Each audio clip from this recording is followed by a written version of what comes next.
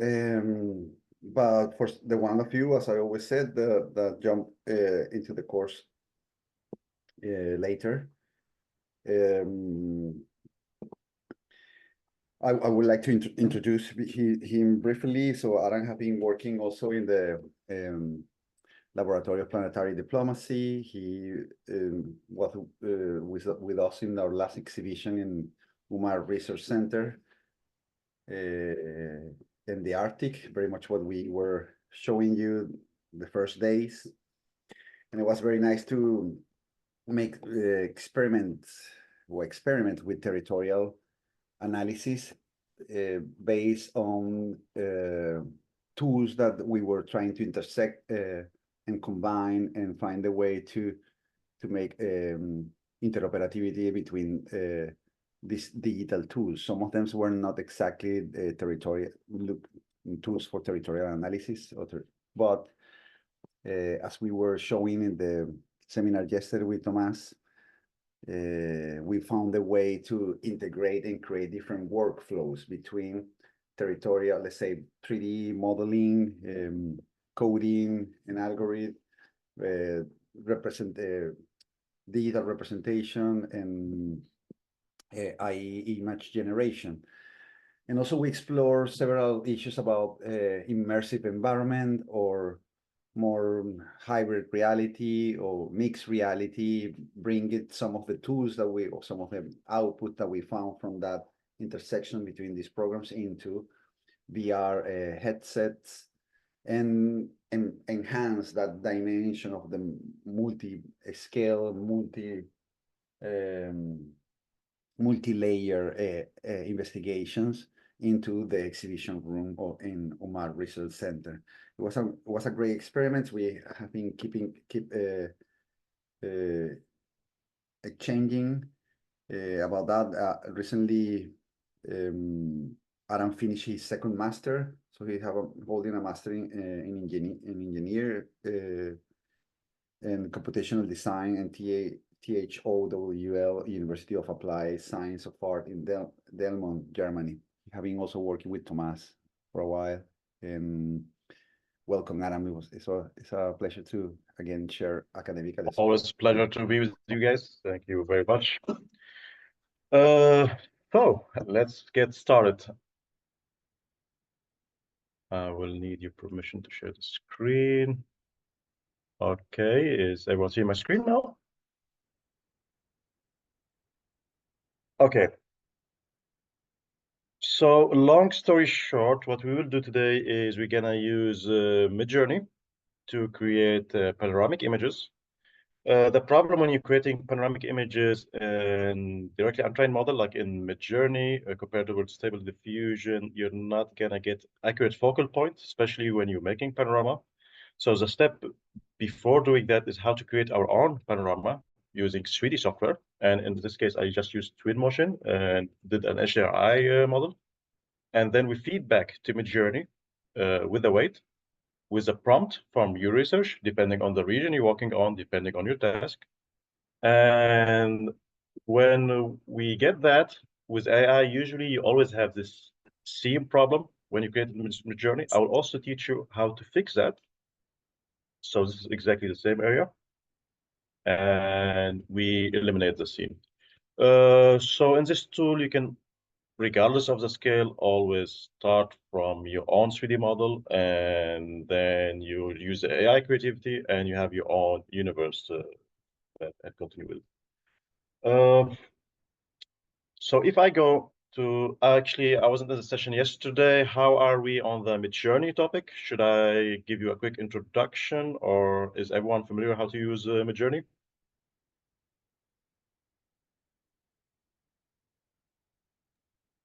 You feel okay, guys? So you want to have a short recap about that? Rasha, Agil, Fatima, Avi, Nastaran. Is it okay? I'm familiar, but I think now I need a paid plan to continue using that. Great, let's do it. Sounds nice. Okay. Okay. So Avi's mentioned that she doesn't know, she didn't know Midjourney, so it's perfect. Go for it, Adam. Yes.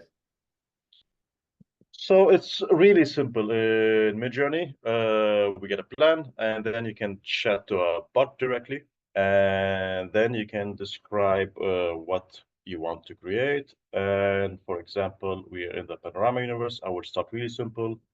Let's just say panorama of a forest, and yeah, excuse my spelling. And the first problem is when I'm creating without any guide, it will leave a lot of creativity. Sometimes it's nice, sometimes it's not. And the first output is always coming on a square. So the first thing I'll teach you guys is how to control the aspect ratio.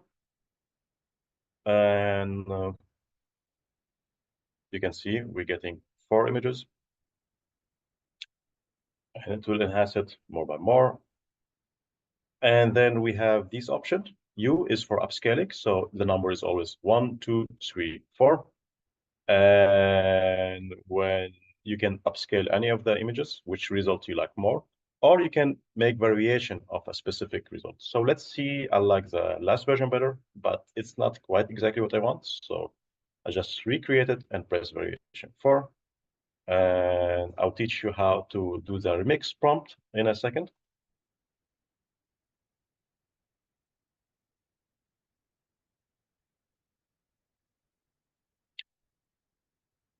Okay. And it will just basically give me more alternative or this option. And if I like something from the previous option, I just want to upscale it, I can also press on the upscale. And it just gives you better quality. So as I said, it's always giving you aspect ratio of a square. And the keyword is to creating this specific ratio as we do imagine. And use any prompt you want.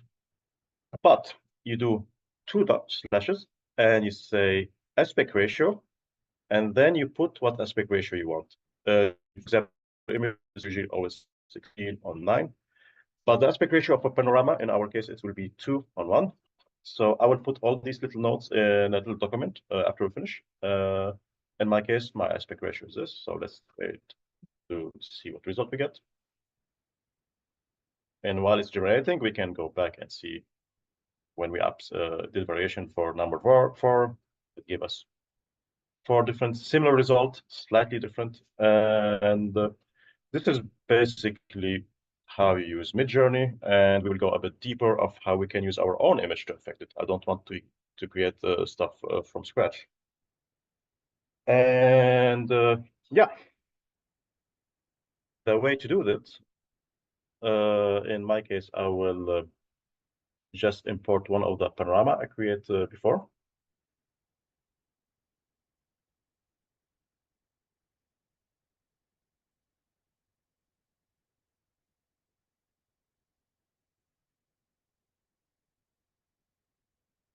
So simply just drag it to the comment and you post it. And now you have the images inside of Midjourney. How we want to use it, I want to affect this panorama. I click on it, right click, and copy image address. So now when I say imagine, then I copy this reference. This is the image reference the AI is going to use. And now the second keyword you need to use is image weight. So always 2 slashes image weight space. And you want to say how much this image is affecting the AI. 0, it's not affecting it at all. 2 is the maximum. And by default, it's 1. And in my case, I wanted to make it 1.2. So now I have a reference of the image. I have how much it's affecting. And now we can say panorama. And depending on the case you're studying, I will also post all these list of reference for prompting. But it's different for you guys what case you're working on. And happy with. So again, image reference, the image weight, then we say panorama, the prompt, and last, the aspect ratio. 2 slash aspect ratio 2 on 1. And yeah, the result I should get is this image. Pop, pop, pop.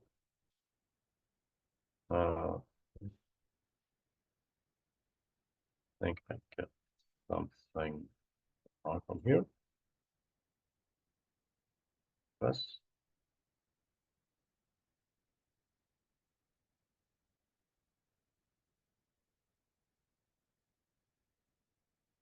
Wait.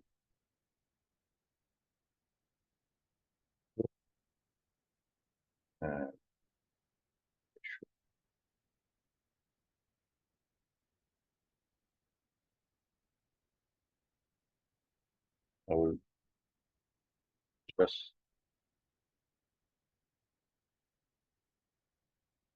this.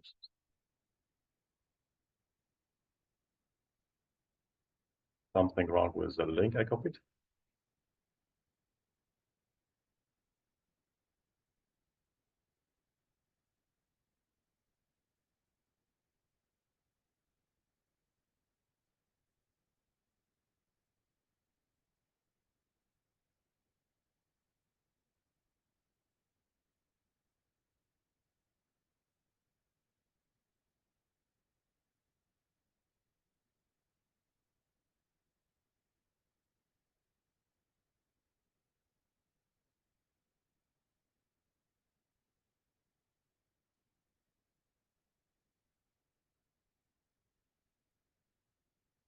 Okay, now I just did a simple prompt just to test if it's from the link itself.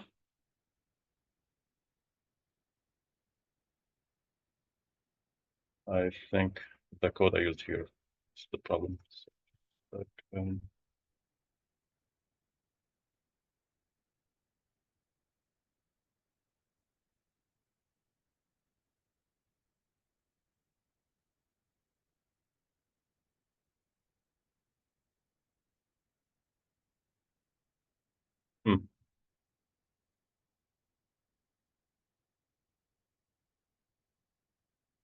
okay. So we can see the result is affecting by the panorama I made, and it doesn't have much more for creativity from Twinmotion, and we have to use our own creativity. So one more time. Imagine. Okay, image rate is 102, aspect ratio 2. And the problem I was doing is I'm not switching to version 6. And let's copy the image address.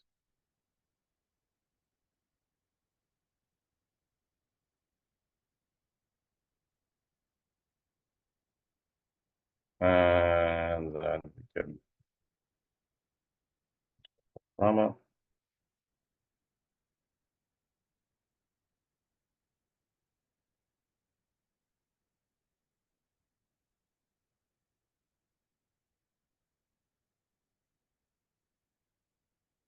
From Osman.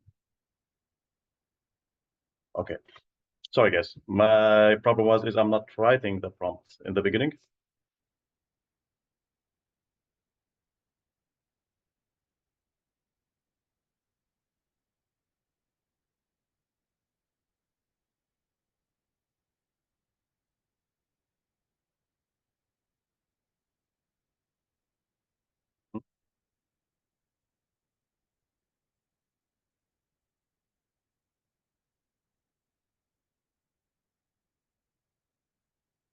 Go back.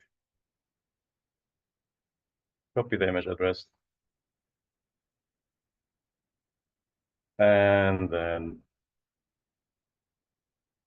aspect ratio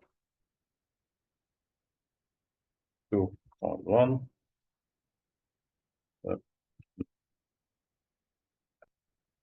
Wait. 2. Okay. So we have to put the prompt in the beginning. Then we have to add the aspect ratio and all this code to control the output.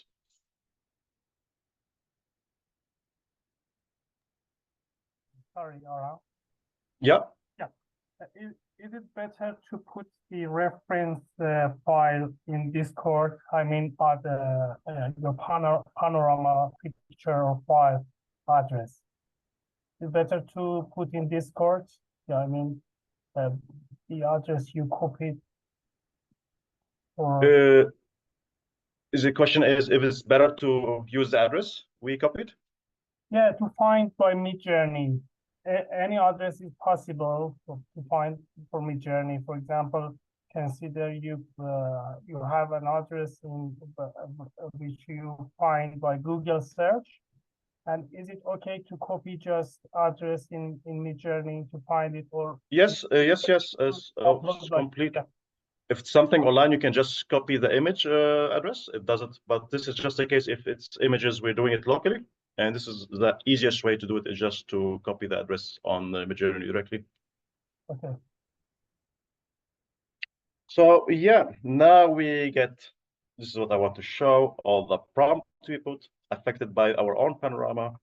And now you can upscale and it gives you more result of what we're aiming for. Again, it's depending on what your research is about, what location. Some people are working with electricity line, so we have to add that. And this is the end result, and I will show you how to make our own panorama, how to use our HDRI, and how to affect all the AI tools. So on Twinmotion, I will start the folder from scratch. You've seen, no, Twinmotion is for free, by the way, just legally, if you're making more than 1 million avenue a year, you have to declare that, so they give it for free, but other than that, you can just install it and use it directly. So we're starting a new scene, new project, and this is a default scene. Did any one of you guys use any software like Twinmotion, Lumion, Inkscape, Deep5, or should I give a quick introduction?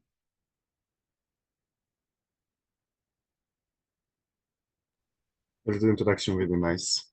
Okay. So Twinmotion is not a modeling software, it's mostly a rendering software. It's work exactly like Lumion. I'm a bit biased to Twinmotion.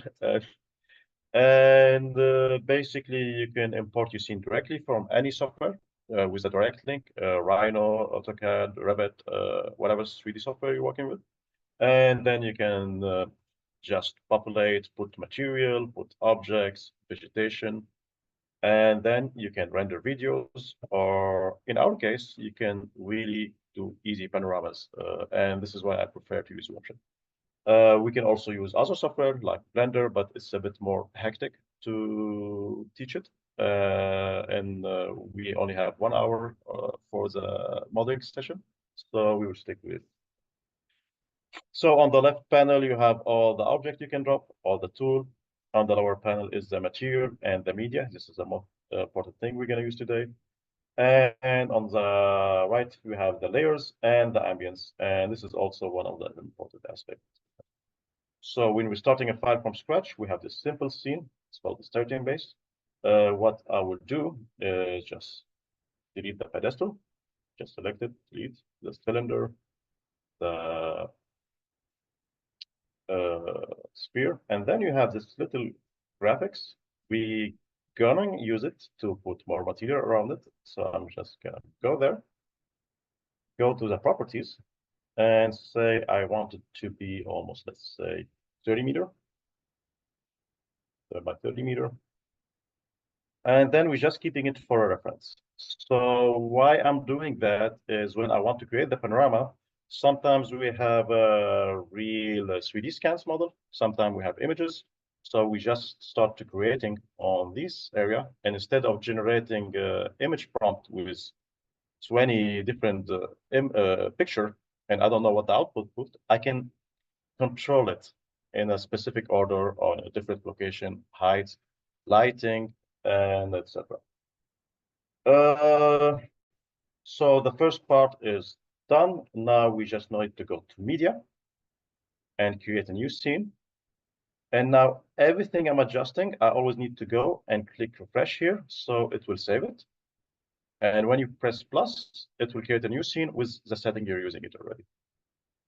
So what I want to do is create an environment with trees and different lighting, so it can affect my own panoramas that I will feed to Midjourney. But luckily, there's something called HDRI, which is a 360 image that affect the lighting, and we can also use it as an envelope in Twinmotion to do the lighting. And the way to do that, so we go to media, you will have this image setting, and this is the environment panel. And what you can do in the environment panel is change the time of the day with the sun and intensity. You can also change the weather condition, fog. There's a lot of setting. You can change some laws. It's also, by the way, take detailed location. So if you're doing, you have a real location, you can do the solar analysis exactly where the nose is coming. But what I want to focus on today is the environment. So we go to the environment, we enable it. And what I want to choose is a backdrop HDRI. And now it's just populating everything with the environment. And of course, you can rotate it, and you can affect the lighting, you can affect the size. There's a lot of settings to play with. But what I want to teach you is how you can just go to the tools and HDRI environment, and you can be working with outdoor. So I'm going with outdoor environment, and you can pick any environment that matches your settings, or you can make your own HDRI and match it. And I think Twinmotion have a partnership with a nice website. It's called HDRI Haven. So basically, they install a lot of images, and you can always check it. I will send it on the link. All of them are for free. By the way, you can use these lighting setting in any software, not Twinmotion, 3D Max, even Rhino. The nice thing about Twinmotion, we don't have to go to the website. We can just go here. We have a search engine, and in my case, I like to use a forest model. But let's say we have an urban setting, for example. So we go and we just install it, just clicking simply this little arrow.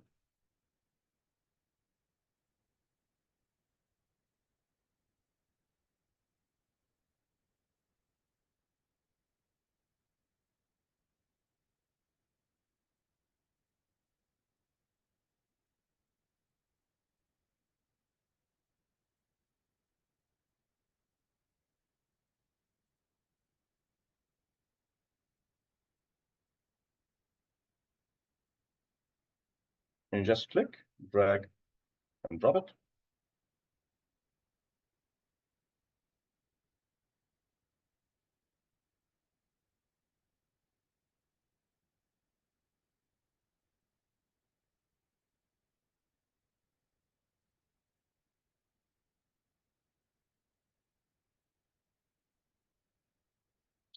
Fine.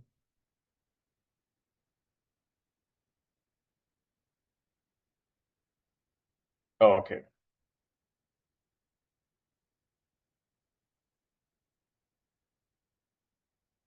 So now we are in the media, and this section is the image section. So if I try to export this, it will only give me this images, and depending on the rotation where I'm saving it. To do a panorama, we just go this, press plus, and now I have a panorama. Something I just want to turn off is the circle, because it's just a reference for me. And then I can make a new image or just refresh it. And it doesn't matter really the location, because it's going to give you a full 360 panorama. And usually it takes about 5 minutes. So we'll do some mid-journey exercise while we're exporting. So the way you export everything you did is you just go to export. And to the right panel, you have what you already achieved is we have one image. Let's put it, it doesn't take so much time. And we have also one panorama. And for the setting, to export quickly, I'm just gonna use a low res for the images and even a low res for panorama. And Simply, we just go to export, select the folder where we want the images to go, and just start exporting. Images usually take about 10 seconds to export. Panorama will take maybe 2 to 3 minutes. Don't worry about the number, it's always reducing in the end. And yeah, now we will use this image to affect our AI. So meanwhile, Alejandro, I use a folder you created to use some prompt. So this panorama is perfect to illustrate the post-industrial landscape being reclaimed by nature. Perfect. That's So we provide also this folder, this file from to our students. So guys, you can use it. There are this research that we made from the Arctic to help you to develop your. yes, It's very useful. perfect. And now we will see what's the difference when I create everything in Midjourney from scratch or by the affected panorama I'm working on. So again, we go to Discord, direct messages to the Midjourney bot, and yeah, something I wanted to teach you in the beginning, I forgot, is you just press /settings, enter, and there's a really nice important setting. It's hidden. You just click the remix mode. What this is doing is when you're trying to create an image, it will always give you a room to add or modify the prompt, which is really nice to alter the same result over and over instead of trying to get a complete new result. I will just check the chat quickly. Ah, yeah.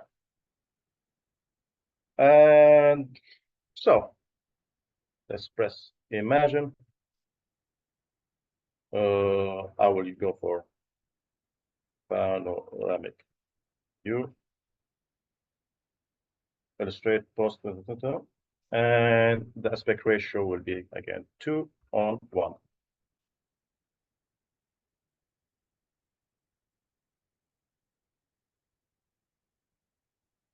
And while it's creating, let's see if we finish with exporting. We did finish with exporting panorama. Yeah. So yeah, it looks good, and we will use it for a reference to improve the previous input.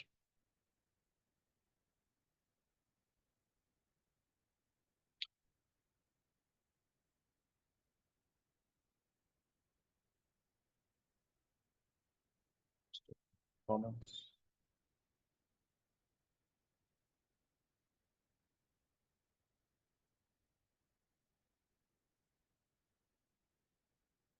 And guys, now if you want to test the panoramic, you can either just drop it on your phone directly, and most phone can calculate, and you can view it on your phone. We can use any, for example, I like to use this local tool. It's called Simple Panorama. You can go to the Microsoft in Windows and just download it for free. Or we also provided on the link is a 360 panorama. I will also send it on the link here. And the way to test your panorama, how it's looking, I will test the twin motion thing with it because it will be clean. Just drop it. Drop it.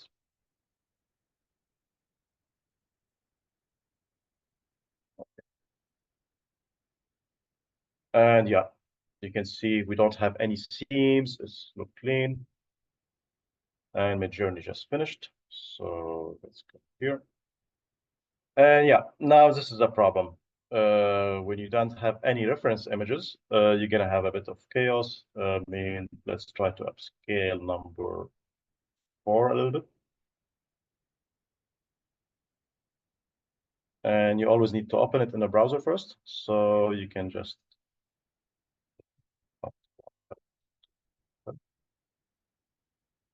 oh, sorry, I wanted to upscale number 2.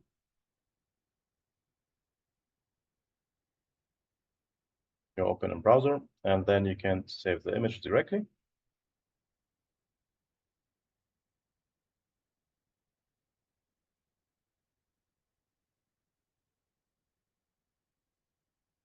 And now if I want to test that,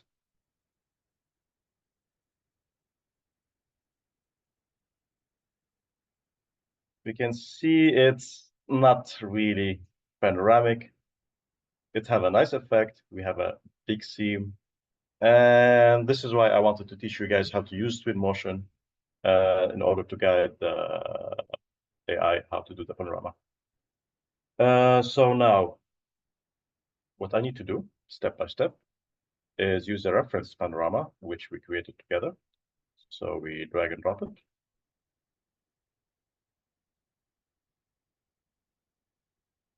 Enter. And now let's engineer our prompt slowly. So I will use the same prompt we used. And imagine. Then prompt. And then I will go there, copy the image address. And then I will add the image weight. And in my case, let's make it 1.4, just to really give weight for our images. And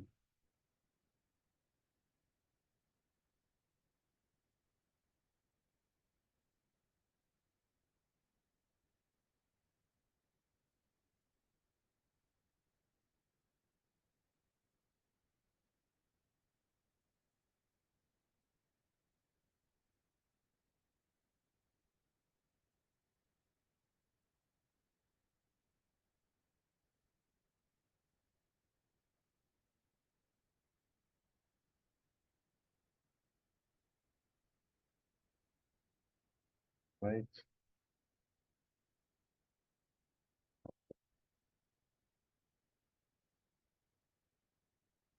Image.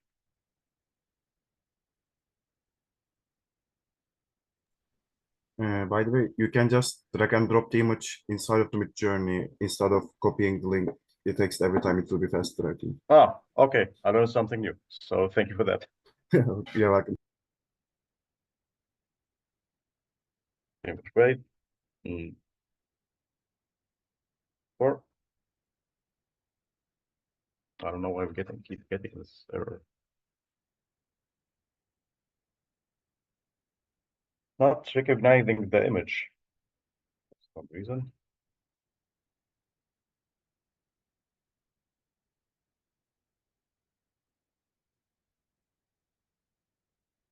So we're saying we just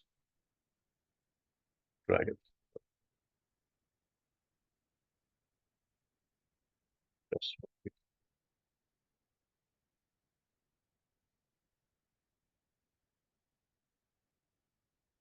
okay. I think it's the order of the prompting. Although last time we just created the prompt directly.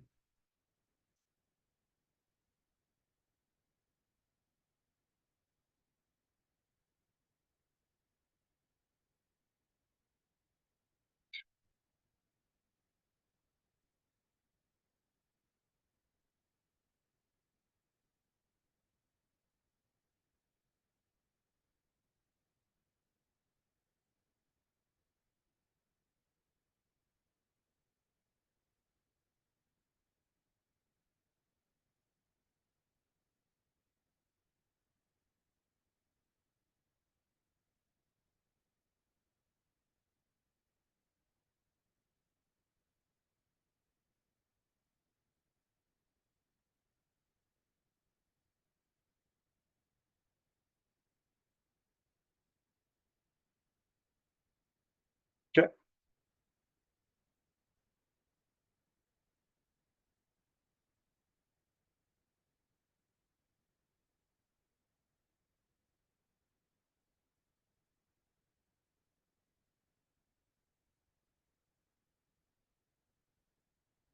Okay, yeah. So prompt, reference, then in the end, the aspect ratio. Yeah, this is more like it.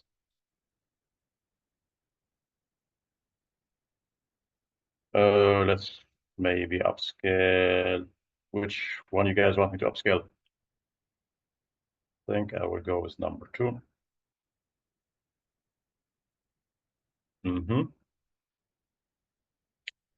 And let's save this image.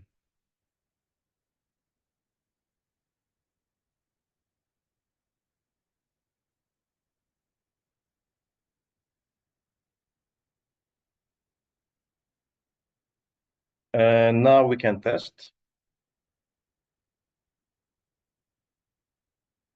how really panoramic it is.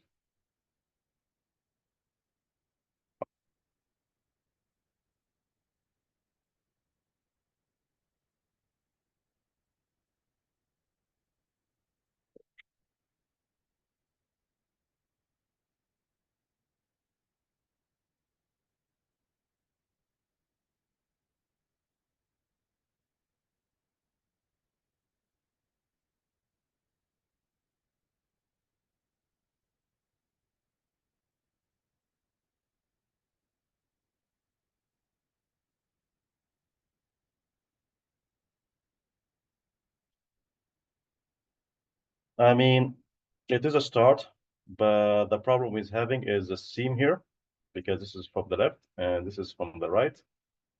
And yeah, another seam here. So we need to have more image rate for the prompting, and then I will teach you how to clean the seam. So we go back to Midjourney.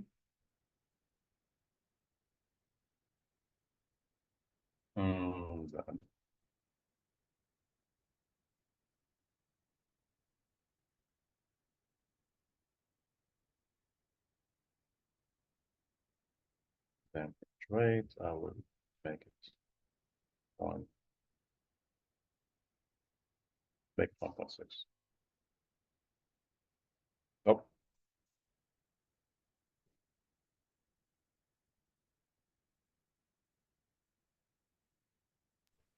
Meanwhile, can I ask you something small? There are like 2 or 3 Sure. different Twinmotion in Epic, like Community Edition, Education Edition.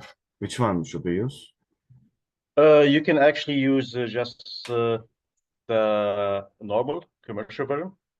You can use it for free completely, but the only feature you have to pay for it is actually the virtual reality tour on the cloud. So if you have a client or if you have a tour, which is actually really good for the workshop also, you can put the whole 3D model on the cloud, and then you send the link and people can just walk through the product.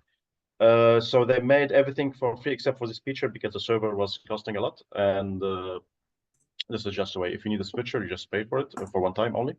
But everything else, unless you're making more than 1 million a year, you can use it completely for free.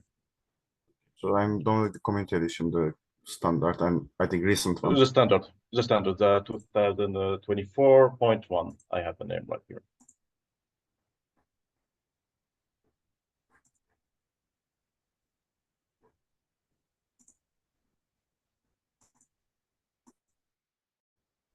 Okay, yeah, that's more like it.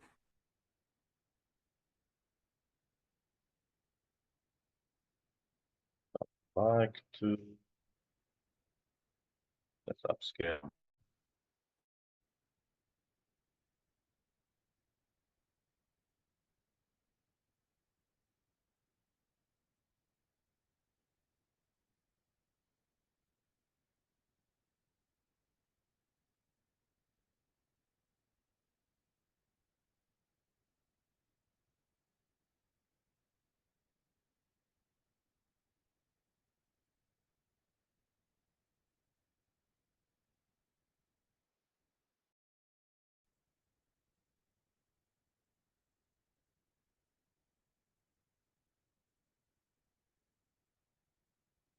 I just want to give you a comparison. When you increase the image rate, you can see our building stay the same, and the effect of the prompt is just getting better. Now let's test the panorama aspect of these images.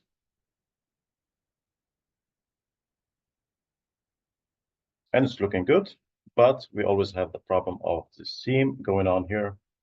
And for that, we can use Photoshop. Even older version can be used, or we can use also a different method in Midjourney. I will teach it also later. So to Photoshop, let's start a new folder.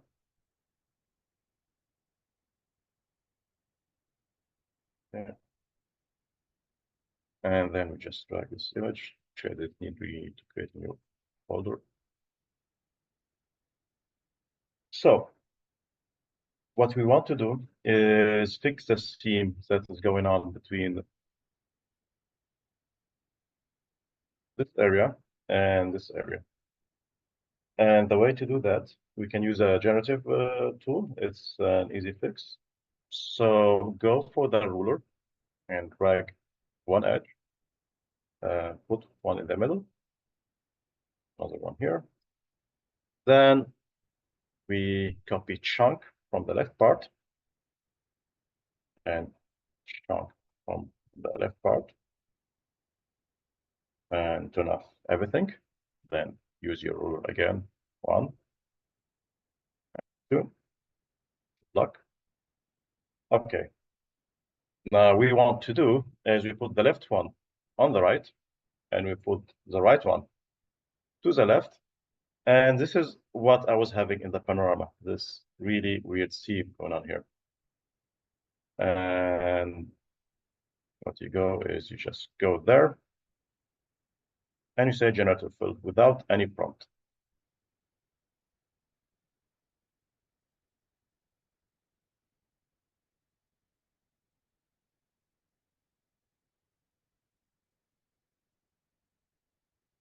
Okay, and we can change with different settings. I think I like this one the most. Now what you do is you select all your layers and you merge. And now we can select half of it. Control C, Control V to copy. Turn that off. And then same one. Just delete it. Okay. And now the left one will go to the right and vice versa.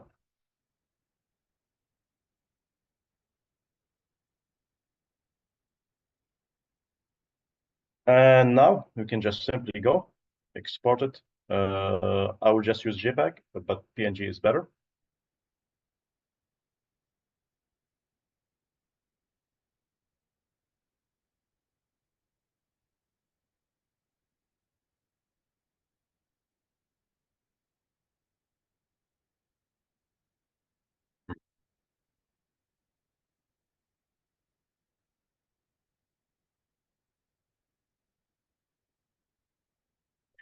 I don't know, technical difficulty or not on my side today.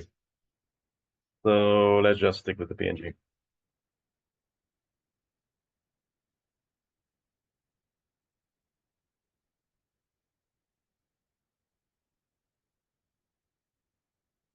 Fixed.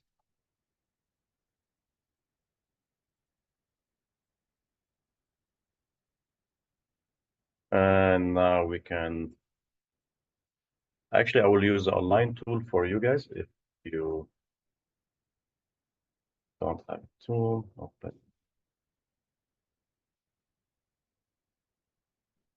Refresh it. And you just simply just drag this.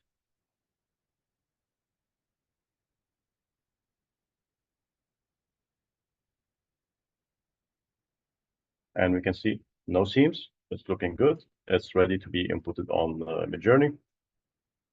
And yeah, so let's do that.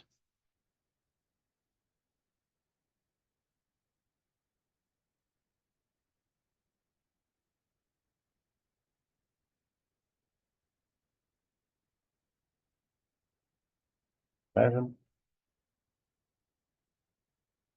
Oh,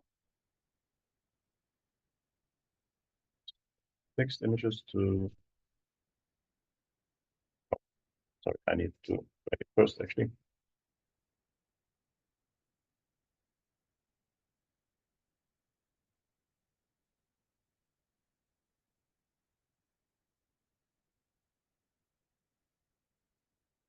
Now we go imagine.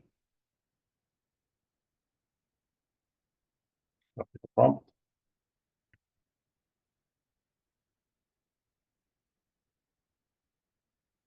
then the link,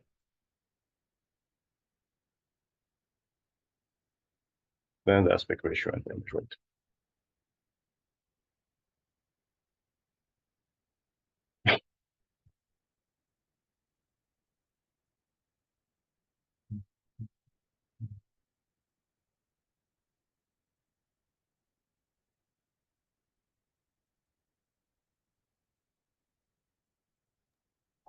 I think you missed the aspect ratio. That's why I think. I think no. Yeah. You're right. Thank you. Again.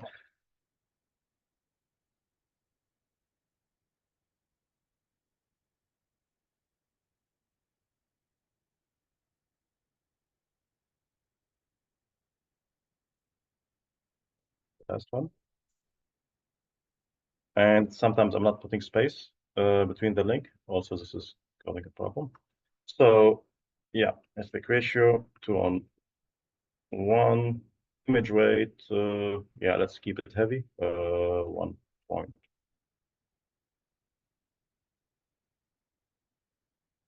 Image weight.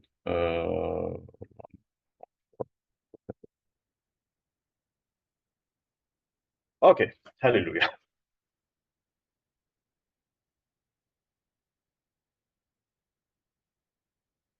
So while we're generating the last image, guys, am I moving too fast? Is there any problems with the twin motion part, with the journey part?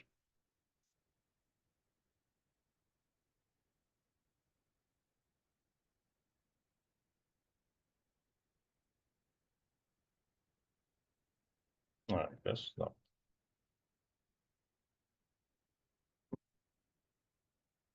I mean, I think number 3. I think we used the wrong panorama actually. Or not.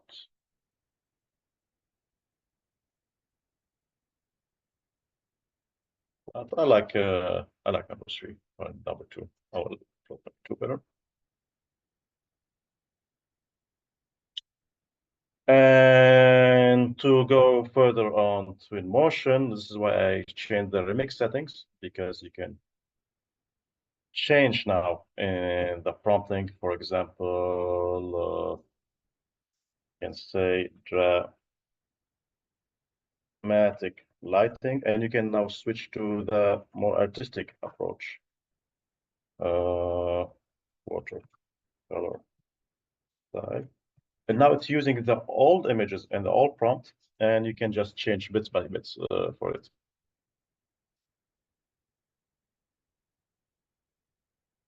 And you can just so on and so on, adjust it as much as you want. So just to recap that quickly, you just do the first scene in Twinmotion. And Twinmotion is just more than HDRI environment. This is where we can actually use what you scanned or the images. You can just place it on the scene directly. So for example, in our case, I will just turn on this again. And we can use a Quixel Megascan. And we can just add specific object or item. I mean, if we can also go to the folder Alejandro, you provided. Folder.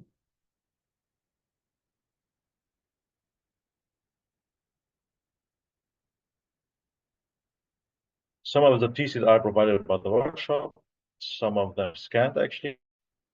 And for example, Goldfish, we can just check did the Quixel Megascan people scanned it, and you see, oh yeah, we have quite some nice samples. And you can just drag and drop your material, your object, populate your scene the way you want it, then you feed it to AI. So if you're walking on a railroad, we can just go to Quixel, scan a railroad, and put it in the middle of the scene, then prompt it to AI. If you're walking on a dam, you can also do the same, and so on and so on. It takes some while to download these scans because they're a bit heavy, but there's variety. I will teach you also other than Quixel, you can also go to Sketchpad library, which we talked about earlier. And we will do that in a minute. Sorry, we have a lot of waiting with the Twinmotion and the Midjourney, and it's always this 2 minutes where we need to wait.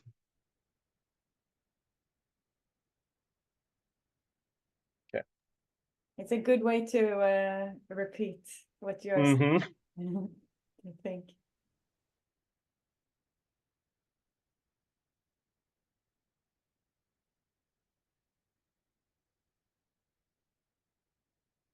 Yeah, yeah, it's giving more dramatic effect, more colory effect, not quite, but we can engineer the prompt more and better and better. So, question, guys, so far. Midjourney, as far as I know, if you use it for the first time, you can create maybe up to 10 images. Then they have 2 plans. One is have limited images. I think it costs 10 euro per month, and you have a more like unlimited version, which is 30 euro. I really recommend the 30 euro better because you're gonna use 100 image prompting in nutshell. I think the file we ported It's was a like bit too much. 200 generation for a month. Yeah, it is a basic plan, right? Yes, I have that one. It's like Yeah. if you buy You- annually, it's a bit cheaper, but Mhm. there's a limit. Yeah, I mean, 200 generation is nothing. You can use that in half an hour. So I always recommend the heavy and just pay for it when you have a specific project you want to get done because it saves you a lot of time. I mean, you don't only have to use Midjourney. You can use Stable Diffusion, which have better control. You can try to use ChatGPT as well. I never used it myself, but we can try experiment with it if you guys want and see what kind of result we get. But basically, you just need to give a good input for the AI to work on rather than just let it. So always use it as a tool. Don't let it do the work for you. Just co-pilot with it. And I mean, can share some of the results we got from last year.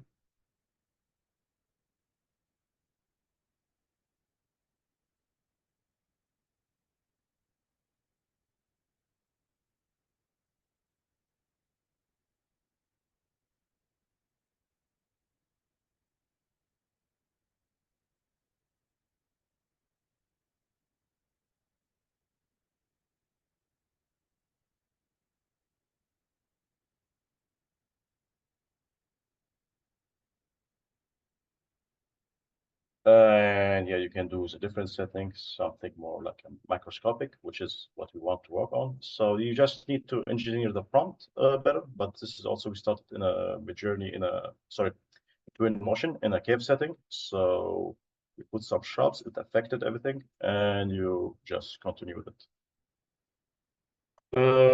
Yeah, I need to restart the Twinmotion, but any other question, guys?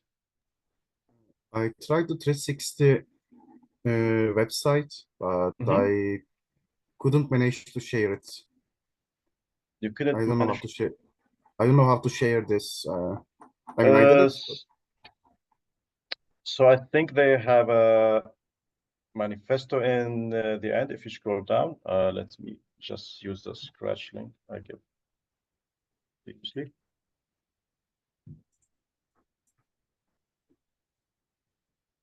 So in order to share, first of all, you should not upload the folder offline. You should upload it from a link.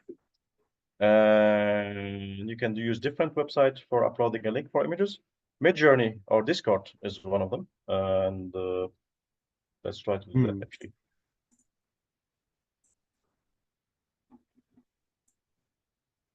So let's say we have the fixed images we did previously, and let's drag it back to Discord.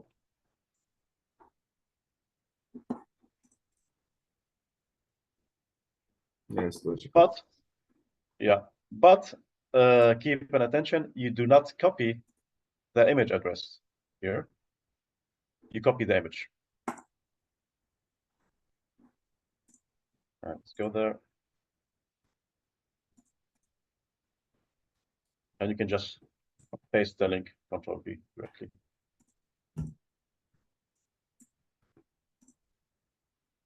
And if you scroll down, they have a manual guide to do everything.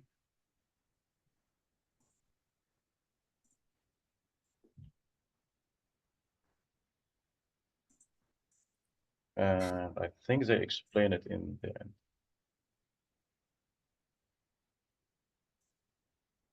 Yeah, I read, but I couldn't manage it. We can go through it step by step.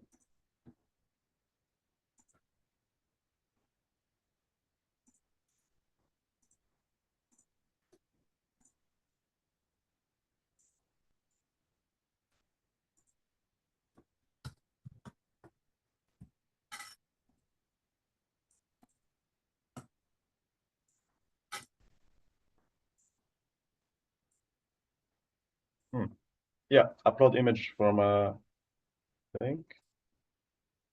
By the link, oh, sorry, I think we can just use the link from Midjourney directly. Yes.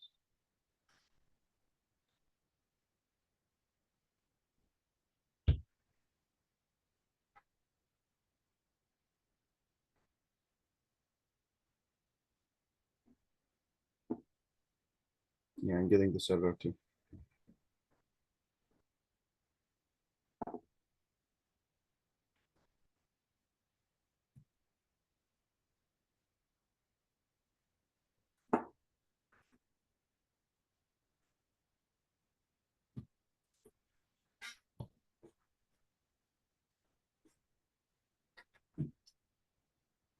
Also, I need to find solution for it.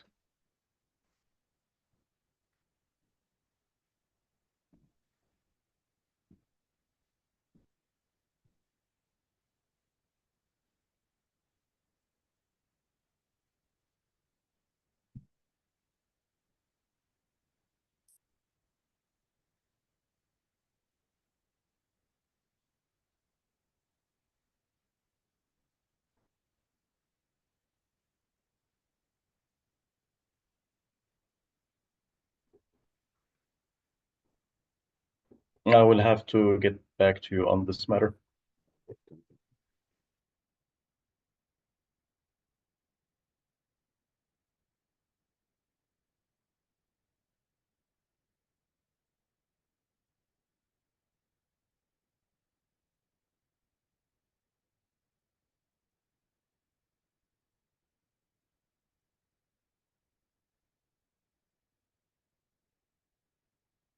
Because I know, for example, the Twinmotion format, you can export stuff on Facebook directly.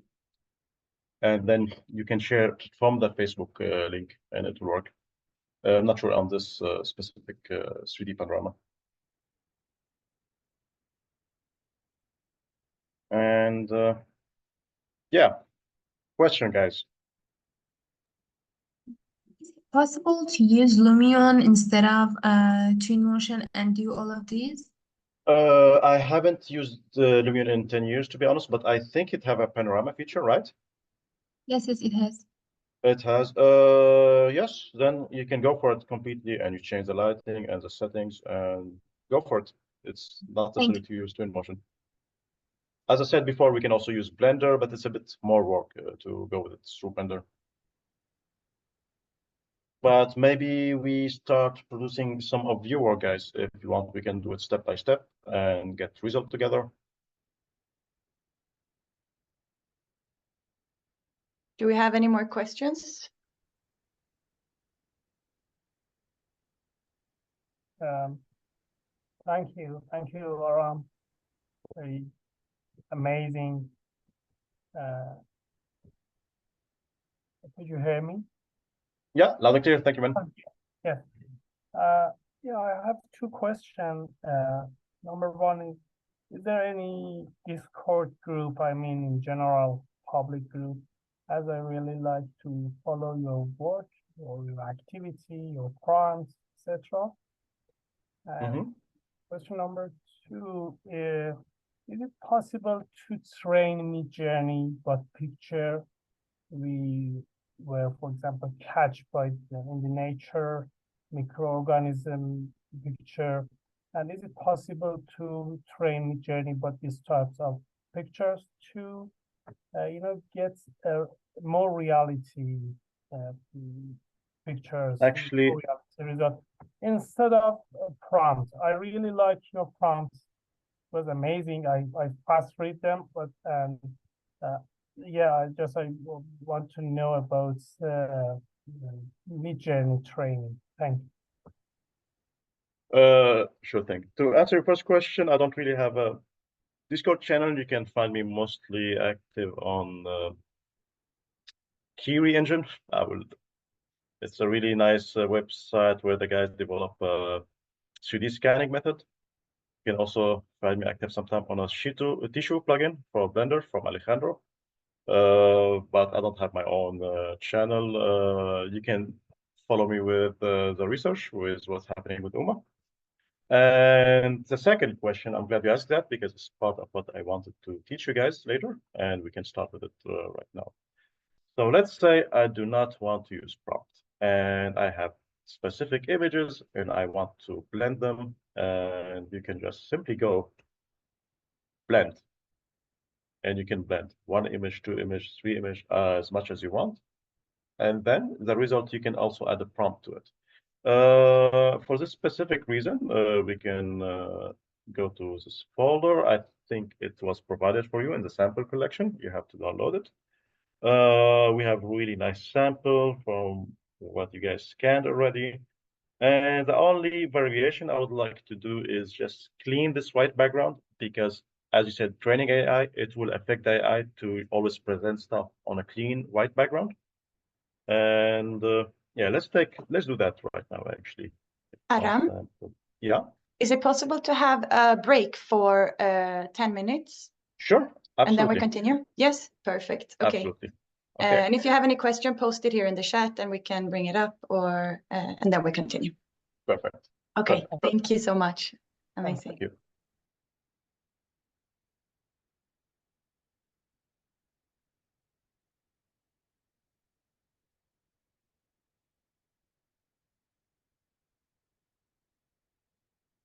So I'll see you guys in 10 minutes. Prepare if you have any question, and if you have any specific tasks, we can also go with it step by step. See you soon.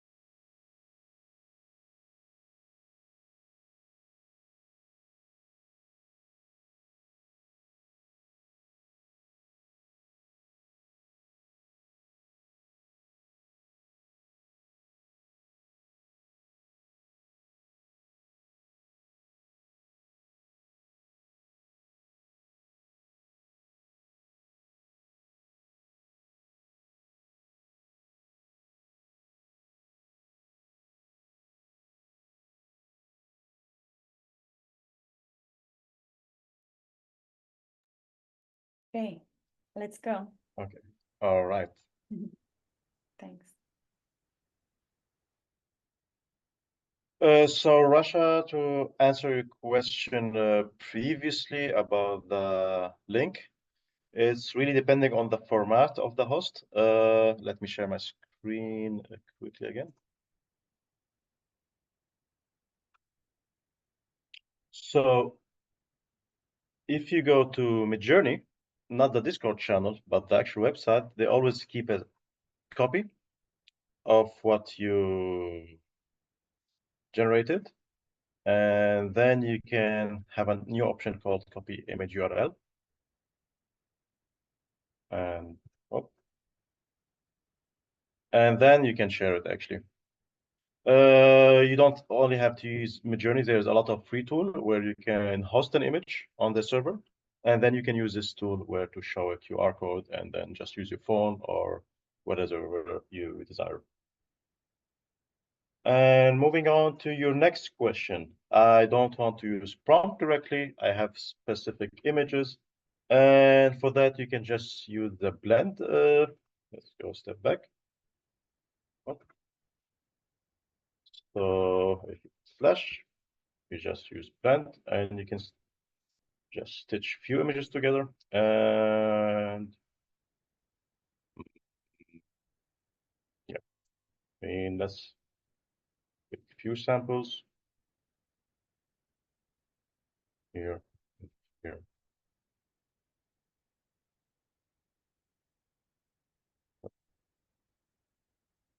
Okay.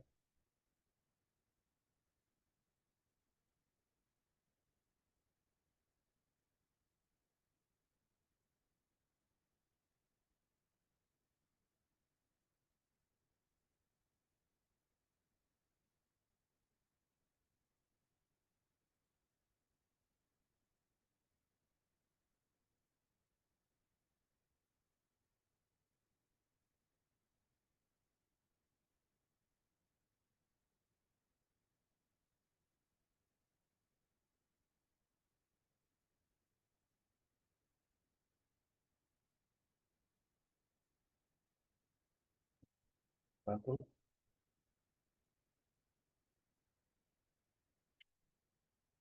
And yeah, you can just, without any prompt, let's see what we get.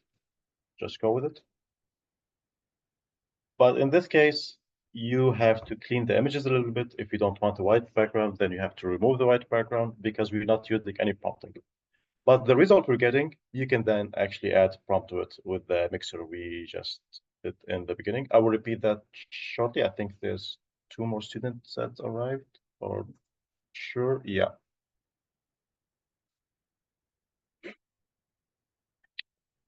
So guys, when you start Midjourney, I always recommend going to the settings, enter, and you have something called the remix mode. Always turn it on because it give you better control to modify.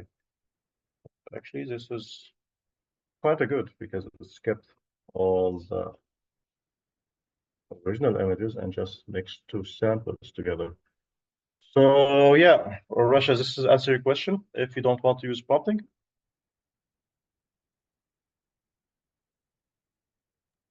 Of course, it was Aril, I think. It was Aril Hmm? question.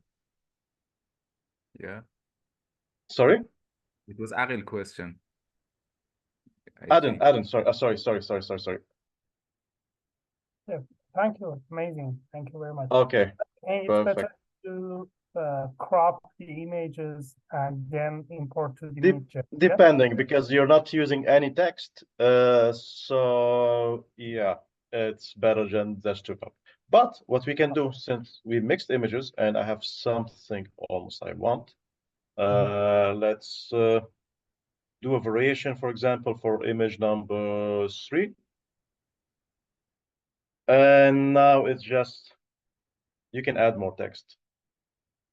You can say microscopic landscape from a point of view at, for example.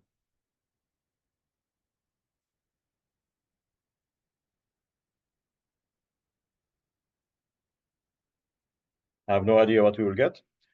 But yeah, you can always add more text for your original image. We can also even add it for what we did previously, add more text, change. Something I will also teach, it's just like a Photoshop generative tool. You can also choose specific area and modify it.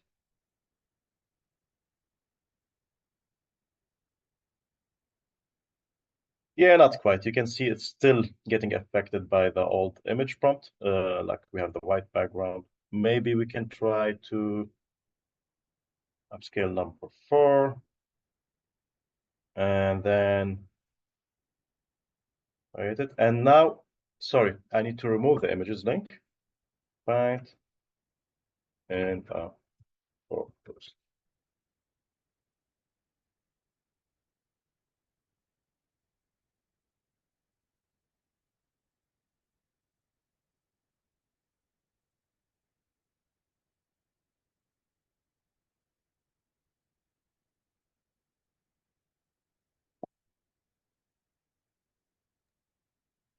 I think this mode is suitable, especially when we want to take a panoramic view in a microscopic scale. Yeah. Yep. The previous generation was in a big scale, for example, environmental scale. Yes, yes. Exactly. For example, this. But you can still also use a panorama with maybe less building, use a tree environment. I mean, we will do that again. I think we have a bit more students, so I'll repeat the steps quickly for everyone to catch up, or I can move forward depending on what you guys prefer. I mean, just using Twinmotion panorama, any software panorama, just will help you affect the general overview of how you see panorama, regardless of the scale. Could be microscopic, but the scale is getting affected by the prompt you're putting. And this is just for the focal point to give the right feel that it is actually a panorama. And yeah, it's only what it's affecting. Thank you.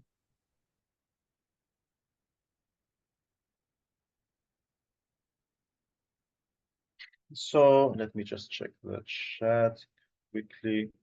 You guys catching up so far? Do I need to repeat anything? How to fix the seam? How to create the environment?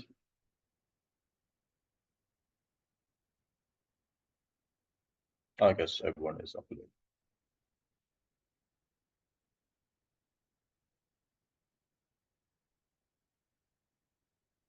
Ah, Irina's here now.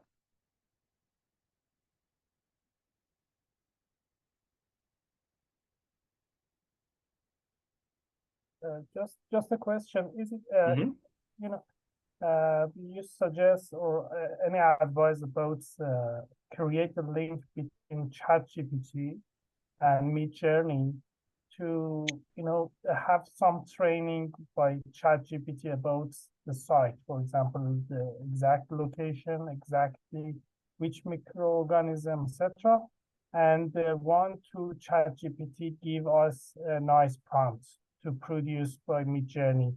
Have you any advice about that? To use? Yes, actually, I use ChatGPT to create all these prompts. And it's really simple and straightforward. Yeah. So let's see what material we have. See.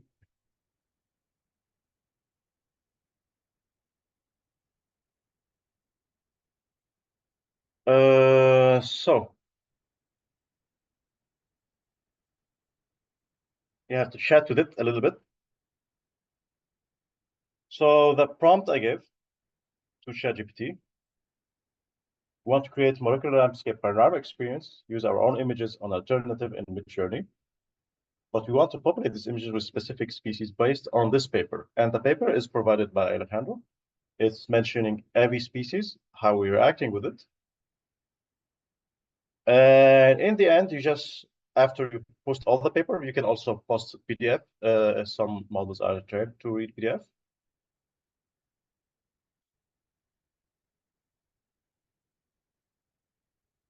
And just in the end, ask politely if it can give you prompt option based on the text above. And it's really straightforward. Great. Good. So actually, a lot of people use ChatGPT for Midjourney prompting. It's also important to say which version of Midjourney you're sharing, or if you're using Midjourney at all, because each software has its different prompting. Yeah. For example, in ChatGPT, you have to, when you're creating an image, you just have to say it in an order language, like create this in an environment of etc. etc. In Photoshop, you have to describe the change. Don't say put this and do that. And in Midjourney, also, it's more description of this environment, the scene, poetry. So ChatGPT can help you engineer your prompt better depending on which module you're using. Can I also share a trick that I'm using? It's very beneficial time to time. Sure. There are some, for example, Midjourney generated images, like there are some AI accounts sharing, and I don't know how they're doing that. So I simply copy that image, put it in Midjourney, because Midjourney has a feature that gives you the prompt depending on the image you put in this Midjourney. So I'm using that feature to understand what is the keywords they are using for that specific aspect, if I like something in an image. So I use that keywords in my prompts after that. That's actually an amazing advice, and let's thank you for that. And let's demonstrate what you just said. I'm just looking for an AI image we created a long time ago. But for example, I will just use this image for now. So you go to Midjourney and describe. And either you put a link directly, if it's something online, like you said, or an image. And in our case, let's see how much it's matching actually the original thing we created.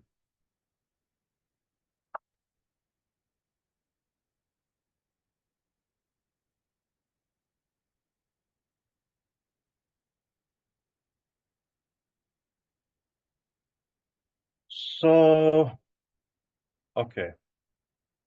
A moss covered abandoned factory site, water and plant, white moss. But yeah, basically this is what you described. It gives you like prompt styling. But there's a little bit more to it with the style, with the images and etc. But you can actually use this, especially if you have a link online. I mean, not for the full prompt, but to catch some specific keywords, it's beneficial. Exactly. I really actually recommend this workflow if you have a specific artist, AI artist, you'd like to follow his style. You can just put the images and try to reverse engineer it and use your own method as well. Thank you, Atakla. Sure. Right.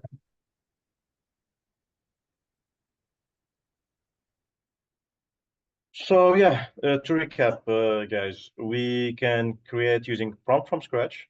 We can create prompt with reference images, which I really recommend in the case of panorama. We can blend multiple images. We can maybe blend multiple panorama. For example, you have a lot of website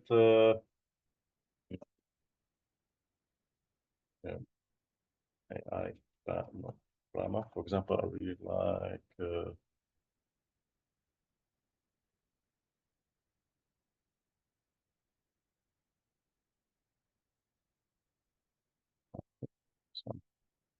yeah, Locate Labs. And I think you can do only 5 generation.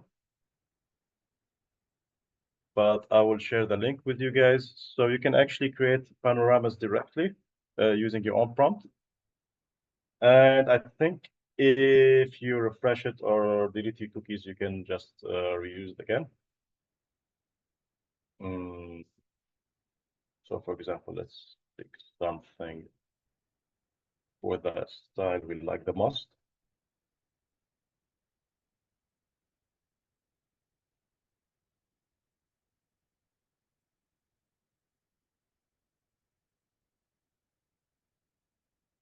And it is nice also because they're showing you. It's also almost similar to Midjourney, but you have something called negative test. Everything in this text will not show up. And I will just delete everything here. And for our case, since we have some credits, let's try to use what we did in Midjourney already. We will expand the tool in the session in the afternoon with Irina. Okay, so it's perfect. Don't worry. Perfect.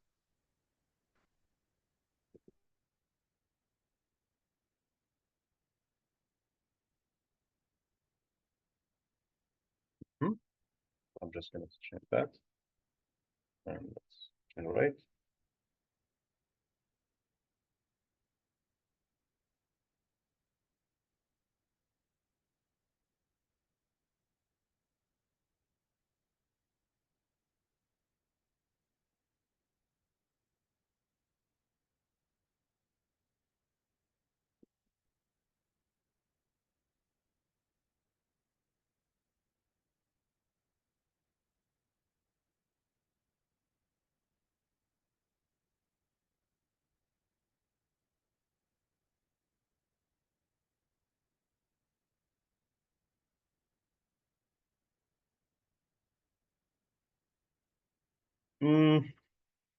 Not quite what I wanted, but now we can just use this image and feed it to Midjourney, and it will give me a really correct aspect ratio. Download. Okay, yeah, they changed that. Used to be for free for 5th generation, but now we need to pay for it, which I'm not going to do that now. But there's a variety of also tools that give you panoramic view. That's why I'm always recommending Twinmotion. It's just for free, and you can just do the guide there directly.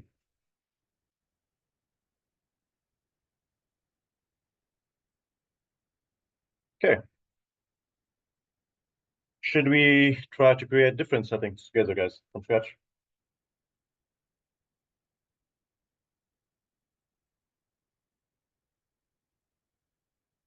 Skybox, you will cover that in the afternoon session, right, Alejandro? Oh, Yes. no, this is what I said already. Okay. Yes, Irina, you're gonna expand on it, right, Iri? Okay, perfect. I look forward, actually. Super.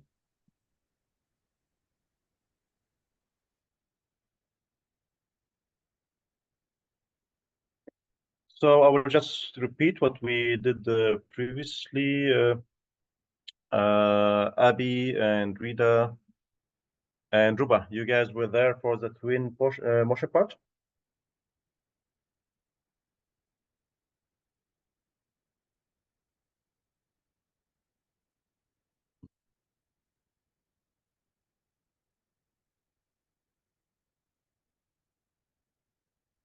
No feedback from you guys. Are you there with us, guys?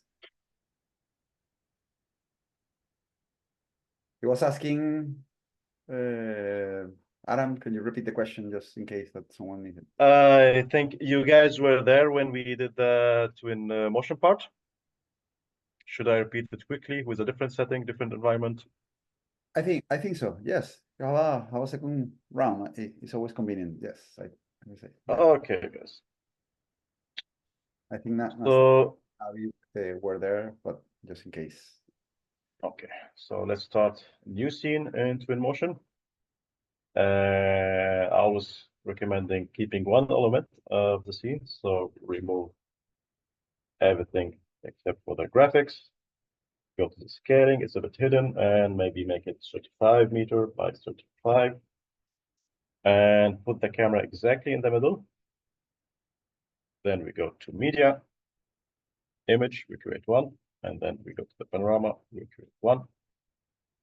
And this is the first step. The second step is just setting the environment. So we go to the HDRI, there, hide the settings, and own environment. So enable sky dome, go to backdrop.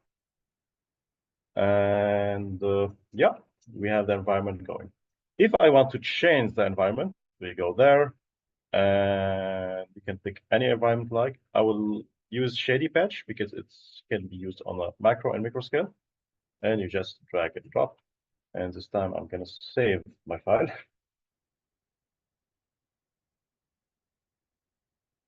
And then in the media and the panorama, just click refresh to adjust the settings. And every element we have here, we can render, and it can affect a bit the mid-journey input. But let's add some object a little bit, shading, and make it more realistic. So I also wanted to introduce, guys, how we can use Sketchfab library directly inside the Twinmotion environment. So we can just simply go to Sketchfab, and it's connected to everything the user are posting. So the pros of that, you have unlimited option to put different models. The cons, it's not always the best quality, so you have to double check what you're downloading with the quality, with the texturing. Not everything is the right scale. This is a problem you'll face a lot. For example, let's say rocks. And we have large different, I think. I will make something. You also have the size, so maybe don't go more than 20 megabytes.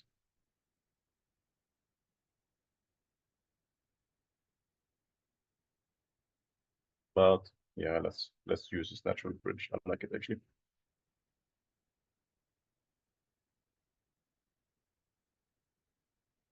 And this is what I want to tell you guys. In case of your research, you have a dam area. You don't have to model the dam from scratch. You can just find someone else who modeled it.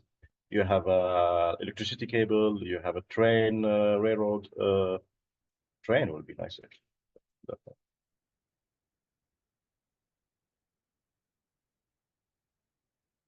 The problem is always takes some time to drag these models.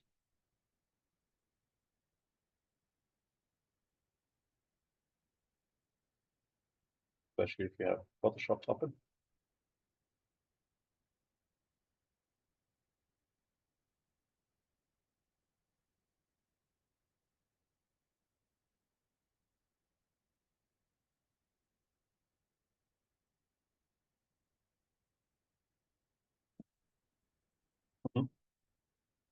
Now this is a problem I was talking about. It's always mostly scale problem. So to fix that, you can always go back to the scale and then just change it to probably it's millimeter meter problem. So I'm just gonna add 1 0 every scale object to look super small. So another 0.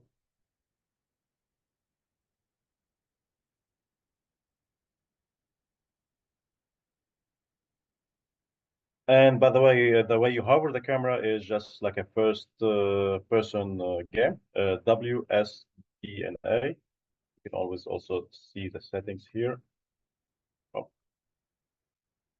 how to move. And you can change it according to your preference. So let's go there. I think I would like to make it a little bit more bigger. But yeah, this is a problem about Sketchfab is mostly you're gonna face huge difference in scaling. And you just have to attach that menu.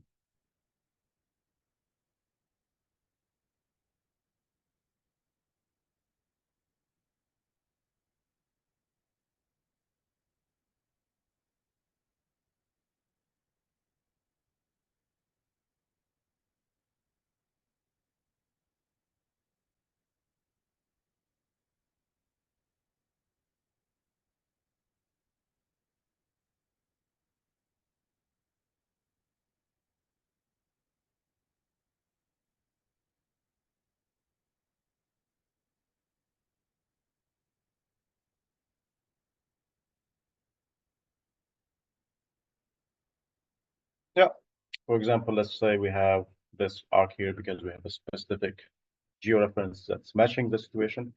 And now to export, just go to the Export tab.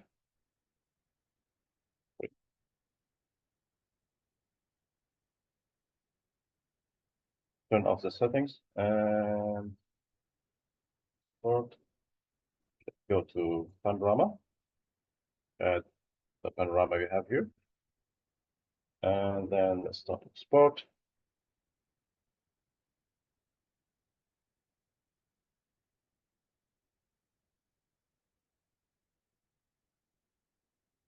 Okay, it will take roughly around 3 minutes because we actually I will just change the settings to okay. So earlier.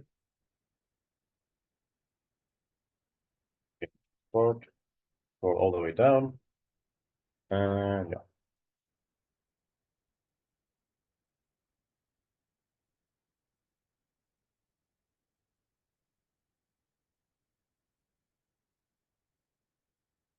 in the meantime, let's prepare our prompt.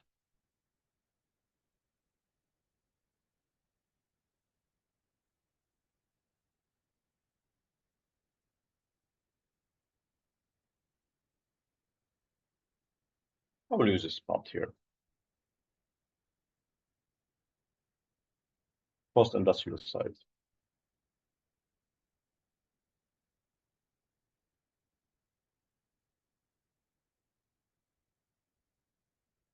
And we go to Midjourney, Imagine. Then we adjust the prompt. Panorama. Okay.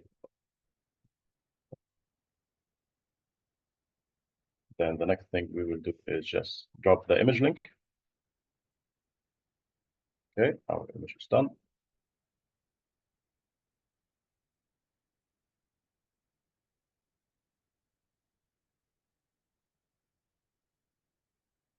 Okay, so we have to repeat the image. Mainly one problem is we're gonna have a seam in this area when we create it on Midjourney, and we will use this rock effect.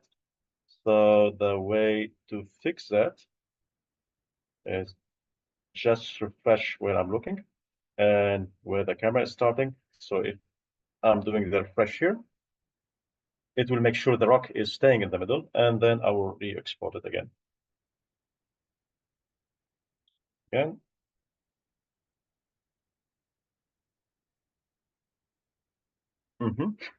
And then we keep preparing the prompt.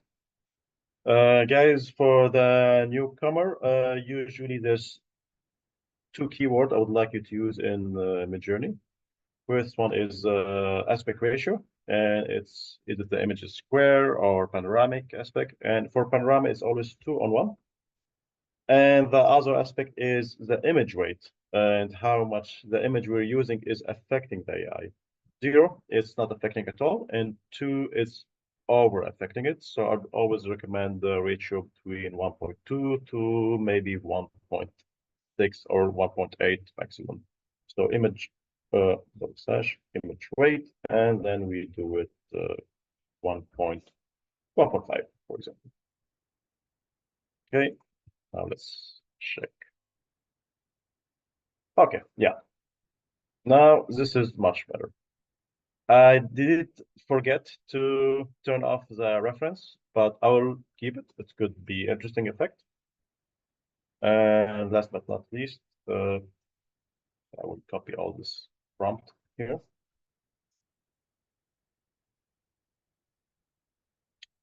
And then we drop our images.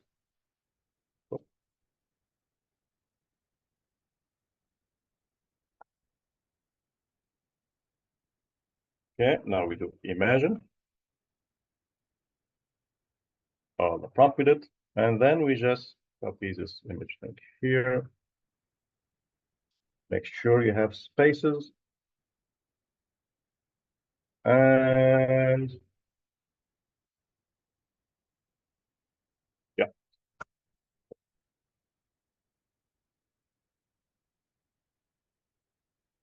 so I think the problem I was always facing when we started the session is I'm just not putting spaces between the reference and the rest of the prompt. So now we know how to do that.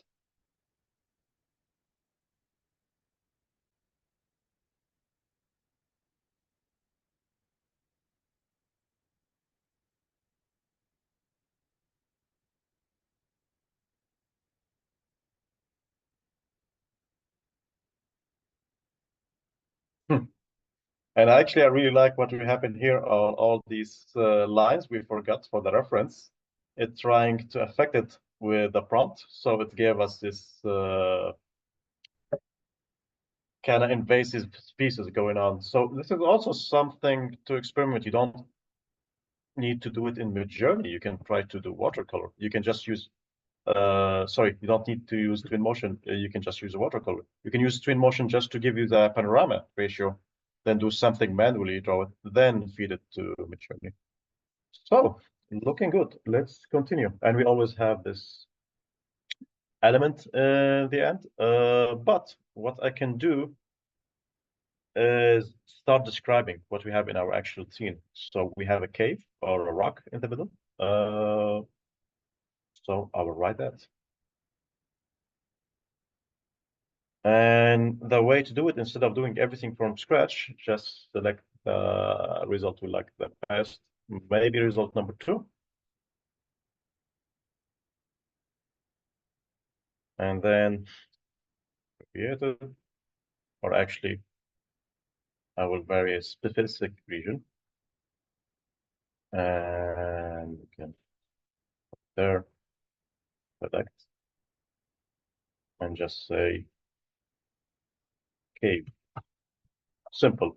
We will use more sophisticated prompt later.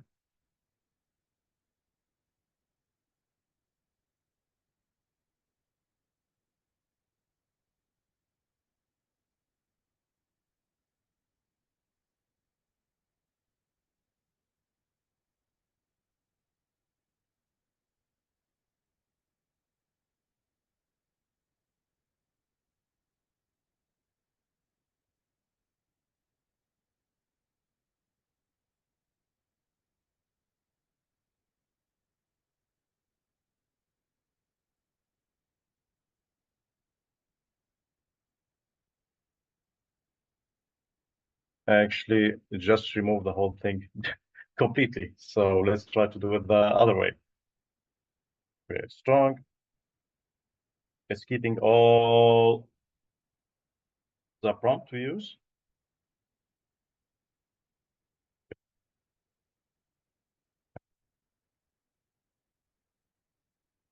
My entrance, for example, instead of cave.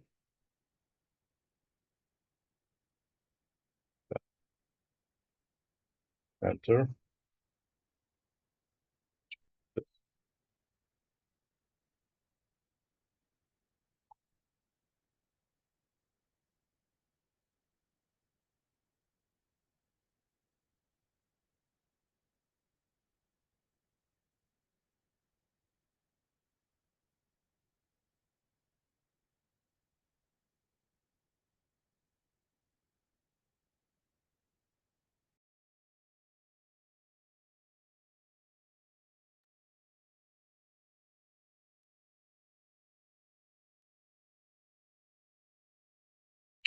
This is more like it. Yeah. So to recap, start designing your scene. If you have specific elements in the scene, describe it. And it will rematch because it still have the link, it still have the reference input. So we continue, we go on, and I would like to upscale number 1. And if you're happy with the result, then now you can do more artistic variation. So you do very strong, and then you can just remove the image reference and put style, Ghibli Studio style, watercolor style, ultra realistic style, depending on your presentation style. You can also start affecting the color. And you can do that either early stages on your 3D software with the lighting. So the HDRI affecting the lighting, but you can also go there, and the weather, condition. You can also add some artificial light inside of the Twinmotion environment. For example, light and omni light, and you want to illuminate the cave inside, you want it to be red. So you either do it with your 3D software, design a scene in 3D, or you can just use the prompt directly, but it will be more variation. And last but not least, we need to fix the seam. So let's settle down with this image for now. And save the image.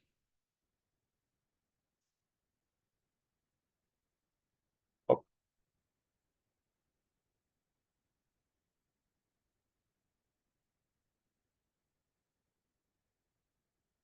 Okay.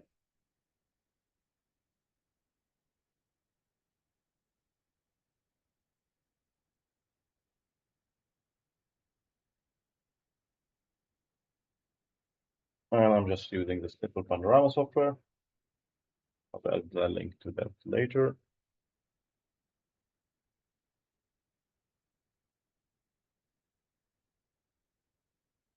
So this is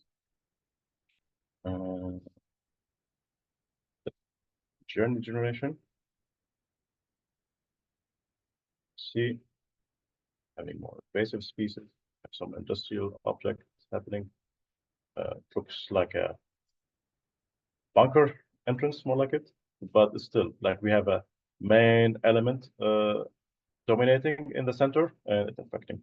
What we can do actually is just go back a step.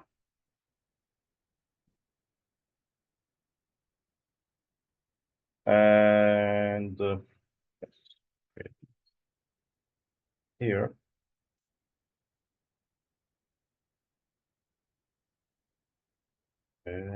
Yeah, let's regenerate this one and make it actually 8. Or let's try with 1.9 even and see how much the image weight have. In the meantime, I will just teach you when you're going there, you have a seam. It's always happening because our Midjourney doesn't know that this panorama needs to be seamless. And I will teach you how to fix it again one more time. And the way to do it is we just go to Photoshop or any software with generative fill feature.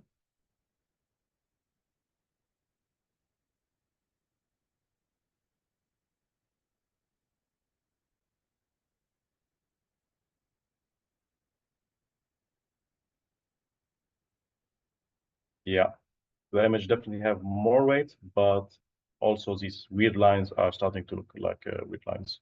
So I would recommend always keeping the ratio between 1.2 to 1.6.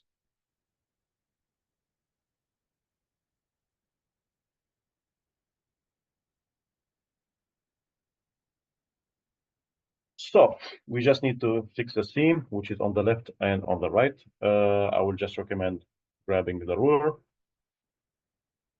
start a new layer, and make this layer edit.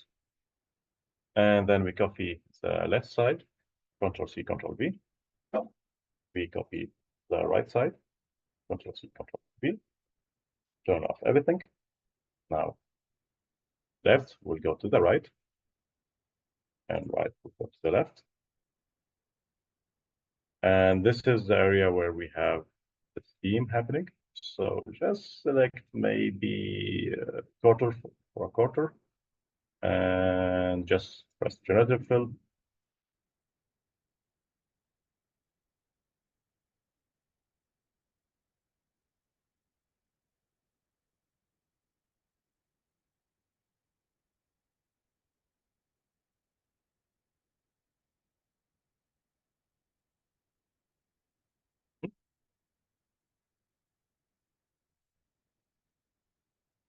I'll keep the second bit.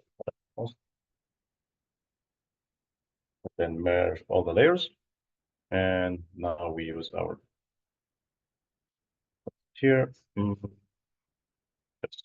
Control C to copy, delete everything from this layer, and then paste it again. And then we switch it back to the original location. Here, here. And now let's save the images. Export as.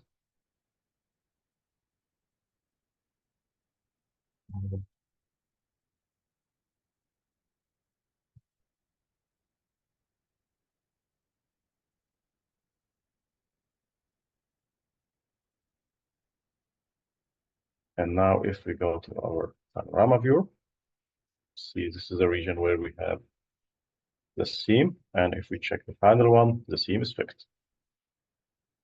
And you can do it for any panorama you generate. And then you can share the panorama. I think we will talk more about how to do a virtual experience with Irina in the afternoon, because there's multiple ways to do it. And basically, this is about it. So, any question, or should I repeat any of the steps?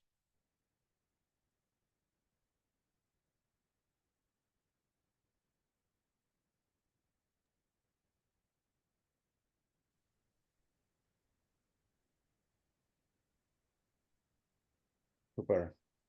Questions, doubts, guys, for Aram? I mean, I would like to invest in the last hour in doing in your own projects and what problem you run, because you always run into problem which will not face all the time. And I prefer you ask me while you try your own stuff. Excuse me, Yes. can find the prompt Word file in the Google Drive. Actually, I will just post it right now. Good thing you mentioned that. Thank you. Should I add it to the Twinmotion file, Rebecca, or we add an AI prompting? Maybe you can put it beside the other document, or inside the same document, maybe. Oh, Yeah. inside the previous document. And Russia, I will troubleshoot the Twinmotion export with you shortly.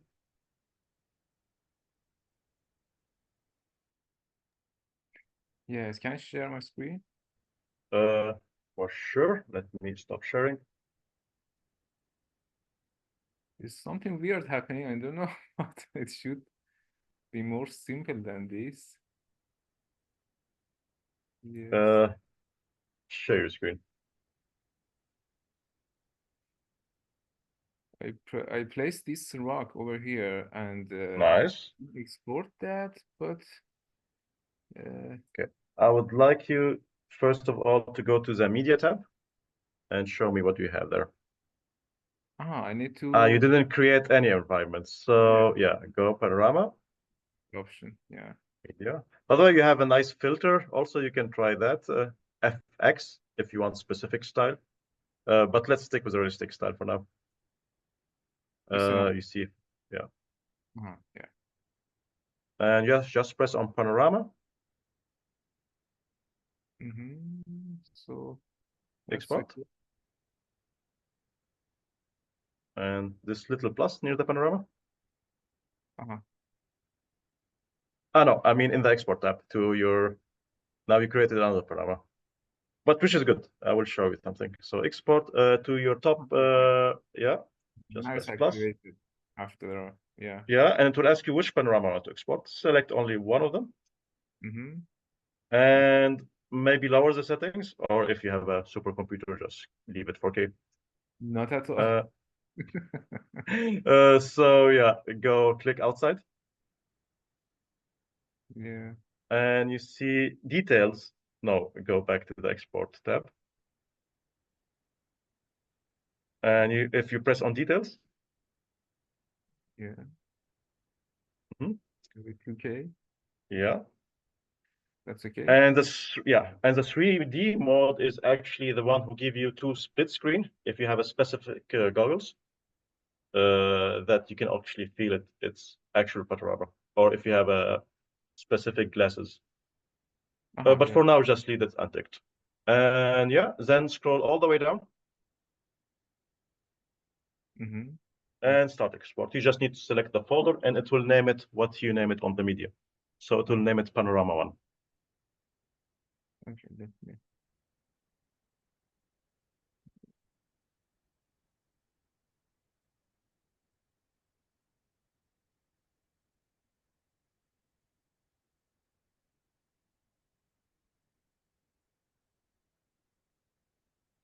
Okay, thank you. Welcome.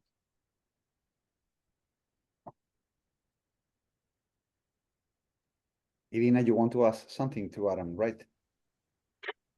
Yes. Hello there. Hello. So such a nice practice, Aram. Thank you.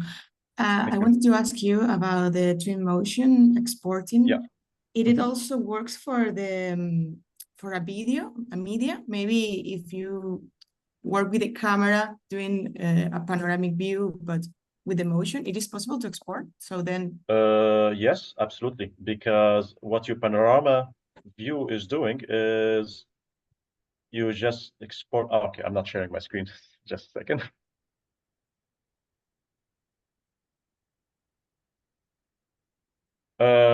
What you're exporting is you're flattening everything on a panorama just to be static and we can move around it. But you can actually just create a video and then we move it here. Then let's say I would like to move the camera here. And then I'm moving up. But this is an HDRI image, so you will start feeling stuff are fake. If you have actual 3D modeled environment, you can have way better result. But then you can go and export the video completely and it will work. But if you want to export a video inside a panorama, it could be that you have a recording of panoramic video. And then what the trick is to do is just the primitive object. And in our case, it will be a sphere cut or a complete sphere. And then if you want it to be, for example, if this video is captured from a 360, for example. exactly. You have a special material here called video. And then you just drop it. And you have, now we have a sphere. So we tell it the UV mapping need to be a spherical UV mapping. Okay, let's change it for something different. And then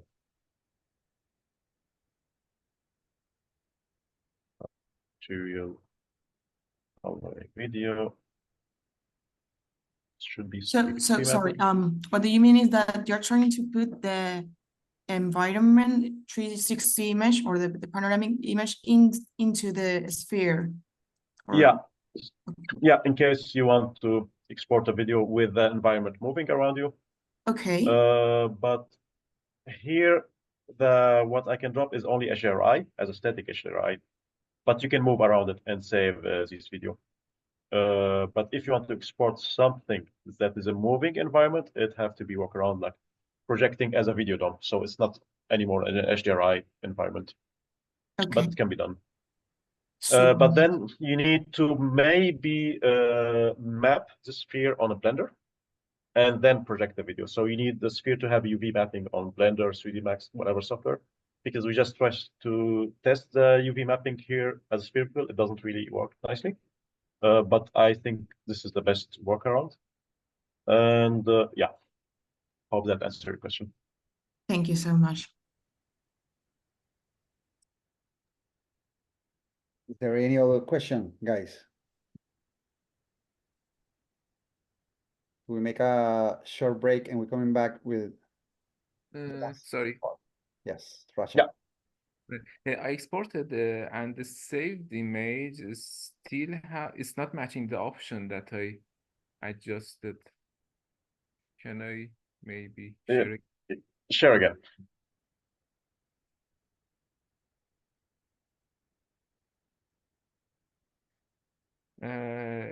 For this image, I removed this option that affect the horizon, I think, something like this. But in the export, it still has this. Is this something like fog, or should I remove? I think it's fog settings. Let me just check where you can get it from. So yeah, you go to the panorama and you affect the panorama. So you have fog setting a little bit on the top under the weather. Under the weather. Yeah. Yeah. The height fog is 0%. 0. Did you play with the other setting?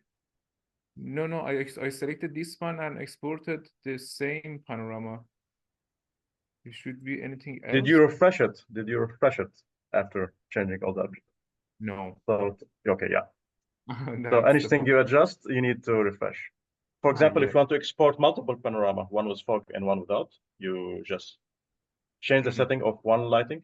Or if, for example, you want exactly the same thing but different lighting setting, this is why you refresh, or you press the little plus button, and it will export it to the new settings. And yeah. it's really nice if you need to leave your laptop for maybe 1 hour and test different settings, and in the end decide which one you like the most. It just do maybe 10 configuration, export them, and come back and just stick with one of them. Great. Thank you. Thank you so much. For sure.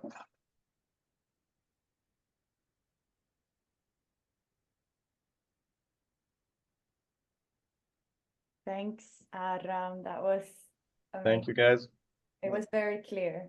This will be a great tutorial to go back to and just do it over and over again. Always a pleasure. Super. All right, have a try, guys. And let's make a short break to have the last session of Aram with, until 1. Okay, just stretch legs, bring it, grab the coffee, and we're coming back soon. We can see in 10 minutes. Is it okay for you, Aram? Yeah, perfect. 12:25. 12. This was fine for me.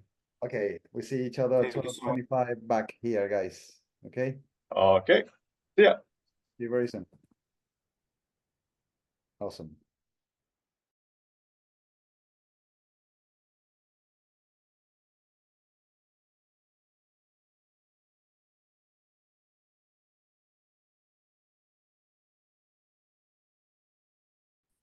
Something in mind to share? Is it going well? Well, even without question, happy to have you guys open the camera. It's better for interaction. I still have the fog horizon at the horizon, I think. That's the same problem still. I think my adjustment is not updated for the export. I don't know what's that. I pressed that Can you refresh. share the screen again?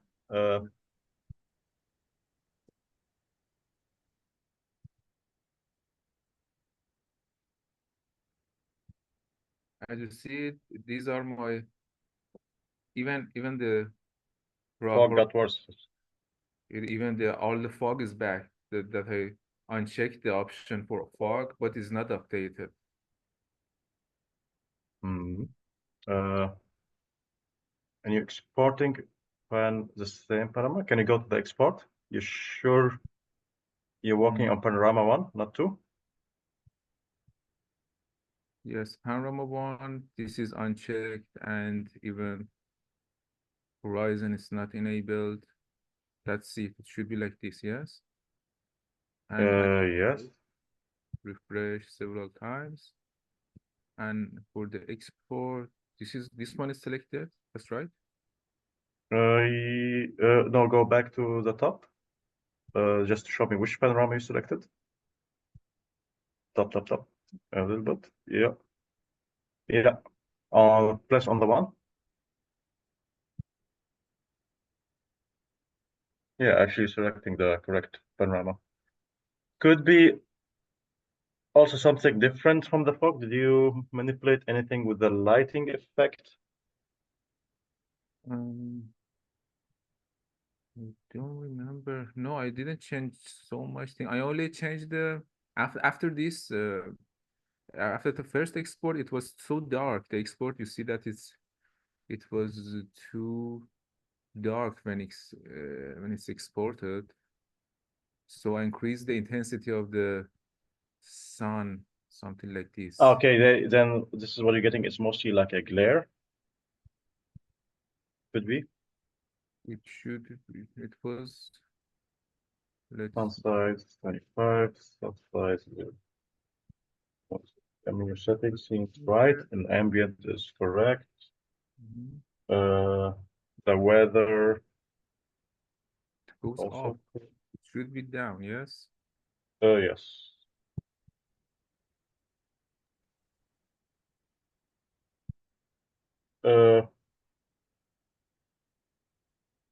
Now You it should should turn on the precipitation actually sorry. under the fog precipitation. You should tick it up, Where's that? Here. and the surface effect as well. Go back. Yeah, surface effect should be ticked, and Where is it? It's down. down a little bit. I mean, we have some lag. Okay, yeah, you passed it. You passed it. So you have the weather, and under the weather directly. Under the weather. So let me check that. Weather is the location below that. No? Weather condition. Location. No, the first weather option. There's another. Yeah. Okay. Yeah. One Okay. more scroll, one little scroll down. Okay. Oh yeah, these two, tick them. Mm-hmm. And the one above it. Enable this. Yeah. And then refresh it. Or create a new one. I refreshed it. That should work here. Oh, hopefully. Otherwise, maybe the FX. Did you change anything in the FX? The contrast saturation? Where is the no yeah. you mean? Yeah. No, Yeah. no. Okay. Because I think one of the settings is a bit. Also, could be you're staring directly on the sun, but it shouldn't affect it in panorama actually. But yeah, we will get back to that. Try to export and keep us posted how it goes. Okay. Okay, guys. I will share my screen again. And since we're gonna push more with AI with Irina in the afternoon, I will push a bit more on Twinmotion to give you alternative to feed the AI. And let's custom our own landscape because we have some really nice cases with a clear cut, and I would like to really remodel that in 5 minutes, quick and dirty, just to give it for the AI. So yeah, I will start a file from scratch so you can follow. But if we go to a folder you guys have, Grandeur is one of my favorite cases actually. And I think you have some nice drone imagery here. Oh yeah. So we see this, and let's say I want to create a panorama for that really quickly, but I didn't take a panorama for the site, and I don't want it to be super accurate, just to match that. And usually in 3D software, modeling tree can be a hassle, but let's do that quickly with motion.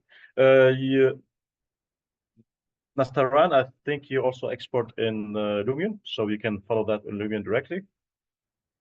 And yeah, so let's start a new scene. No. And in this case, I will hide everything here. I will hide the starting ground. And in our tools, we have a lots of vegetation option. Trees, mosses, some of them are actually something we need. But we also have something called landscape. And we have two types of landscape. Flat, it's like a clean canvas, and rocky. I prefer the rocky one better. And you simply just drag and drop. And now we have our own really clean landscape. And you can start sculpting these tools, make something higher, slower, etc., etc.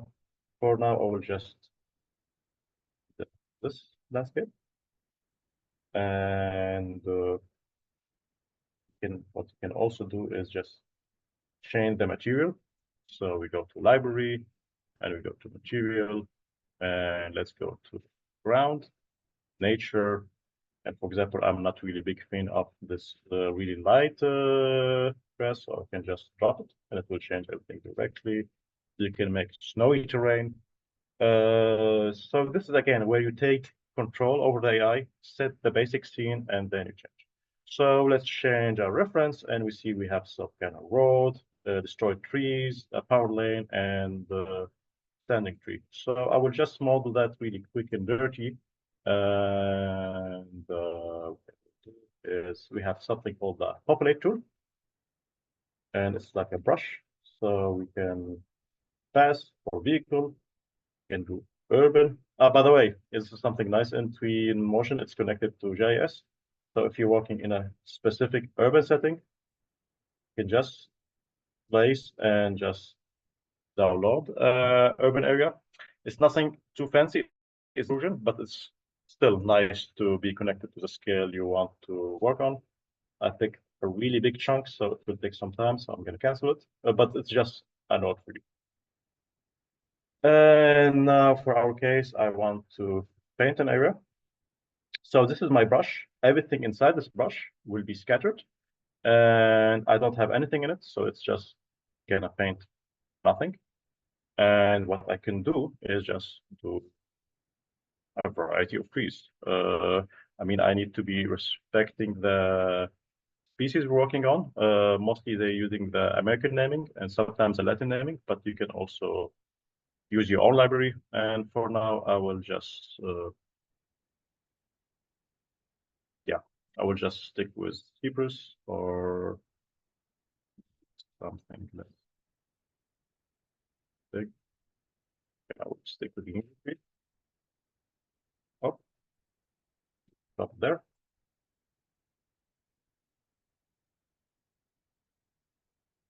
More variation of trees. And then you can just start brushing away.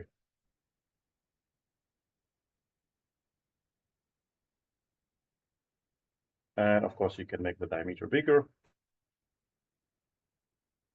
And yeah, so just use it as your own canvas.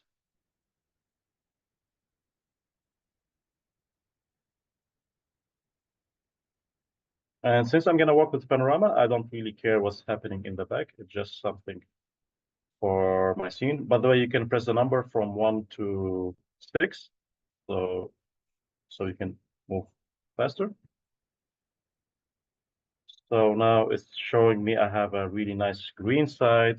And what you can do is just starting to paint roads or just get your own road from decals. So we go to objects, decals.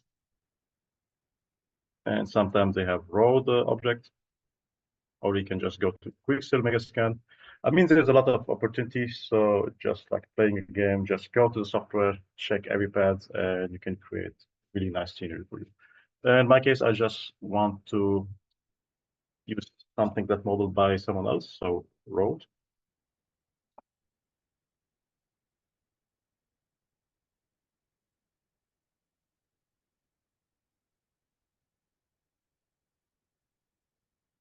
Yeah.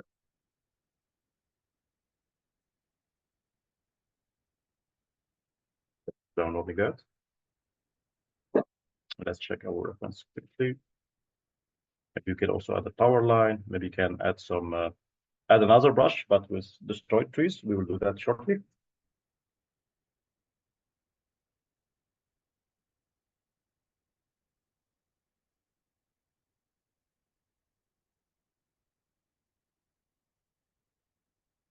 And yeah, this is always, I told you guys, the problem with the Sketchpad is the scaling. So this looks down by 10, 10, 10.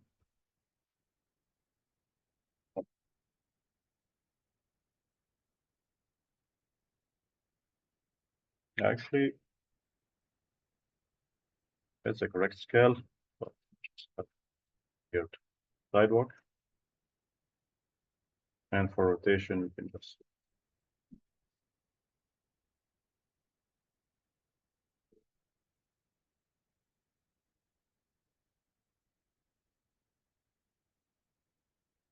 and we have some problem with the landscape again. So we get landscape out and just or make it flatten. make the diameter bigger, pick the lowest point.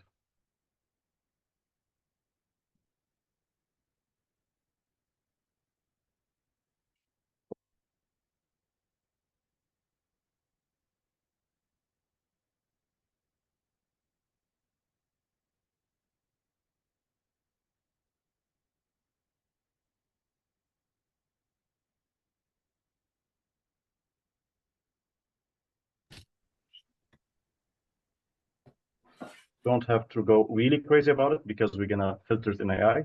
So it's just a bit of a reference, just to show what's going on. The tree feel a bit too small, so we can increase the age. We can also change the seeding. But I will just keep summer view. And for the other scatter, we can just maybe station another paint object, and we can just use rocks or dead trees. Misc in my case.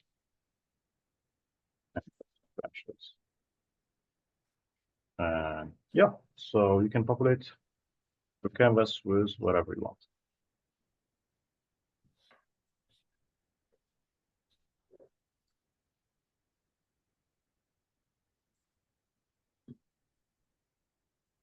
Okay, I think we have left. Short.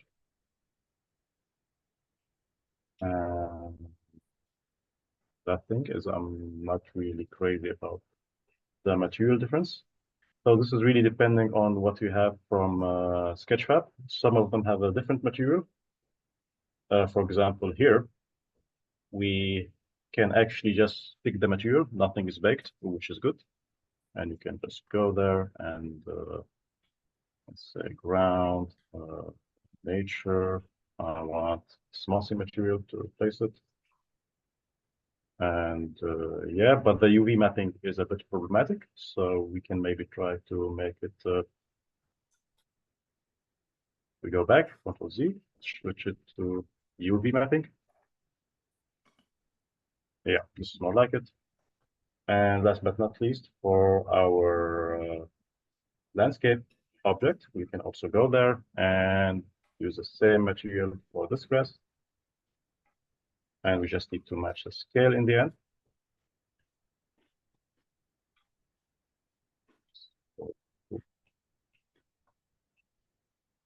Yeah. Look a bit like a wasteland, but it will get the job. And now we repeat exactly the same step I taught you before. We go to media and create panorama. And in my case, you always need to create image first, panorama. And maybe let's maybe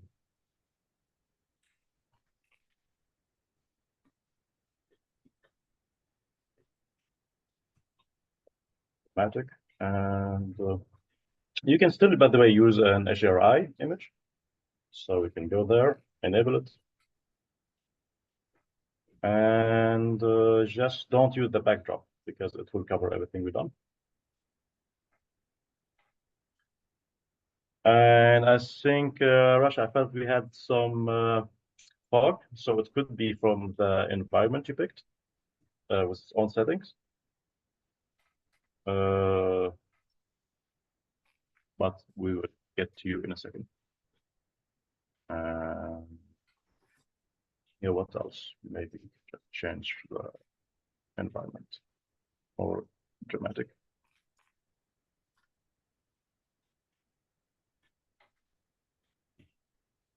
Yeah, something like that.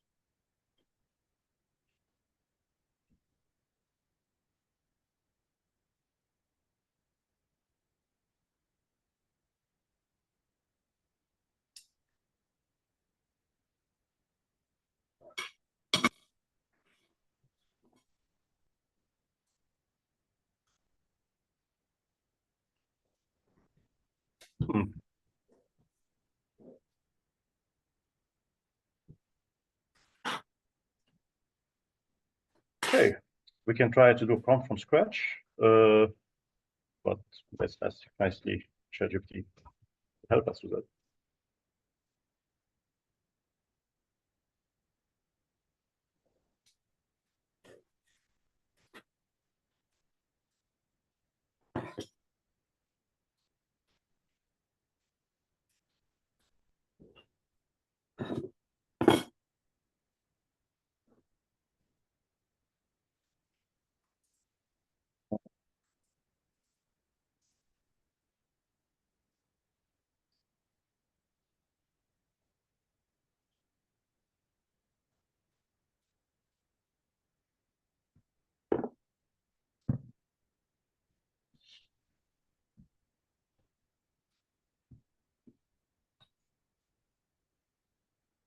I think I still have my Python setting, but still.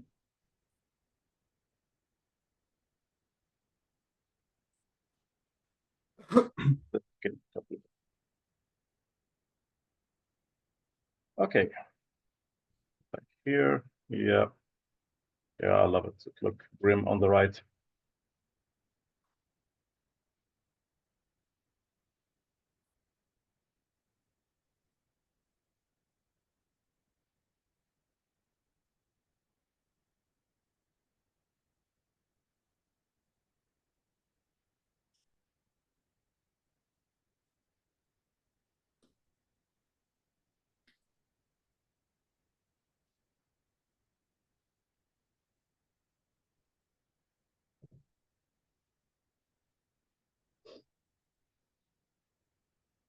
I mean, I will upload all these images without the Photoshop treatment for you guys if you want to use it as a reference.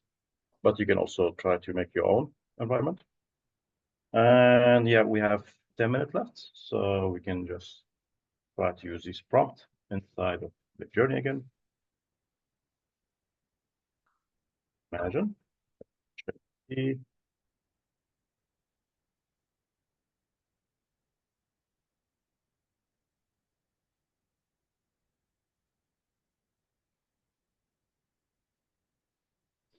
Yeah, a bit dramatic, but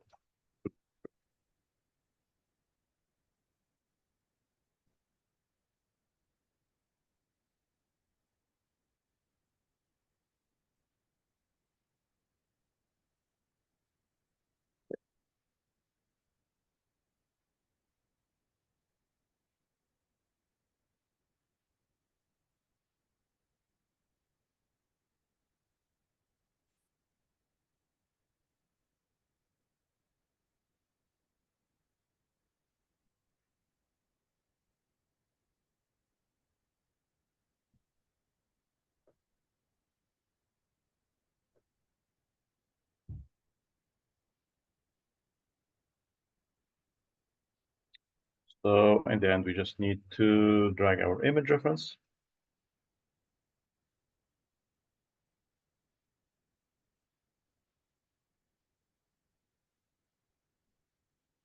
And create a prompt with Imagine.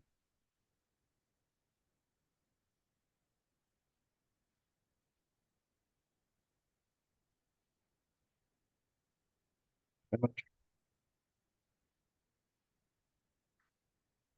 The ratio should be, as always, 2:1, 2:1, 1. And the image rate, I will keep it 1.2 for now. Yeah, of course. I didn't put the 2 dots.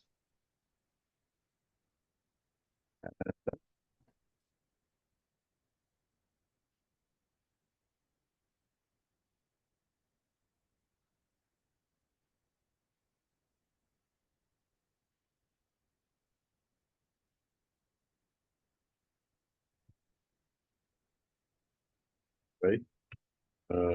Number 2.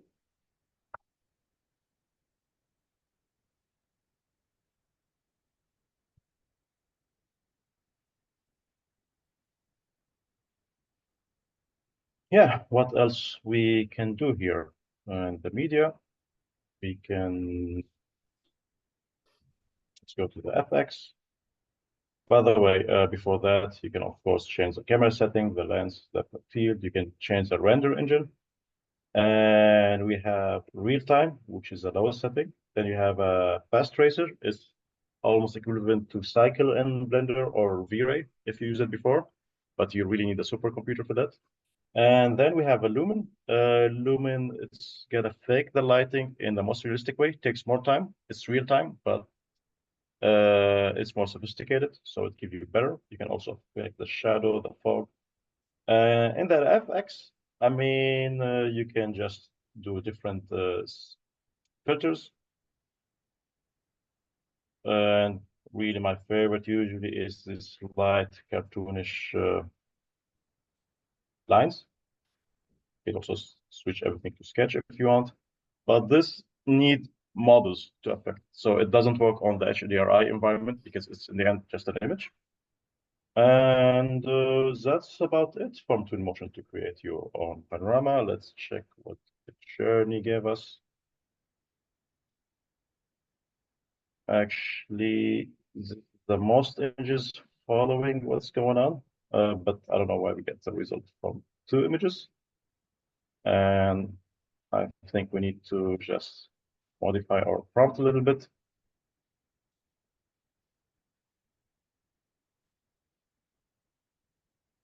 And not over describe stuff since we have the images.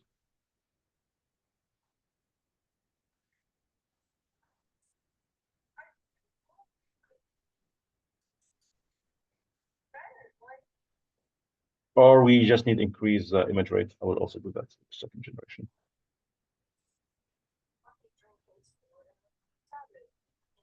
Make it 2 actually. So we have 7 minutes left. Questions?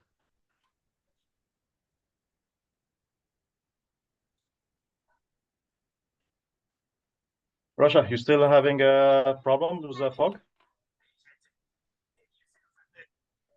No, that's okay. Thank you. Okay.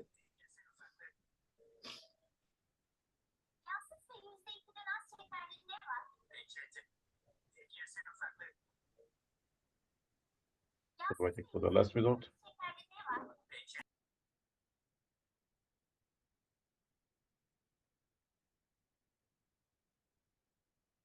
Still not quite there, but what we can do here is just go to the right side. So variation 4, or actually scale 4, matching most, and you can start removing a specific region and alter the what you want to create with the prompt.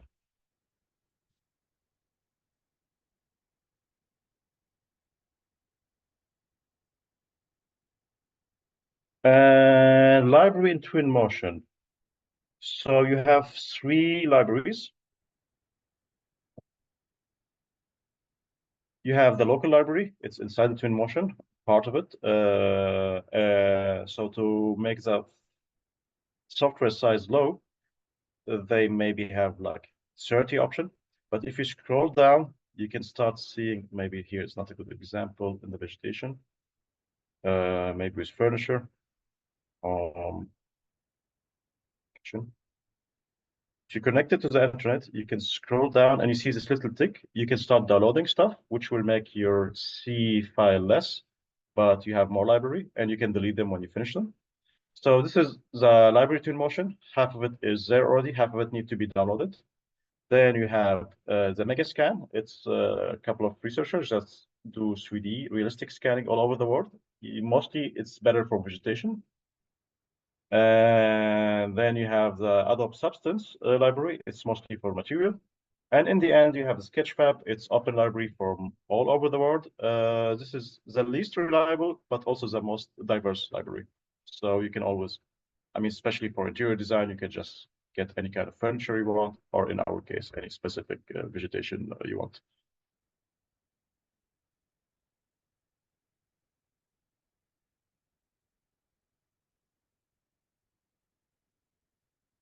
Okay, I'm not getting exactly as usual what I want, but we have to stop at this point. I will upload the images so you guys can try different tool with it for reference. But I guess this is it. Hope you guys had fun and learned some experiment with. Right, perfect. Aram, fantastic. Super good session. Exciting. Yes, we will please stay in touch just in case someone have some doubt or some questions for you. I mean, I will participate with you guys in the next session, so I'm here. Fantastic. Okay, so perfect. So we can have, if I just want to ask last time if there is any other question, and be sure that you are working with it. It's straightforward, guys. Just give it a try and test some stuff to come with questions in the session in the afternoon. We will start at 2 with Irina Urriola. She will introduce a couple of more interesting tools and also quite in complement with what Aram was introducing today. And also, of course, we will have 1 hour in the afternoon before ending the sessions to go through all the groups and review your work toward the final presentation tomorrow. Right? Is that okay? Yes. So, okay. See if there is any other questions. Just take a break, go to lunch or to dinner, to breakfast, some of you. And we will see you very soon. We will start sharp at 2. So please come back in 1 hour. In 1 hour. We come with new things, new exciting things that Irina prepared also for today. Thank you so much again, Aram, and nice to be with us. Pleasure. Afternoon, so we can review together the work that the students are producing so far. So it's nice to be together, the entire laboratory. Perfect. Okay. Thank See you guys in an hour. See you soon. Fantastic. Super.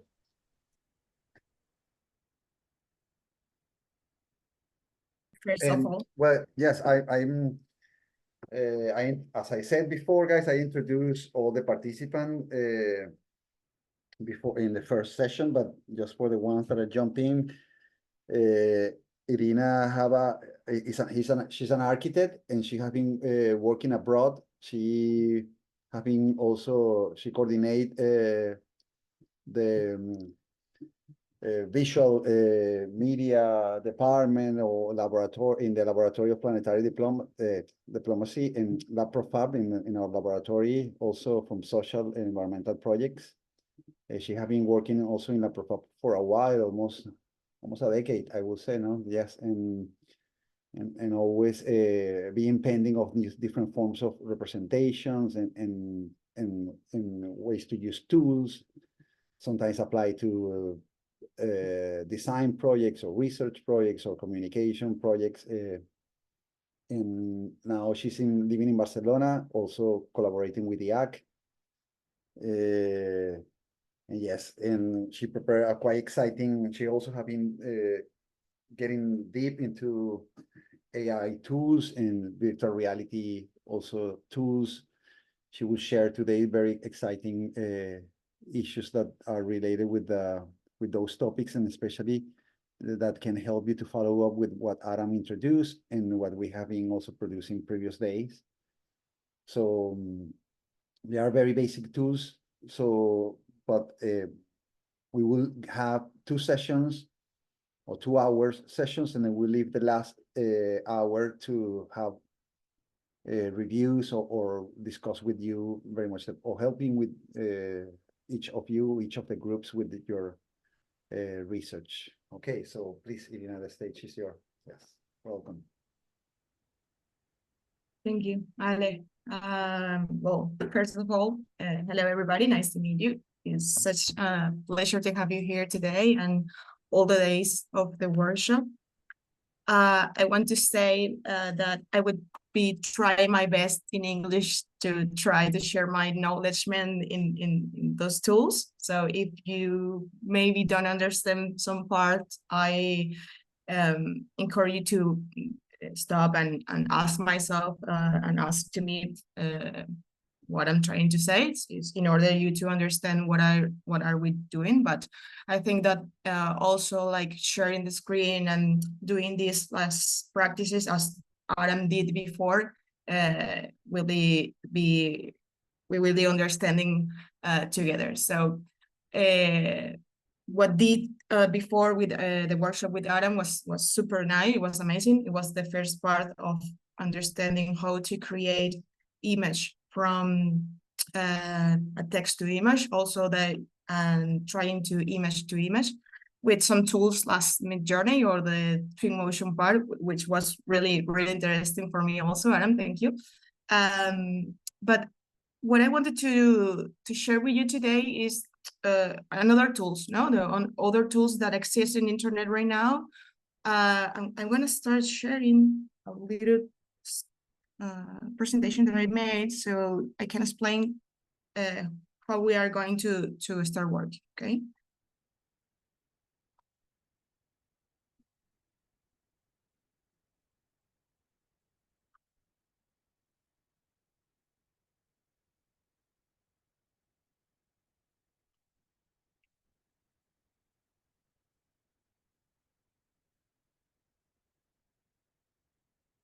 Okay, so can you confirm if already working? Do I have my presentation sharing? Yes, okay, perfect. So, well, I want to make a step back about the title of the workshop, the microscopic landscape, because the view I wanted to introduce today is this living in the microscopic scale. We are already seeing how to create the image or the panoramic view with a sphere formats or aspect in order to create these 360-degree panoramic views.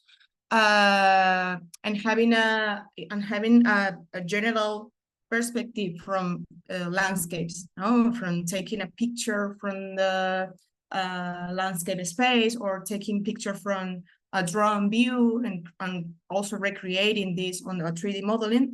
But as the main title of the workshop is Microscopic Landscape, I want to put the view in the creating these spaces or creating these environments into this scale.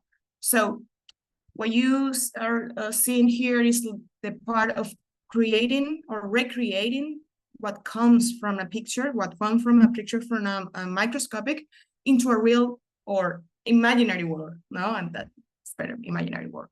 And from analytical and speculative imaginaries, okay? So what we're gonna do is to try to, or what we wanted to expect as an output is to create 1, 2, or 3 images from scratch, in order you to have a panoramic or microscopic vision and to create 3 or 5 speculative microscopic landscape envisioning ecological features, okay? For that, we're gonna see this step by step. For the first thing that we must do in a research program is to take the samples. For example, we have here this picture from the Arctic. Then we have some pictures from the mushrooms and the species that just grow from the land and the regenerative landscape. And then we put all this together into a microscopic view and take some pictures, which is the part of part. But what we wanted to create now is how to reproduce all the image and allow the imaginary part of this. For that, we're going to be working with these 5 tools. Maybe some of you have heard before about them. And also because Aram also talked some of them, which are Prom AI, Crea AI, which is Crea AI, Skybox AI, that allow you to create some panoramic view from text to image or image to image. Crea, it is a tool that allow us in real time to join or practice with the prompts. And when you move the image, it changes in real time.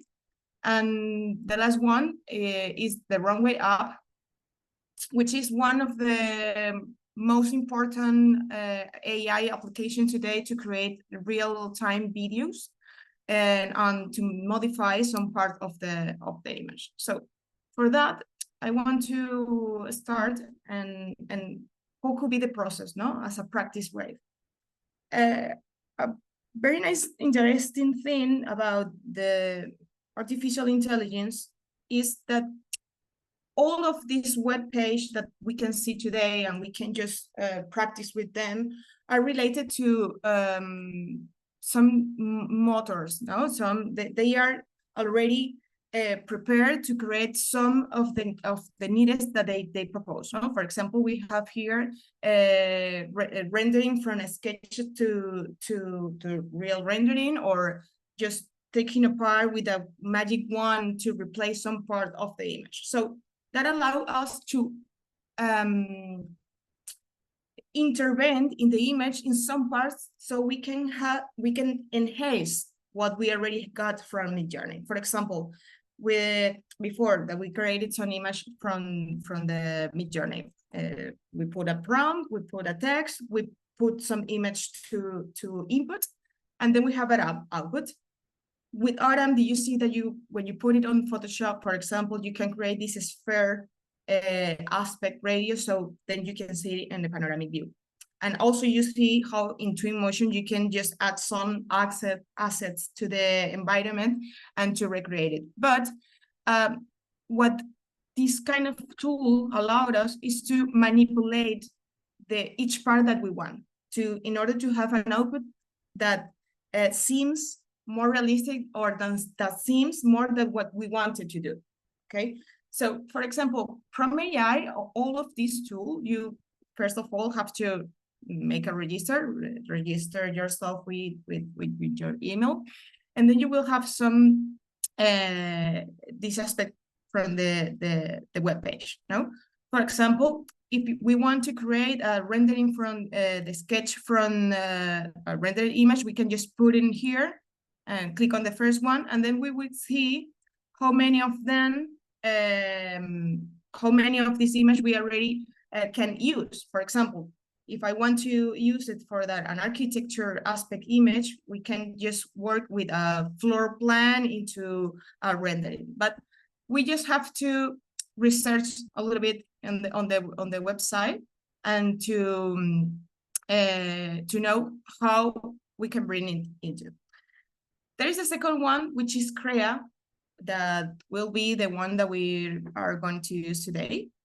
That is the tool that I before told you that pretends to show in real time what we have. Okay, so for that, I'm going to start to, again, opening the website. Let's get into Crea AI, crea.ai. Okay.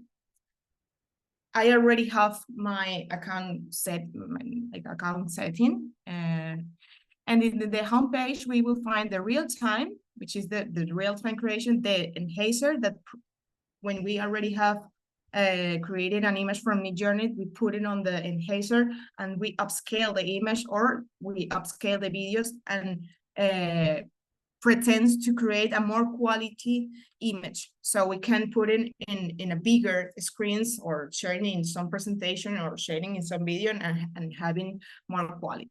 Okay.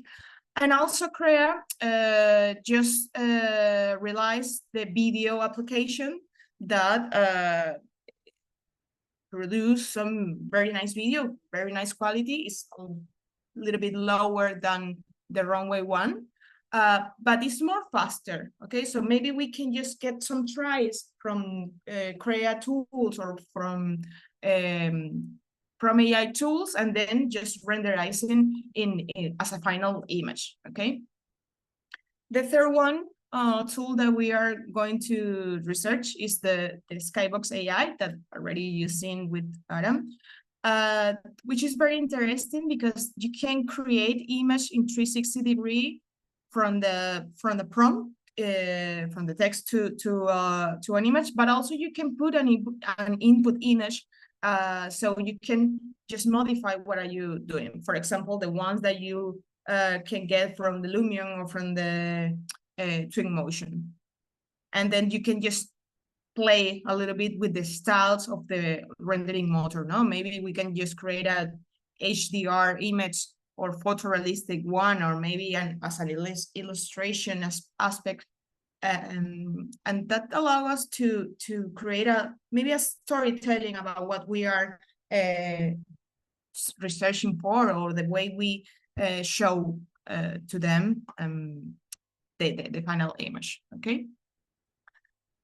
This is the last one, which is the runway app that I started talking to you, that already have the introducing Gen 3 Alpha, which is the video creator, the most amazing video creator that we already have from today, or for me it is, because of the quality of the image and the quality of the text to the image, and it's really amazing. Okay, we will be trying one of them. All of these applications are for paying, as you know. We will trying the free ones, so you can understand how to use it.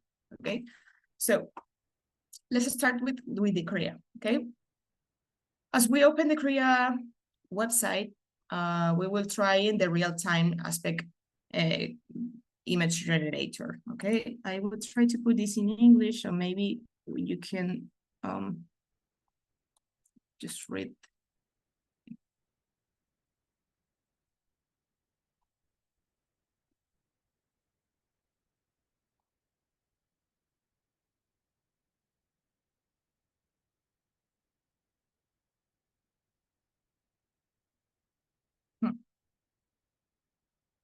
Okay. Okay, for the first step, we must understand the layout. In the left side bar tool, we will have all these buttons. The first one is the text to image button. Okay, so we can here work as a Midjourney one. We take a prompt from the scratch.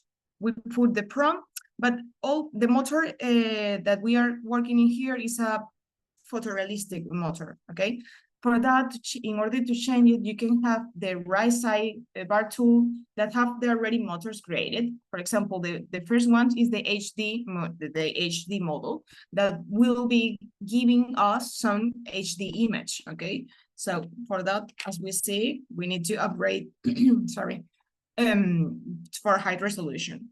For now, we are working with the photo, or maybe you can just change from a concept that allow us to create a concept image or a more illustration image.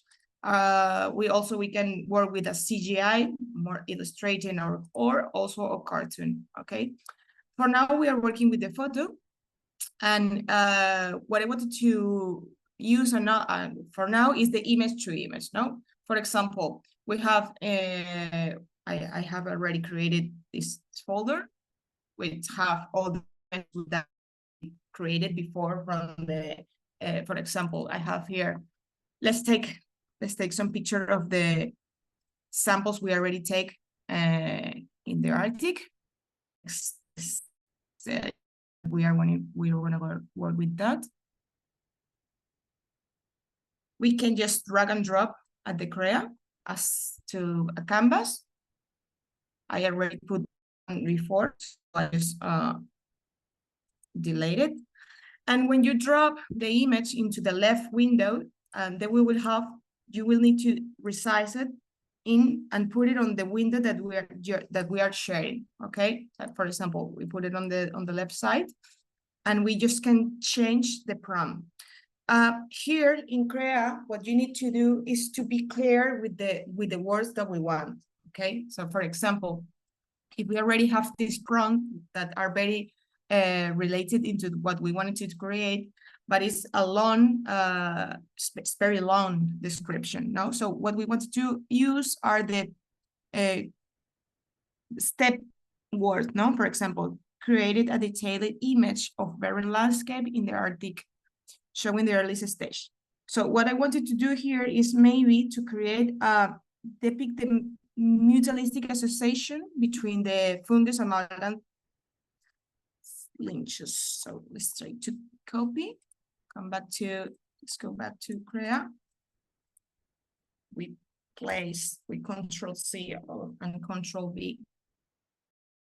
And then if you see here, when you move the image, for example, I will be rescaling the image from the side, the right side window will be moving, okay? So we are having these real-time results.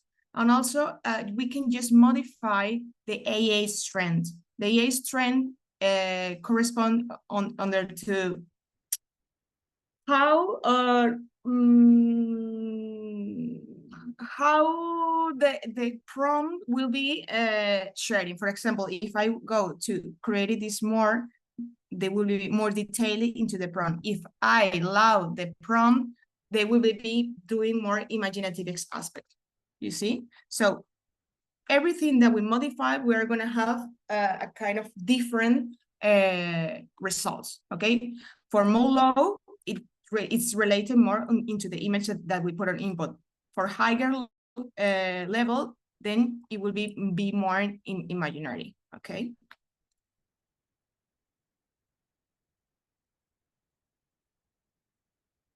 See, if I can also change the scale of the image, I will be having more macro aspect.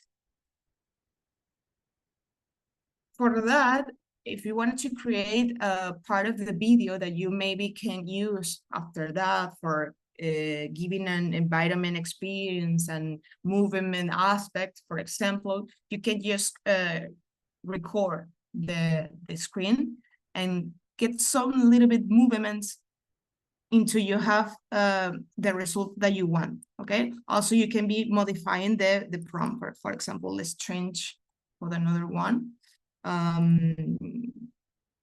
Let's take this out. So, speak mutualistic association between words.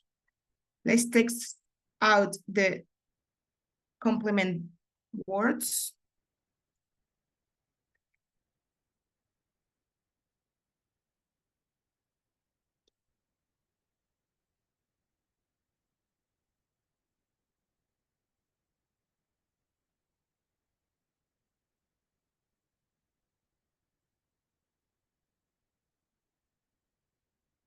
Also, for the other tools that we already have is that we can intervene over the image. For example, if we want to recreate the growing aspect from the image that we already have, we can just drag on the left side, and then we can put like flowers growing up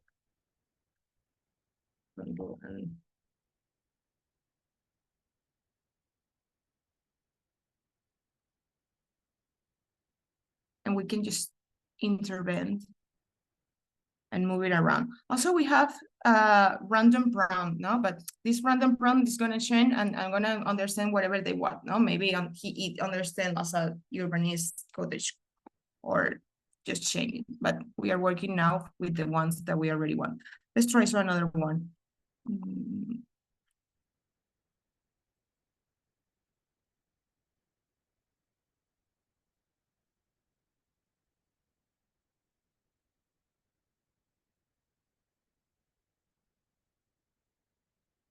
Let's change the image. How we change the image? We delete it. We go to the left side, click on upload image, then open up our folder. Let's try one other parts. Let's try with the microscopic view, for example.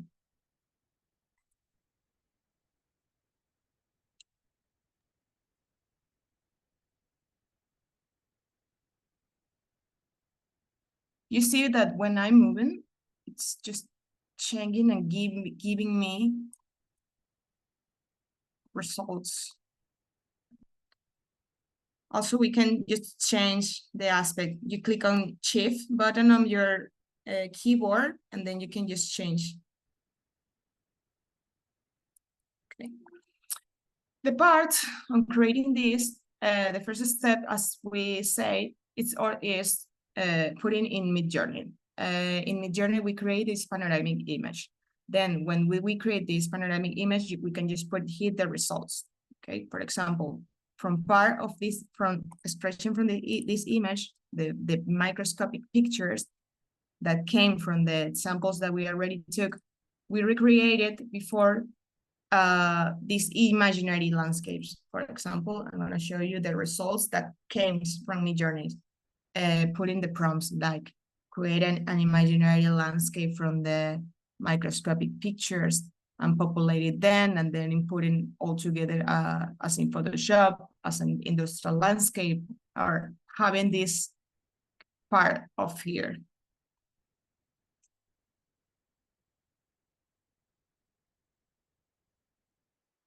Are some of the samples that we already have. Okay, let's try another one, some of the results.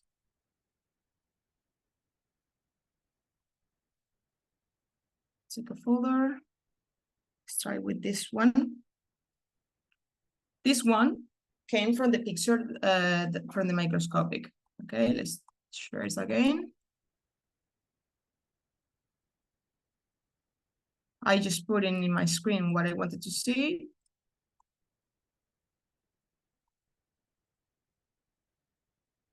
Let's try with another prompts.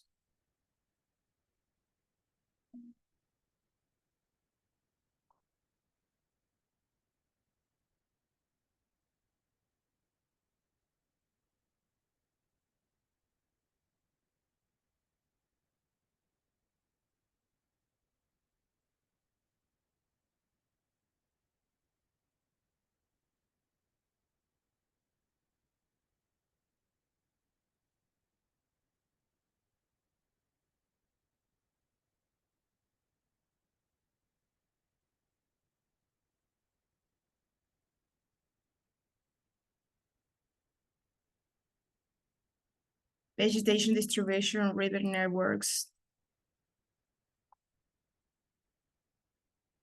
interplay between recovery with pioneer species, begging hens.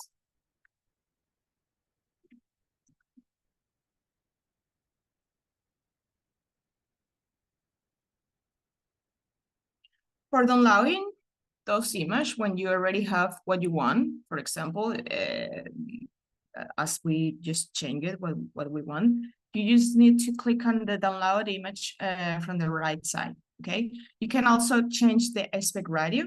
Already here, we can just create a landscape radio, panoramic view in a 2.3 aspect for the vertical examples. And also we can just overlay image, for example, mixing the first image that we already have it, mix it into the results, okay?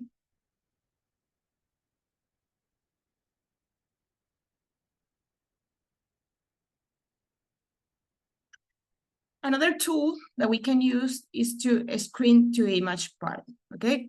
That allow us not only to create an image from an image, but we can just share a 3D modeling. For example, if we can work with the twin motion, we open the twin motion 3D modeling, and then we can just move around with the camera, and all what we are seeing in the sharing image is gonna see into the real-time image creator. For example, let's try with one of these here. Let's put a prompt.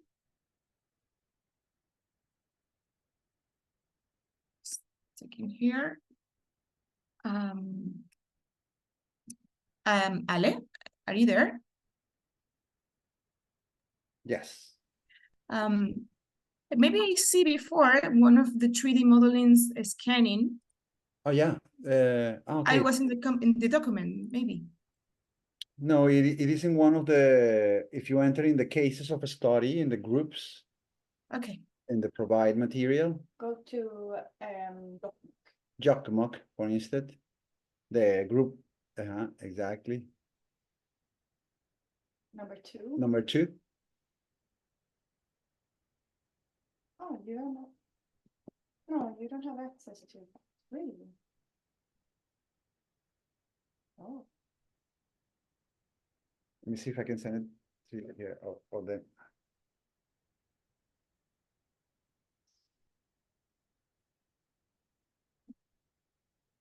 Just give us a second and we will, exactly, yeah. It's inside of Jotmog. Maybe share the boxes. no? yeah. You are there. Yeah, you should. Yeah, I think I have it. Here, you can have it Yeah. straight, the link. Okay. Exactly. We pasted in the chat one of the scanning of the boxes. Ah, thank you.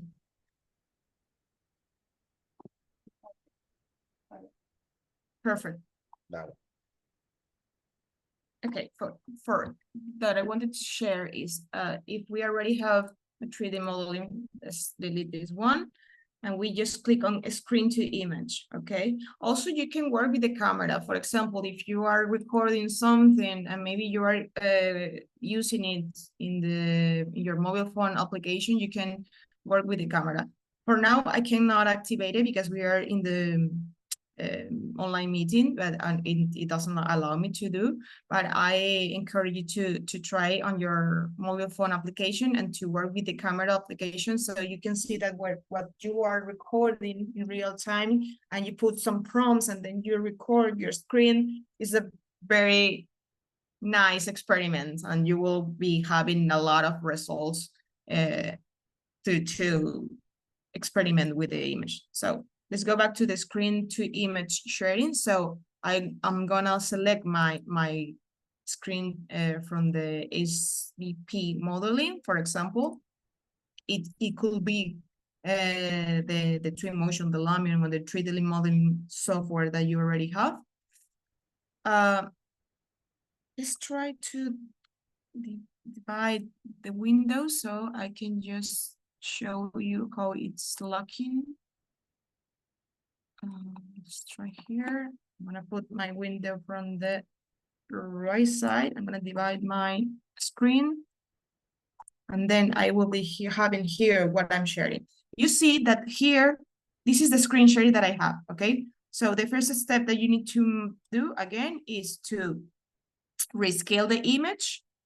Maybe we should change the prompt from the part of the disrupted. Let's try with this one.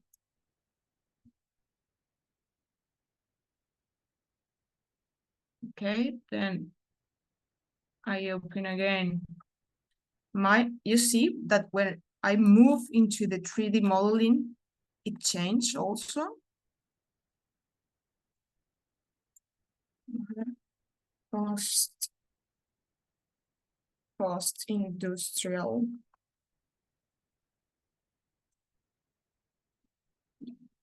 Post-industrial landscape impacted by the Planetary. Let's take some row.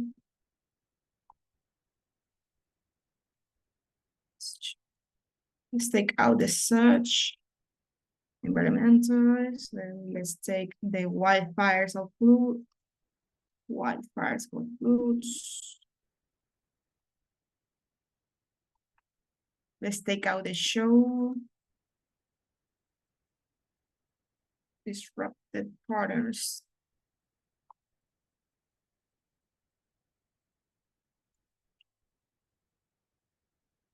Altered vegetations.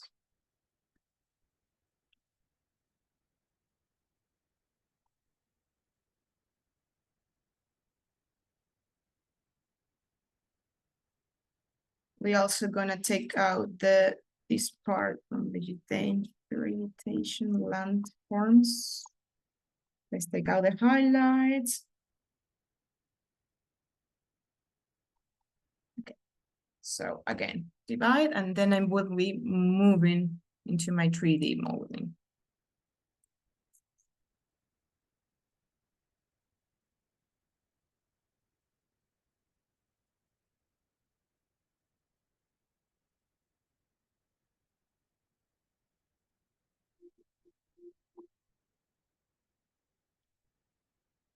It all it all depends on what the prompt says. Okay, the results gonna be part of the prompt that we put in on together. So tried a lot of different prompts from what you want. The interesting part of the AI is the explanation that you give to it, and through understanding how each one of these tool works. For example, this tool, the Crea ones, works only with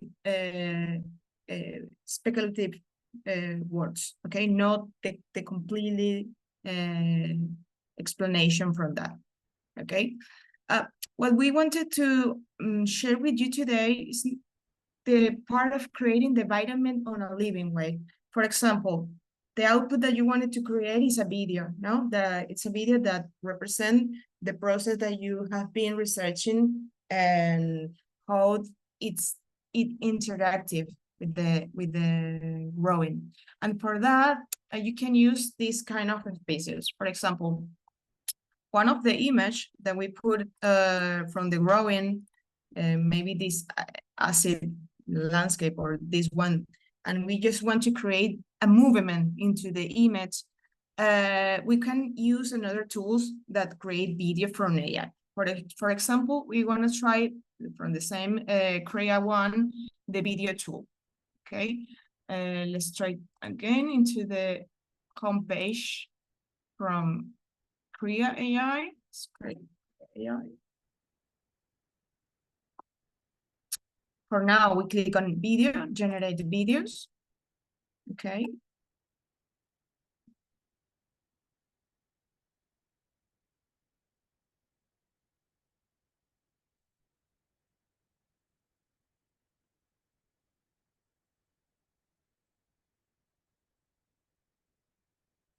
Okay, so what we're gonna have here is the tool for creating the video. No, for the first time, for the first step that you must to change is the example one image.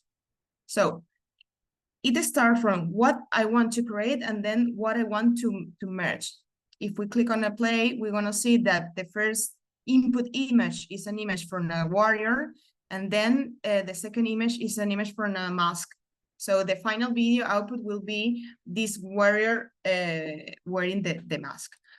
If we want to create, for example, a growing image, what I did before is, for first step, searching in YouTube, for example, I try to find a bin time lapse, okay? Because what I wanted to create with my image is the movement of the time lapse, okay? So for example, I found this one, just put growing spaces time lapse, and then I found this, okay? You can use some websites, free websites in Google. So just put in Google download YouTube videos. Okay, I found this website, which is the first website that I found. I just click on the link of the image that I wanted to download, put it on the website, and then you download. When you download this image, for example, I just save it before here in my computer, I will be allowing to manipulate the part of the video that I really want, okay? And as I want the aspect ratio of the time lapse of the growing parts, I'm gonna cut it or edit it. For cut or edit this kind of video, I will be working with CapCut, which is this free application that also is work on app in your mobile phone. Maybe you have heard before, but it also works for the desktop in your computer. So I will be doing this again. We just open the CapCut application on your computer. You start, let's try again, let's close this one so I can just show you. Open the CapCut, create a new video, okay? Clicking on the button on create a new project. It opens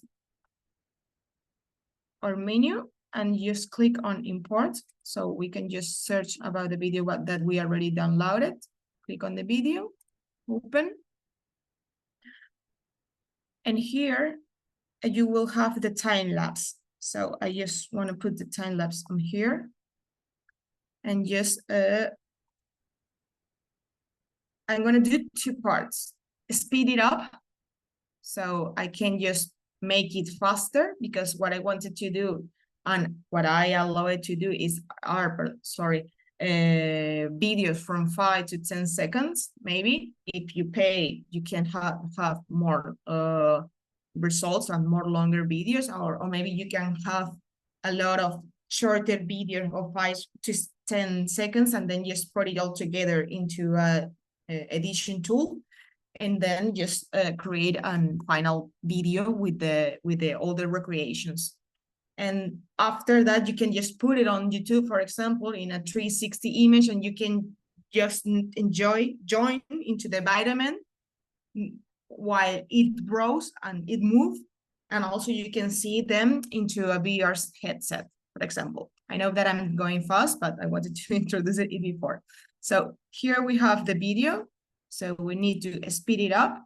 We click on we have in the right tool, the video, the audio edition, and the speed. So we're going to put maybe a 5.0 speed. Let's see if not so fast. Okay, we have the audio, then muted.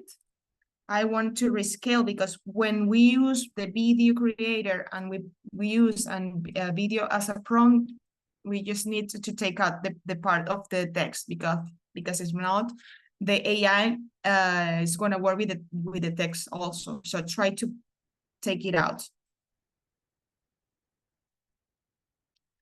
I'm just going to work with this one, maybe the left part. Can I ask you a question? Yes, please. You mean the AI can read the text and use it? No, it means that when you put the image, it's gonna appear some text in your video. They will be understanding the text and gonna. Yeah. Thank you.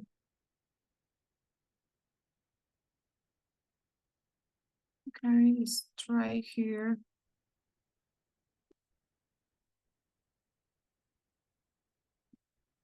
So the other part that we can do is just cut the video in the parts that we want. For example, I want to take out the introduction part that already have the logo. So let's do this.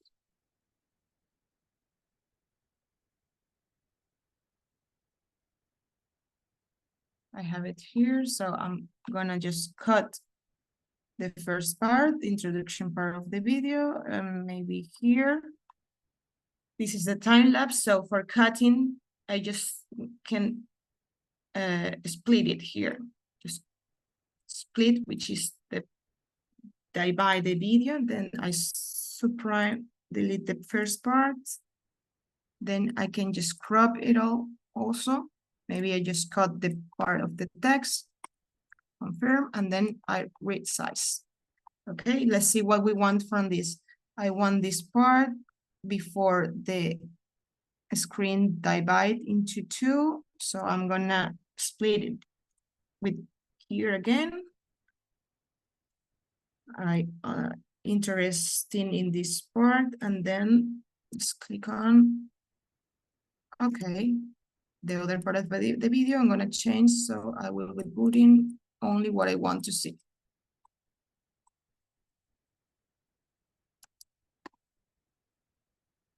Maybe it must be faster.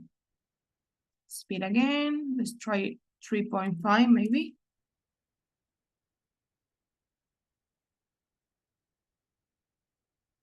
Okay, it is scaled up, so maybe again. Okay, so if I split it again, maybe I can work with that. I already have two parts that I am interested in. So the growing first part, let's make it faster for the video generator, maybe 3, maybe 5. No. 2.5.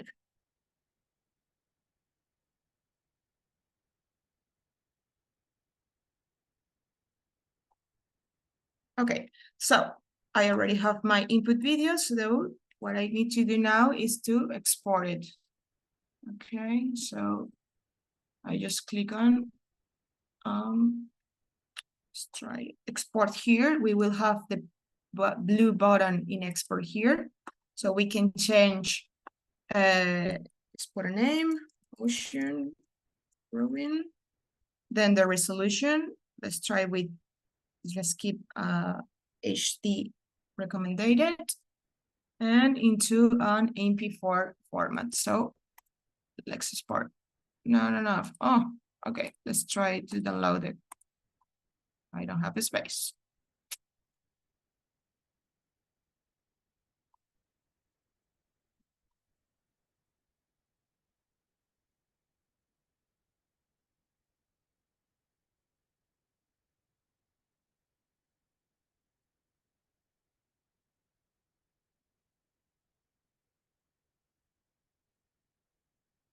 Well, having some issues with the memory of my computer. It's going to die.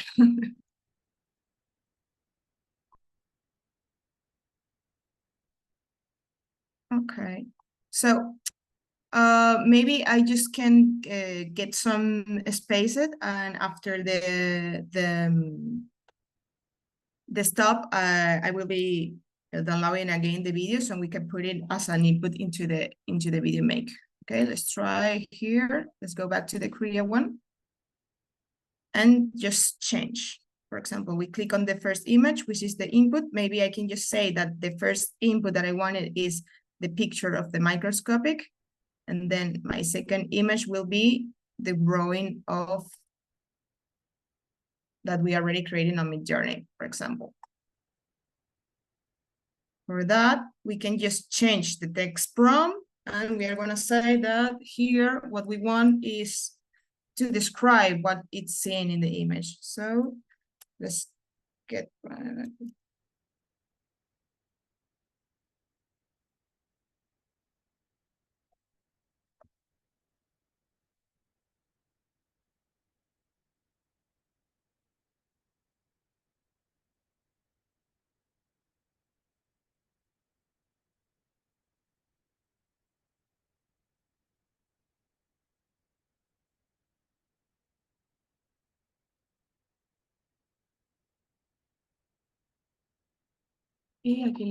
and here we are going to put another one of these prompts, the flower environmental changes. Let's take let's copy here and then take out the parts.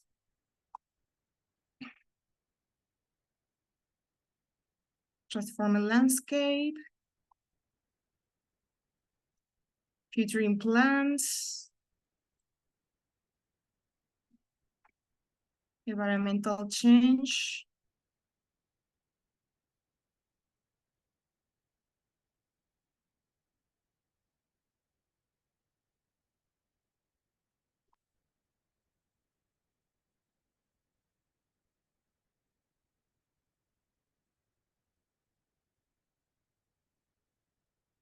Gradual restoration to the ecosystem.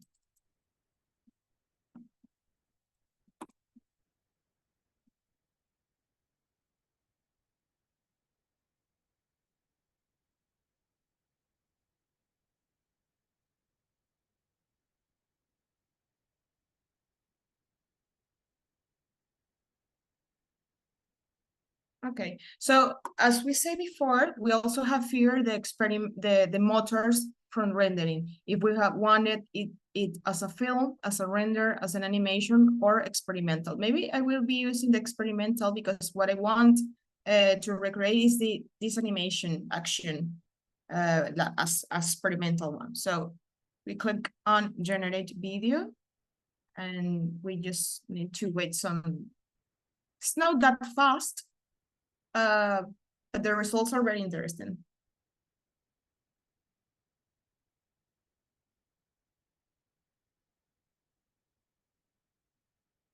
One of you have any question here?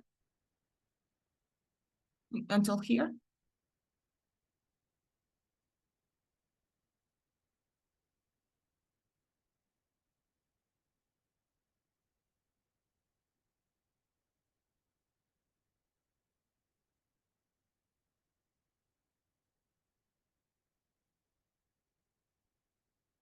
Oh, here you see it. This is one of our first results in the experimental motor one. So we can also change the position, and that will allow us to have other results. For example, I can put the first one, the growing up, and then the picture of the motion that we already took. Okay, let's try with the film aspect to see what we have. First of all, I'm gonna download it, save it. Try to save all the experiment that you did, because when you are editing the final version, you will be happy or having all these experimental, because it allows us to create a most experimental final video and try to cut some parts that you are interested in for, or mesh with another image, or mix and putting into another AI motor. For example, with this video, we can just put it on the runway one, and to have this completely timeline. For example, it's another way to do what we did before, that we already took a video from YouTube that is realness and have the movement of the elements that appears on the video, but we can also just put in the text from the text to video and have the motion that we already wanted, as we already did here. So let's try into the field and click on generate a video again. And we can add the keyframes as we want. For example, we don't have only 2 parts, we have 2, 3, 5 parts, and we can create the motion graphic of that. Look at this one. That's what I wanted. That looks more what I wanted, which is the image moving and coming from the microscopy and then growing, for example. And maybe if we just change the aspect ratio of the image, we can just have a panoramic video moving into, and then to get the result, as I say before, put it on YouTube VR, for example, and then put it on the headset. I want to share a video from a previous workshop in order you to have the results that I'm talking of. This is a slow VR motion graphic that our students did in the previous workshop, and this is what I'm talking about. We can have a 3D video. We can move around the 360-degree video as it is moving on. And it is allowed by YouTube. So you can just share a link from YouTube and you can experiment all of that.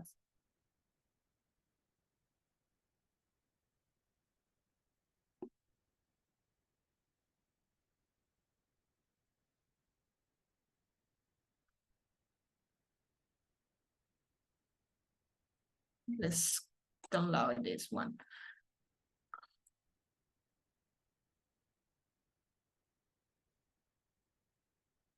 Let's try it with the runway one. Here, in the runway up application, it also works for text to image, video to video. So, for example, add for image and the YouTube music app. Okay, thank you. Let's get back to the runway. Drag and drop the file video here. So maybe we can work with the video as this one, the video that we made in Crea as an input, because we want to have the motion.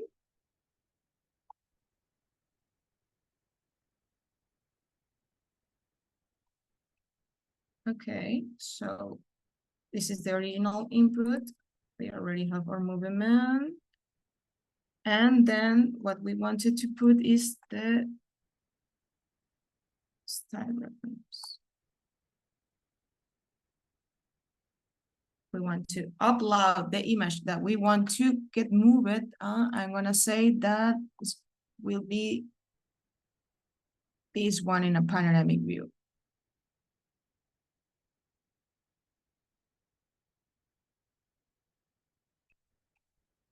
You click on upload.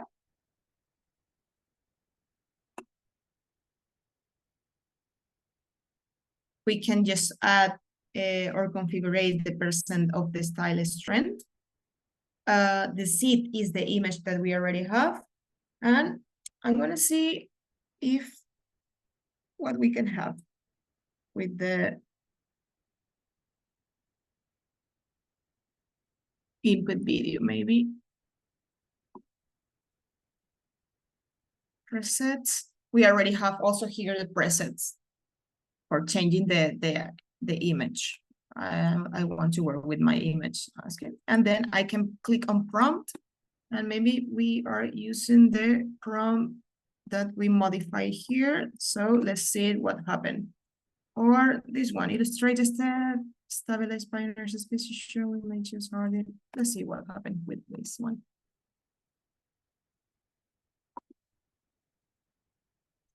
That's gonna take some minutes. So click on generate, and maybe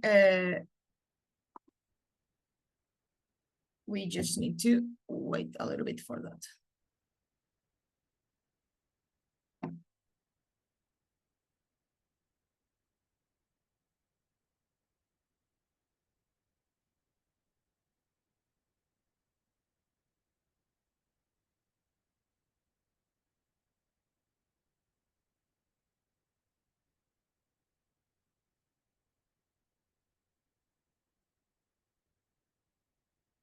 Maybe I did it so fast. Maybe you want we can try other image, or did you understand enough to create yourself some videos or some second videos or image?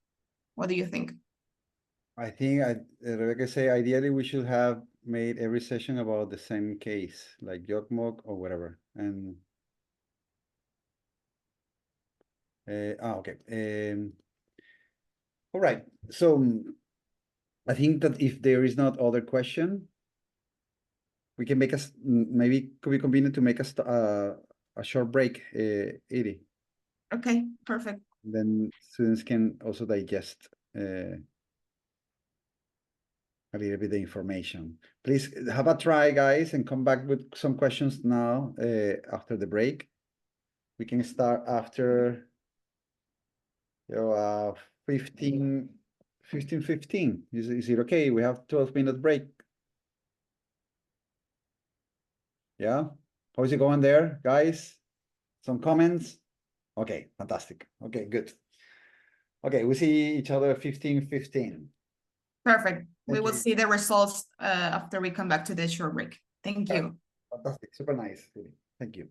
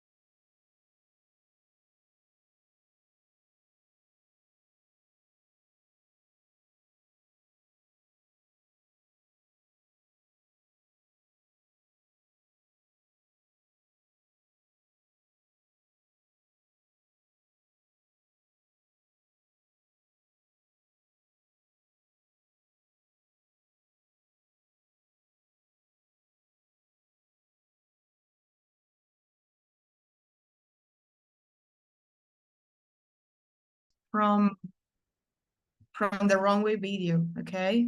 We already have a video. Let's try to go to our dashboard, okay? In our dashboard, we have a library where we can find the video we already get in our library. Let's see if it's in the asset, okay? When you it's finished creating the video, it will ask you to put the results in some folders. Okay, so you will have a private folder, or maybe you can have a sharing folder, so you can share the results that you are having with a link, a sharing link. Okay, so if you remember, we created the video to video. We worked with the video to video. So the input that we put was the video that we had from the CREA one. So the first step that we made was text to video, and we had this one. No, 1 second.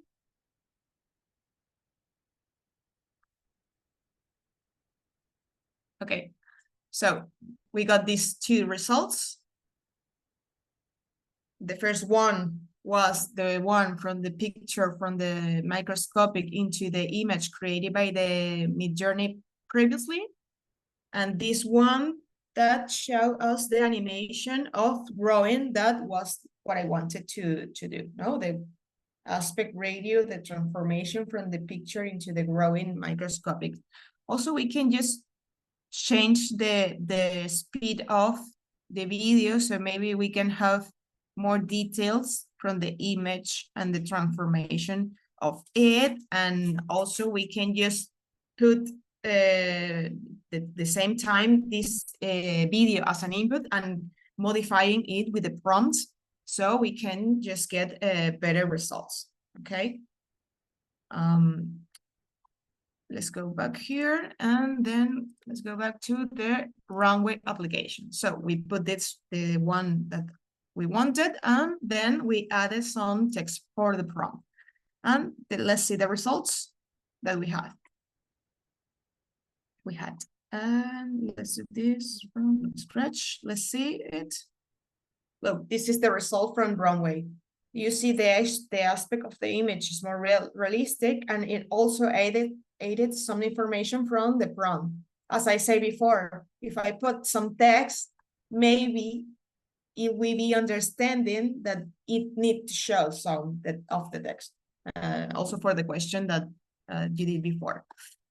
If I want to modify this, I can just try with traditional tools as video editors, as CapCut or After Effects or Premiere, but also we can work with other applications online as AI producers or respecting the format of the image. But I think it's a really nice result for what I want, for what we are searching for. Also, we can just try with other text prompts to have other results. But what I wanted to start again is like the whole process, starting from the Discord into Midjourney. I already set one of the pictures that is taken from the landscape. For example, we are gonna work with that. I have the image already uploaded to my Discord. There is a pretty nice way to get more clear prompts and into ChatGPT. For the ones that have the upgraded ChatGPT in the professional GPT, you can download some GPTs. One of them, the name is Midjourney Creator. So you can just try to introduce the explanation that you want with your own words. For example, I was trying from here. I have 10 kind of different prompts to create an image, but maybe I just want to create a mix of it, trying to get the words that I want, the principal words that I want. So from the Lichess Pioneer, I just selected this one. I want to create a post-industrial landscape being reclaimed by nature and between fungus and algas Sabernarian, and I'm just gonna click on Control-C.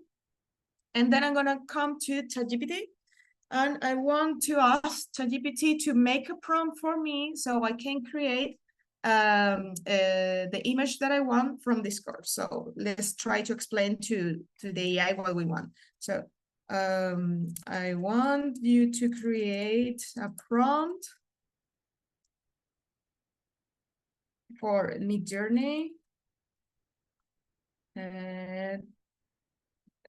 that recreates an image that shows, etc. Okay, what want I to show? If I don't know how to describe the image, I can also work with another AI as a copilot. Copilot belongs to Microsoft Bing chat, and also works with DALL-E. So what I did before was uploading one of the pictures that I took and just ask to the AI, what do you see in the image? So let's try again. Let's try with the same image. I'm gonna drag into my copilot, put it on the white box, and let's ask the same. What do you see in the image? So what I will have is the description that the AI is already knowing. So I can just copy these words, put it into the ChatGPT, and have a more clear description of the prompts that I want it to recreate. So it says, the image shows a close-up.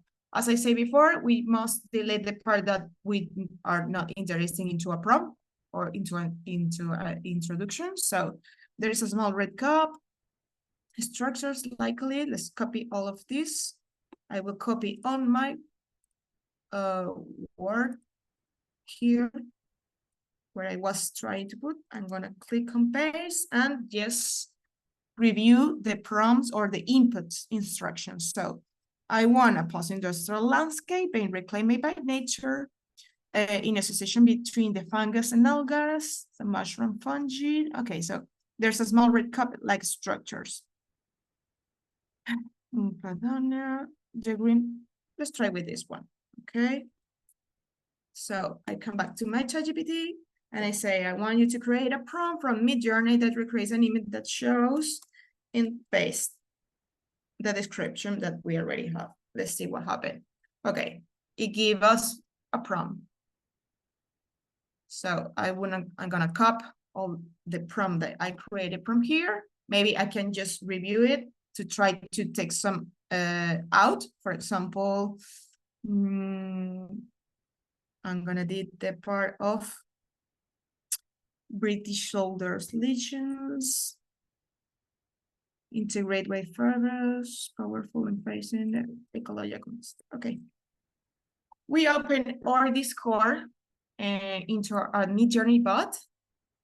We create the slash image prompt, then we paste the prompt we already put it, and then we just wrap the image as an image prompt, and let's see what we have. Also, we can do what you learned before about the expert radio, okay? If we want just to create a panoramic view, okay? Or the wave. So I'm gonna put the AR on 2.1, or sorry, or 2.1. And let's see if it, which, oh, what's the same? No. Complexity.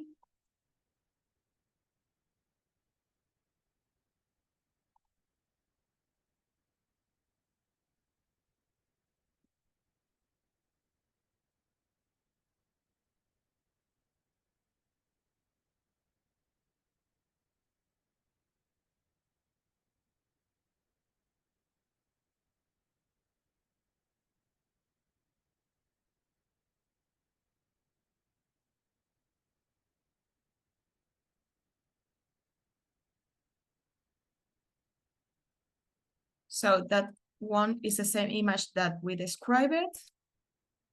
But as we see, we can have a new image that represent a more crowded environment, but we can also change it by getting a zoom in, okay? So let's try to say to the prompt, we want, what I want is a microscopic view from the inside of the imaginary world of the description. Okay.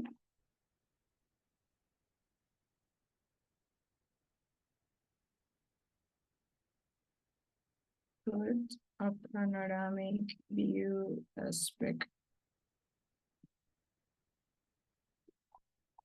ratio.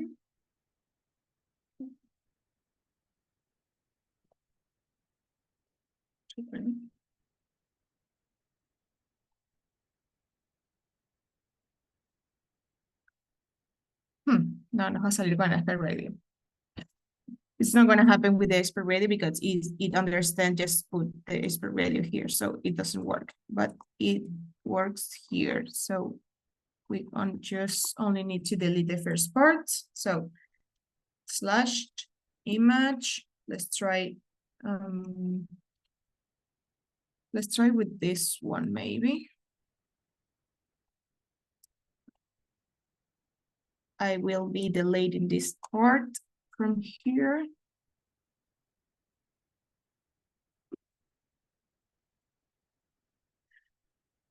And let's try again.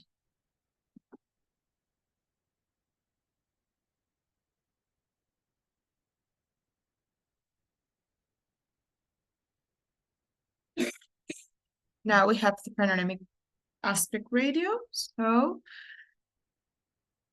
that's the interesting part of the AI, because as we are doing some changes, we are having more different results. For example, I would like to have a more microscopic fascination nature complexity. So maybe we can just get a variation of one of the image. Let's see, one of them we can just choose.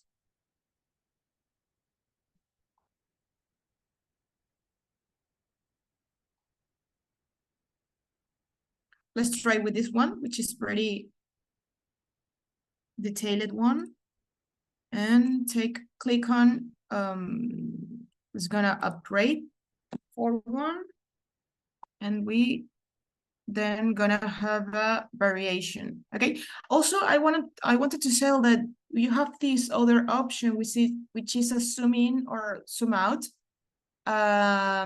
It recreates and amplify the image. Let's try it so I can show you. I just like to put some out to 2x. And also we're gonna do a strong variety. And we are modifying our prompt. And I'm gonna say that we only want the, let's delete this part.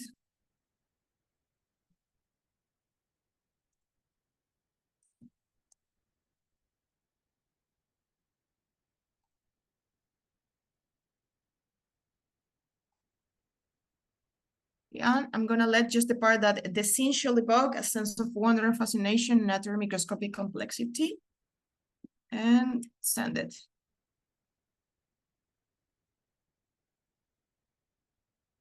I'm gonna save this for later also.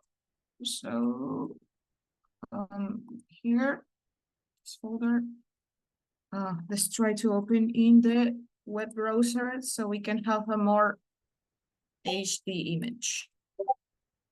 Okay, so it's done. Let's see. So what you can see here is the result from the zoom out. Okay, so as you see, it amplifies the image and make it grow it so we can have another zoom out. And let's see the other results. Very interesting. I like this part of thing happening here, but we can also add the other layers. For example, trying to modify the prompt and telling it that maybe create an environment or architectural environment, or adding some asset from the 3D industrial and abandoned infrastructures, for example. And we can do this in the variety of the region. So the one I like is this one. So I'll open in here. Let's just save it again. And let's see the result with the variety of the microscopic. So it gives off more details. So let's try with this one, which is very interesting. Or maybe this one. I'm gonna save this. And let's do again from the video, okay? Let's try with maybe with the Krea one. We open Krea AI. What we want is to generate a video. So maybe we can try with the prompt and tell ChatGPT to make a prompt for a video. So now create a prompt from text to video with the description in animation, or describe the animation of the growing and living species. What I'm telling is that maybe it must create a description of what I imagine, no? What I imagine is all these flowers and species growing out from the nature. Okay, it is really long. Let's try, let's see what we can use here. Showing microscopic view of some instrument line, retirement, next animate. Okay, no, create a prompt. Text to be for the wrong way.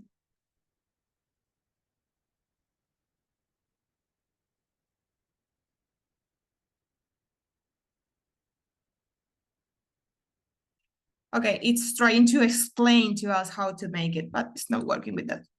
Let's make one of these. I will copy again, then go to my following folder and just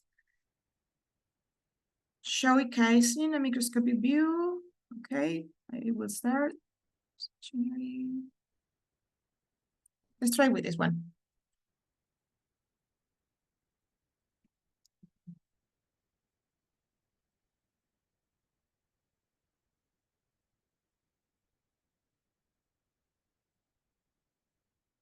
Let's try with this one.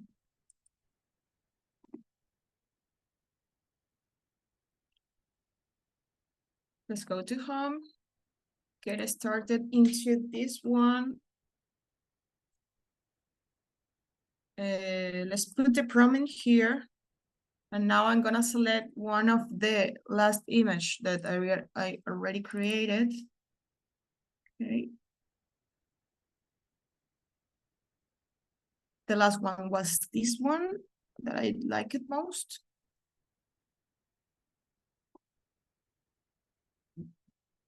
And what we are trying here is a text prompt into video, okay? So let's try to generate in the free preview a 4 seconds video.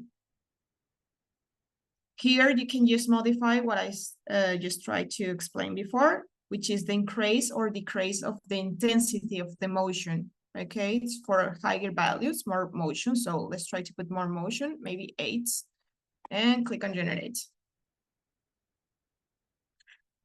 As we are waiting, some of you have any question?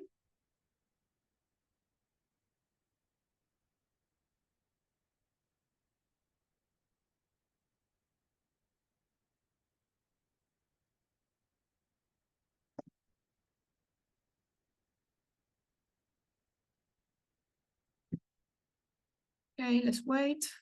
Maybe while it's working, we can just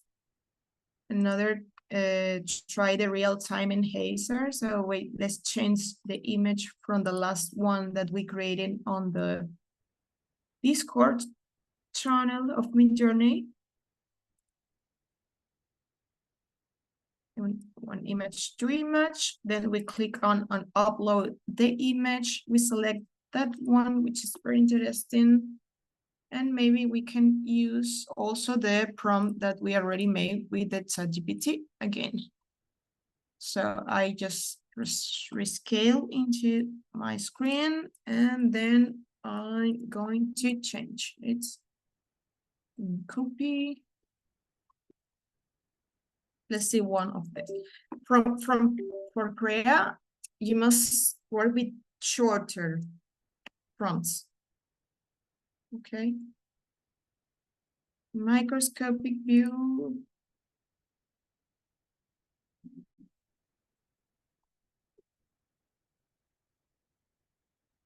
Roasted machinery.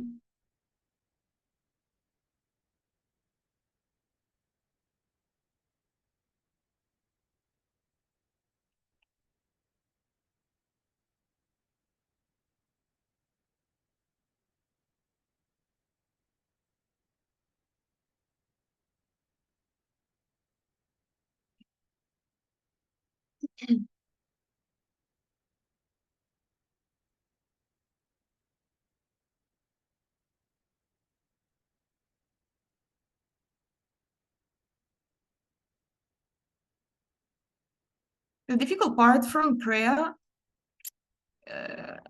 it's giving up with the prompt. But what I like it is the interaction, like the moving part of it, which is another form of making a video of what we want. We can just play in here. And also, I think it's working more with a less strength enhancer. Maybe in 0.3, 0.4 is giving me the results. Okay. Also, as you know, as we can draw, for example, and we wanted to put the cave in here. So, oh, sorry.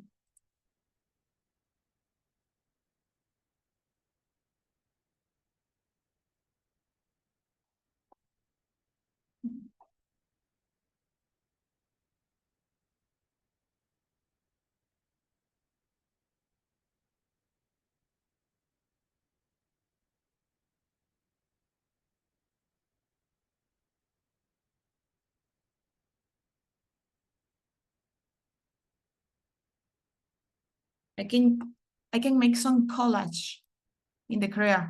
So as I put a lot of different images in here, and you can create a collage. You can select some PNG image, for example, the industry or the post-industrial machinery, and then you can create a collage, and then you have these real-time results. For now, I think I have a lot of things open, so I'm going to start closing some of them because it's not working again.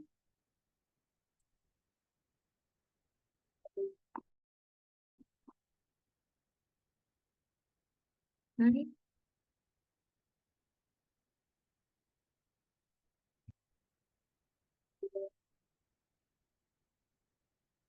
Let's see with the video. Okay, we already have the results. Let's see it.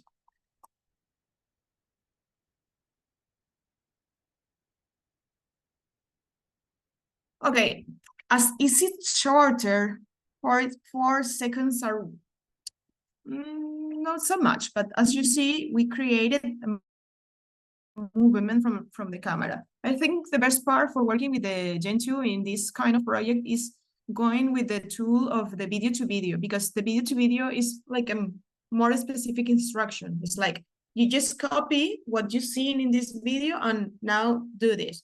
And if we don't know how to do it, and we need to get some new ideas, so we can just try with this part. Also, we can play with the intensity of the general motion. So in order to it so much the image. And I think that for that part, we are almost done. I don't know if you want, we can just do it again. I didn't came from the skate box, well, but we can just put it here because what we're gonna have here is more that we already make, okay? Maybe a quick short explanation in here.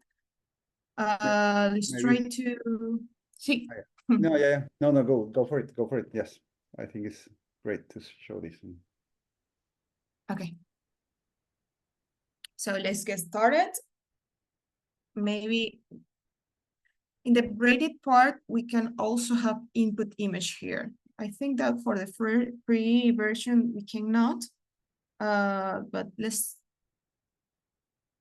work with the same prompt we already made before.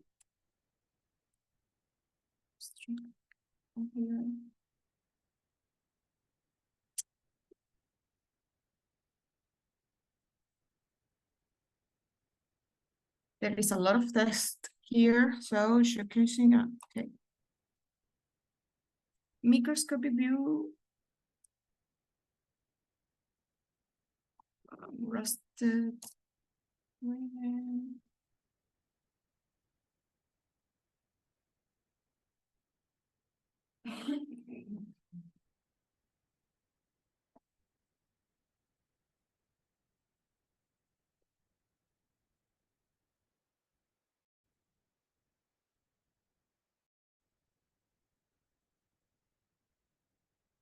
Cleaning up the prompt again, show the height extending. Let's click up. Okay, so we're doing this. Here you can also change the motor of the model. Okay, you will be finding a lot of kind of model. Also, you can just search in the Explore webpage and to try to find a motor that do you like. For example, I would like to have a more realness one, maybe this model 3 or this one. This is what I want. For example, I just can click on the one I want. I will copy again my prompt in here. Okay. In the negative test, let's just deactivate it and let's click on generate.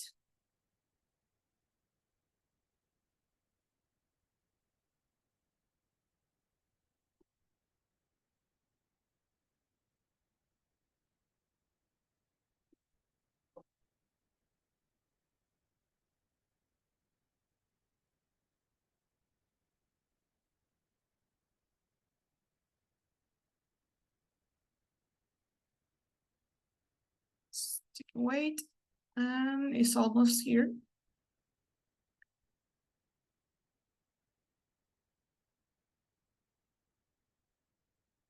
Let's see what we have.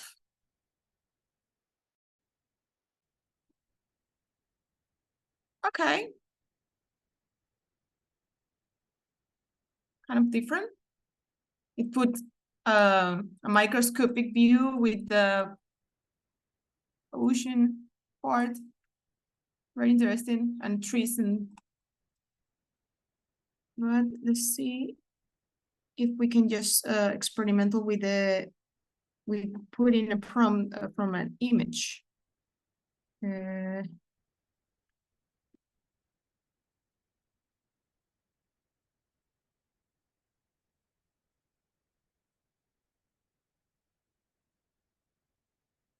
More realistic, realism, okay.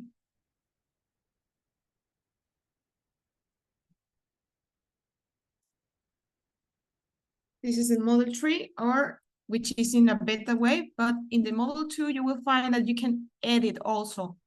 As a creator, you can just brush in, maybe you with all the descriptions, and also you can put an image as an input, or having the image around, and I can just draw into the image and then modify what I want. For example, I can say that maybe here I want some dunes. So it's like drawing in a 3D space, but being generated by AI. So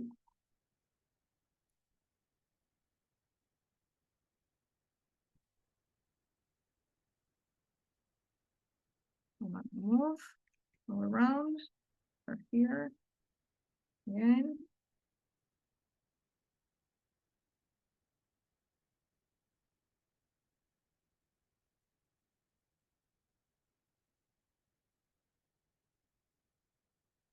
And let's take some, I don't know where these stone beaches in the Pacific. Let's take it out, the stones. Rusted machines. That's what we wanted to add, the rusted machinery.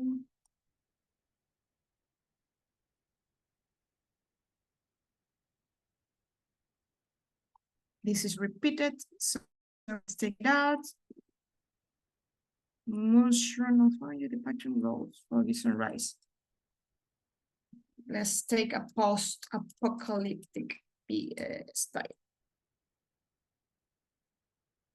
Or solar bank regeneration. Okay, let's try with this. Just realistic.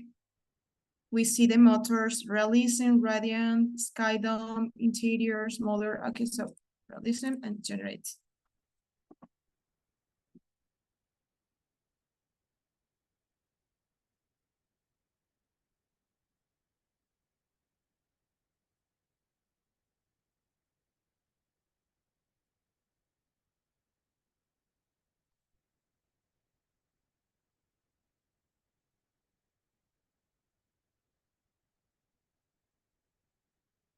Okay, let's see the results. Oh, okay. It is not so realistic, but it put us into a Roblox world, maybe. But it understands the scale. We are living in a modern world with this gaming aspect ready, but as we say before, it's just try to change the prompt inside and just have a lot of time to interact and to experiment another kind of image. Okay, and I think that maybe we are for now with all this information. As I say before, those are the 4 applications that we try to see today: the Prompt AI, the Crea AI, Skybox AI, and Runway, which is the one of the video. Also, for the editing video, we worked with the CapCut in order to make it fastness, and also with the ChatGPT to try to understand, and the DALL-E Copilot prompt generator and description. Also, you can have in Discord, in the Midjourney bot, you can put the image and click on the description. For example, you in test of putting image and you use text describe here, and you can put the input of the image that you want. For example, let's try with this one, and say to Midjourney to describe of image or image. Okay, no, it's not working. So again, describe. I want you to describe what you see in maybe in this image.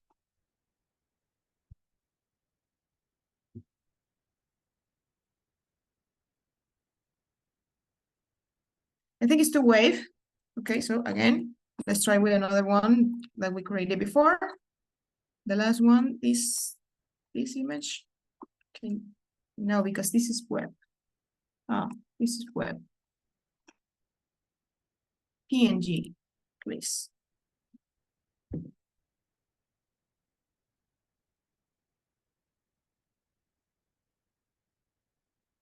Okay, it was because the image was too large. It was very rescaled. Okay, so what we can have here is for description of the image. So we can just make some variation of the image doing with this one, or we can just click on the one we wanted to work. For example, I click on the 4, send it up. And in conclusion, the important part of working with AI generation for image or recreating these imaginary scenarios is experimenting by moving on all the tools. Like for one image that I want to create, I move it from AI to Create AI, then I recorded the screen, then I put it on the daily, then I describe it, modified in Midjourney, or modified it on the ChatGPT prompt. And then we can make the same as we learned it before with Aram, put the 360-degree image into our Twinmotion, add some assets, and then just create a final video with all the process and the growing and movement videos that we already have. Because what we wanted is just to let the people understand what we are researching for, and try to animate what we couldn't recreate. Because, for example, going again to the place that we took the samples, or don't having the form to do that, that's the interesting part of the AI, that we can just recreate all that we imagine. Okay, we can just make it move, we can just create transition, we can just upgrade these into more realistic. For example, I can just save that image again, and also create this enhancer. Let's try the enhancer as a final, which is this one, upscale and enhance. I dropped the image that I get as a result, this one, for example. And it also works when we had pictures with lower quality. It allowed us to enhance and into upscaling. Okay, so I want to enhance that one. Enhance, click on enhance. We can just modify the quality that I want. And you will see.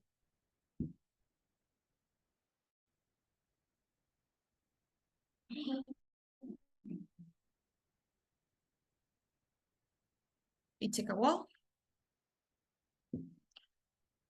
Okay. You see? It's more like HD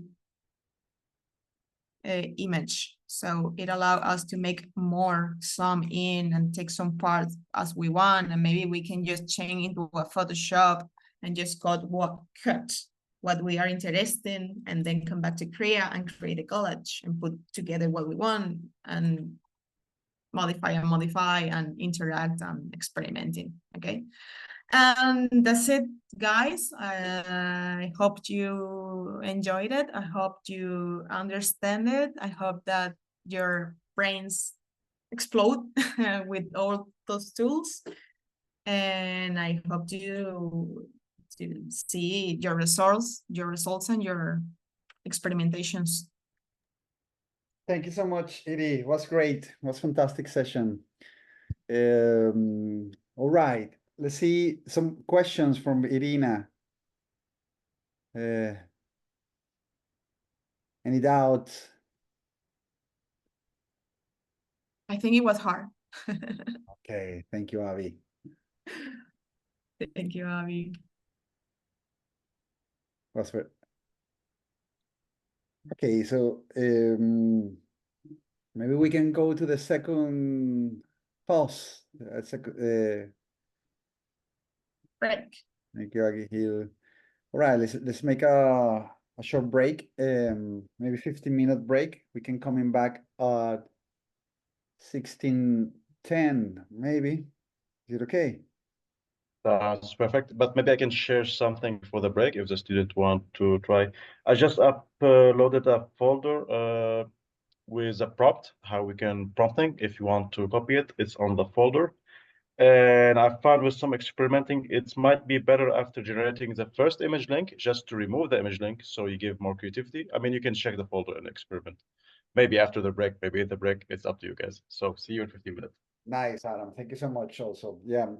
We were thinking that we are the four of us today here, willing to see your advance, guys. We know that you will need time to experiment a little bit with the tools that Aram and Irina introduced today, but it would be nice to have a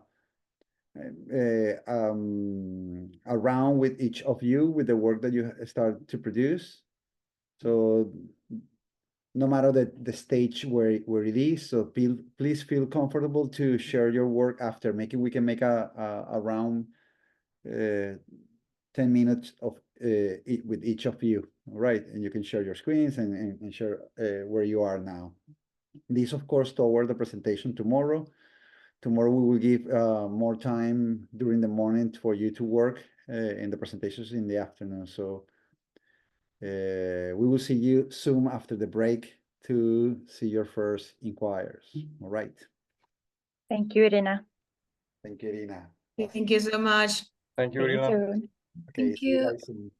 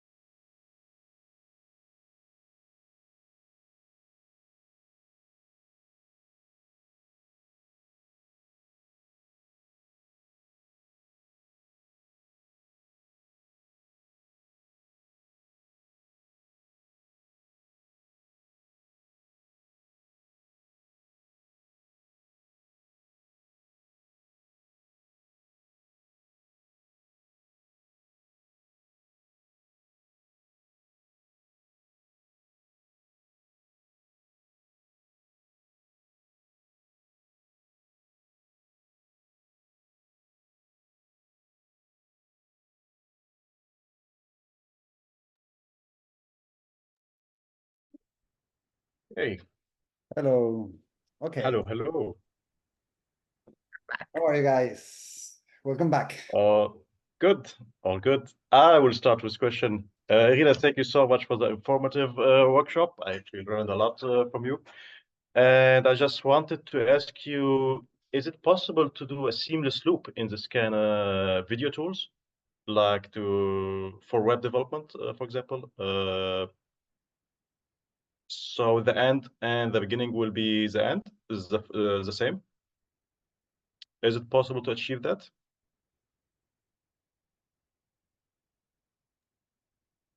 What's the question for me, Aram? When you show this nice video generation, is it possible to make it a complete loop? Because we, for example, we're making a 4-second, but is it possible to match the first frame with the end frame? Yeah, no, I understand. Yes, it's possible, but with the upgraded application, it will be giving you, I think, maybe 10 seconds video. So 10-second video. yes, you can make it longer.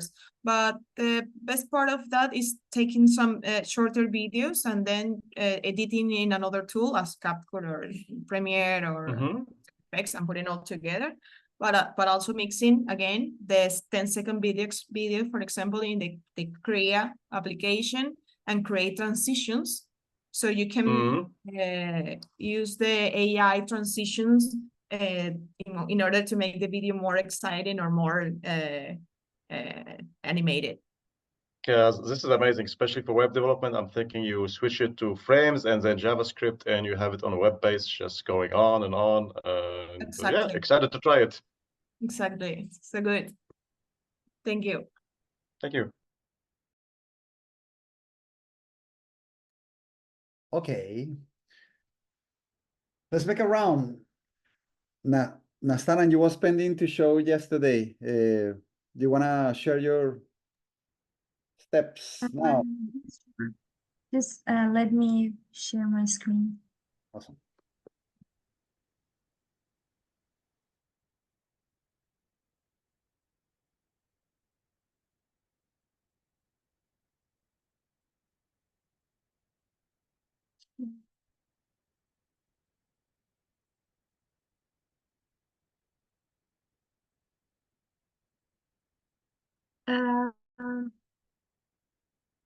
First of all, we studied, we're working in a group with Aqil and Fatma Rabab, and we studied the area. First of all, it was the Jarkmuk and surrounding region. And we studied the historical background of the site, and we this appeared that before the dam construction, it was a hotel, and it was a region that it was for camping and fishing, and go so far, it was the silver transportation in 1660. And I know it was from here to the Luleå port, if I'm not mistaken. And after that, because of the need of the electricity and the need of the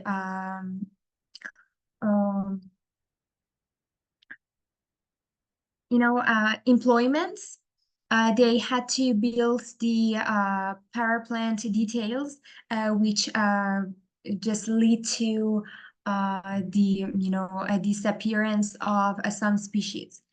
And after studying the area, we understood that this hydroelectric power had some disadvantages, like it just affected the water quality, and as I mentioned before, the biodiversity. For example, the flora and fauna was disappeared in this area since the dam was constructed. And also, it just affected the whole area. And here we have some maps that it just shows how it just changed through the time. And it's a GIF from the Google Earth. that just shows the time and the whole area.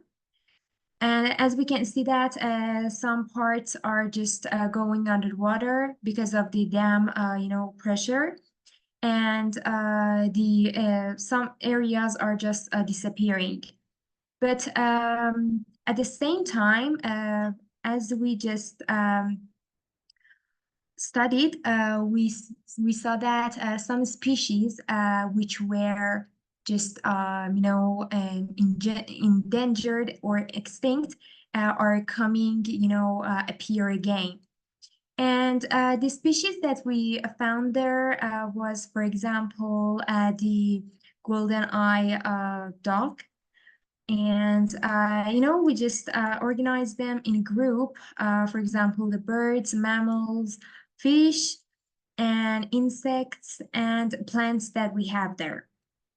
And here we have a microscopic life that is, there.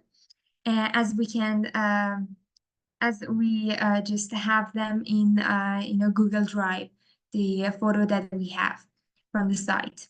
And also, there were some extinct and endangered plants. For example, this is the extinct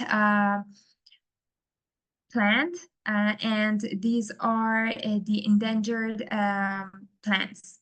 And also, I read about the gray wolf, which was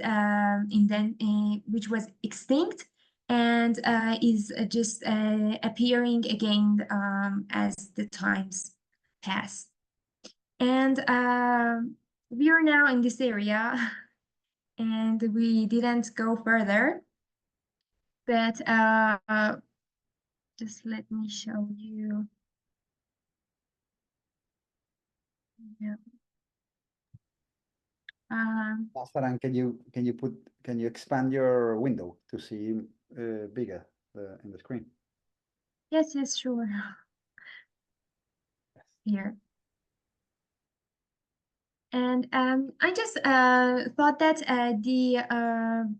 a growing pattern that Thomas was explaining to us yesterday is just similar to this species. And we can just imagine how it could be when we just develop the area for just appearing to just have this species appear again, and how it would be.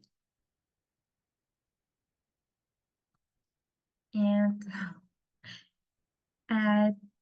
does anyone want to add anything? Fatima or Adil? I don't know if they're there.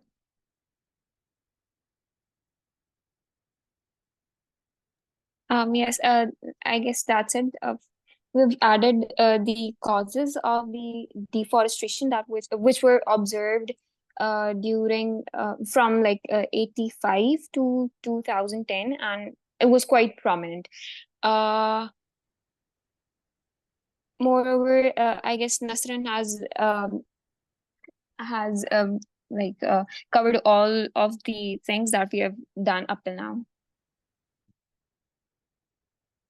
I think in this step we have to just work on visualizing, the species, and with the microscopic photos we have, and then just imagine how how it would be in the future world.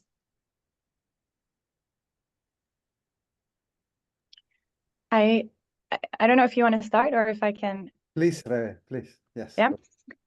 I think there's something that is very interesting. For example, if you find this fennel plant in like that, it was something that was interesting for you, or you were, then it would be nice to study perhaps what species or in what are connected or interrelated with this plant on a more microscopical level, but also in a bigger scale, and try to make those kind of connections. And then you can try to illustrate that both maybe through the AI or with the help of the AI, and also with the, and then you can try with the help of the pattern, what you learned yesterday from Tomas, to try to maybe create a way to visualize those interrelations somehow, and that could kind of become maybe the center of your research, or yeah, some kind of focus to start with. Yeah. I'm completely agree. If I can follow up, I think that this is a very, very exciting point. No, the fennel is it a sting? You read that it was a sting already, no? Yes, but you know, as I said, for example, the some animals even are just appearing again, and you know, as we can see in this GIF, some parts are just gone. I mean, I'm talking about the land. Some parts are gone, but some areas are just coming up, and you know, just we can see that it may affect that we have a new species, or you know, the things that were existed in the past are just coming up and appear again in these areas. I think this is a fantastic topic of to carry on, as Rebecca was mentioned, guys. And I will say that you should try to put all your attentions in that narrative toward tomorrow, and especially using the tools that Aram and Irina introduced today, and run the two different flows that Rebecca was suggesting, and I think that is very beautiful to illustrate the prompts with this narrative, Nazara, no? The idea of the continuous fluctuation and oscillations and the cycles of life that coming back. So they are territorial formations that alter the landscape, but at the same time, nature then, through these fluctuations and oscillations, find a way to recover and regenerate and create a new cycles of life. I think that this is fantastic. I just can imagine that you can use some of the tools that Irina was showing at the end, maybe place the site in the panorama with a specific location, as Aram was saying in the morning, and run very straightforward images. Do we have, I'm thinking in two workflow. Do we have in our samples some the fennel, or something that you can relate it with the fennel? I think I saw something, but I'm not sure. Because how is it going with the so one is to see if in this provide material there is something that you can use it to run these iterations. I think that this is first. No, the second one is to see if you can use one of the, so one there's three workflows that they are interconnected in between. No, so or 3 points of departure. Let's say the idea of that to run these workflows is that all of them at least use a microscopic image that could be prompt, or that could be inserted in a prompt of Midjourney or Crea, to create a prompt actually with ChatGPT using the specificities of the species that you are working, and name it correctly and put it in there to the AI to find correlations in the database and the location of the site. So we can say, as well as is true what you say. So one of the example of Tomas is exactly the algorithm, of similar algorithm that really can get some hints or can connect it with the species of the fennel, no? With the specificities, morphological specificities of the fennel. So how is it going with the algorithm in your case? Have you guys been trying this, or the algorithm of Tomas, or can you? Because coming back to the workshop, the workflows. So one, if you use the slide from the algorithm of that Tomas provided yesterday and transform in a video or even in a still image, you can insert it in an AI today, very much what Aram and Irina introduced today, and prompt the narrative of the extinction that you guys were telling us. And that is a very straight workflow. The second workflow is that you found some images in our provided materials that could be correlated with that. And then you run exactly the AI iterations in Midjourney or in Crea and so on, no? Prompting again the same idea of the extinctions, the cyclical logic of life. And the third one is, I remember that Aram used some image, create some panorama from some of the drone capture that Rebe produced. Right, Aram, you was using one of the panorama, the drone image panorama from. Was using it as a reference, but you can take any print screen and just put it there and then mixing it with another image. And that's also a nice workflow, just to use realistic images. And then always you do the artistic adjustment in the end after you get the result you want. Exactly. So there is a very nice drone video that Rebecca took from Laxere that you can use, guys, that could be perfect to interact with that. I will try to concentrate in these three forms of visualization. You have a nice concept and just try to go from the territorial to the species to the growing. No? Let's say these three scales. The territorial give you the idea of the site based on the drone picture, drone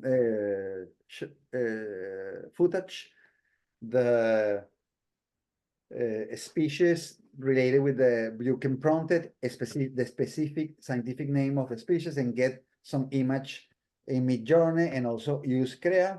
And then from the algorithm that Tomas provide, also extract some other iterations in Midjourney or in Crea. These three workflows are perfect for that. Yes, Iri, you want to say something? Oh, Aram, please.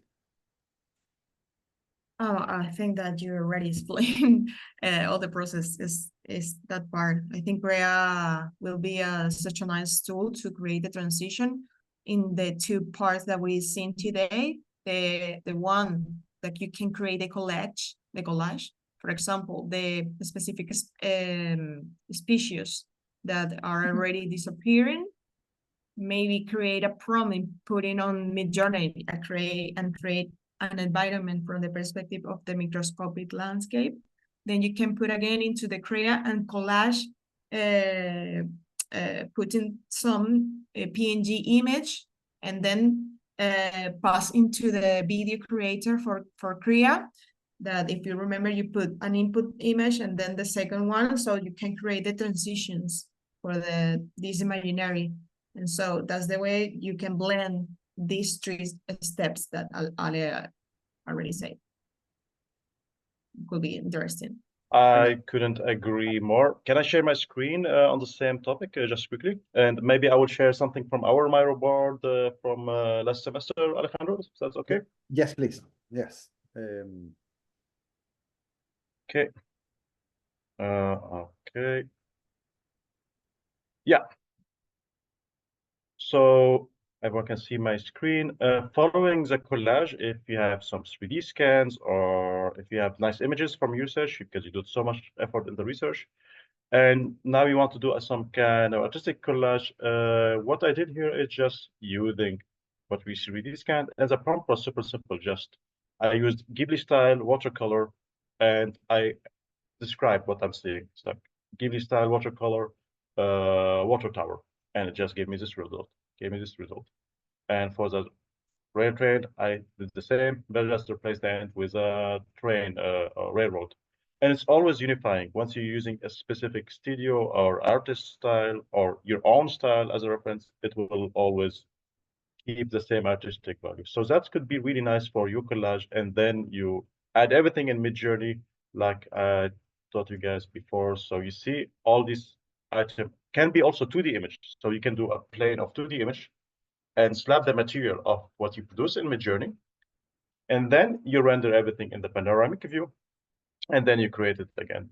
I mean, there's multiple ways to do it. But absolutely use your research and all the images you provided to go through this direction. I think that's it, what I wanted to share. Yeah, for Amazing. example, when we had the case of the power line accessing, we tried to model it into InMotion, and we tried to do the AI, give it some life, and so on and so on. All right. Well, you got it, Uh, Fatima and Nastaran. That sounds interesting. Rebe, please. Yes. I'm just gonna post I put here in the chat a quote from the book from this Coll von Linné, Coll von Linné that we talked about before, whose track we were following, and it's more or less talking about how the sand was. It was a black sand that was holding iron. That could also be an interesting track to see if there are any relations between this species and that kind of sand rich in iron. But it's a possibility. That's fantastic. That could help in an amazing way to develop the prompt and talk about extinction based on text from the past that describes some of the environmental scenarios from that site, a specific site. And that sounds super good. All right, you got it, guys. So just give it a try. Thank you all. I think Thank you.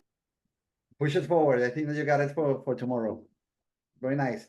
And I noticed that you already were working in a PDF document or in a document more narrative oriented, right? For the presentation. I think it would be very nice to have that document. I mean, as we said, Miro is nice for working, but it's nice that maybe you say sometimes to present it from a document that we can see images and text and have more sequential steps. Yes, we're trying to just organize the details and data and just working on it. All right, you are working with Fatima, right? And Nastaran. Fatima and Abby. And Abby. Okay, perfect. Well done, guys. Very nice. Thank you. So be inspired and just push it forward. Thank you. You already have a very nice point of departure. So very beautiful. The idea to visualize microscopic landscape from extinct species, and that is, I think, is the punch about have this. All right. Imagine especially toward this idea of engaging with the public, with the creating experience for others to relate to nature in another dimension, that to be able to see the beauty of this image and the beauty of these species that is not already anymore there, and you are bringing back through this visualization. That is very much the core and the purpose of that. Very nice. Okay, so Rasha or Akil, do you want to show some of your advances?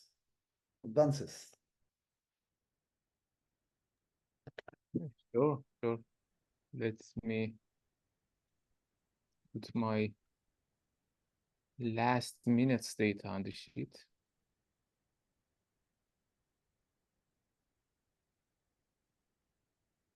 Yes, I'm sharing.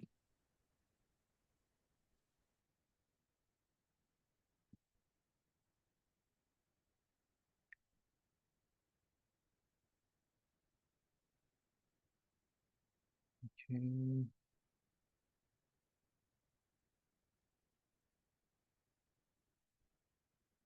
Okay, I try to make them more organized. What I have processed and make a diagram here, I try to make them organized and specific to some theoretic backgrounds and separated in the more specific paths. So I reproduced these GIF and separated these layers with better quality from the site and try to make this more related to the theoretical backgrounds, like the general systems theory, that specifies the material systems, living system, and social systems, and apply them to both contexts in the it's not correct, I think. It's a macro scale at first, in the human scale, that how it's developed in regarding these three systems: material system, living, and social. And another time applied it to the micro scale context related to these organic species. Somehow it could be adapted to these fields, but try to find the keywords related to these areas, and try to make the prompt more structure, find a structure for creating and updating the prompt for each of these rounds of attempts of creating these imagination.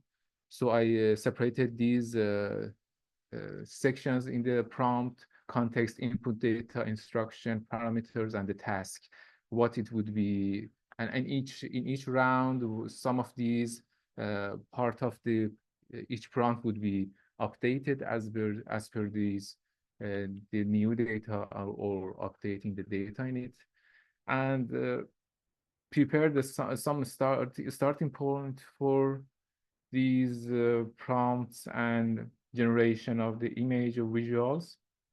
Some of them are in the micro scale, some of them in the macro scale, of what happens in those areas. Some of them are shared with you with some from the museum images, historical background, and some of them are more mathematical background, like related to some algorithm and some way of emerging an agent in the digital environment, some mathematical developed methods for doing that.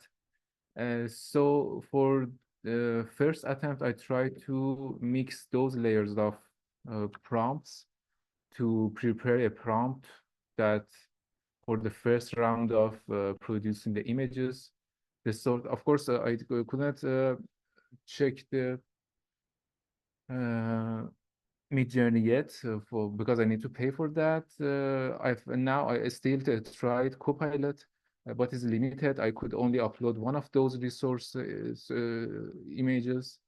I need to of course check another Google Colab notebook from the stable diffusion models that I was working on. I didn't completed that yet. That in that way I can add some more images and have more control on the output images. So by getting these layers off and adding some information and making it more proper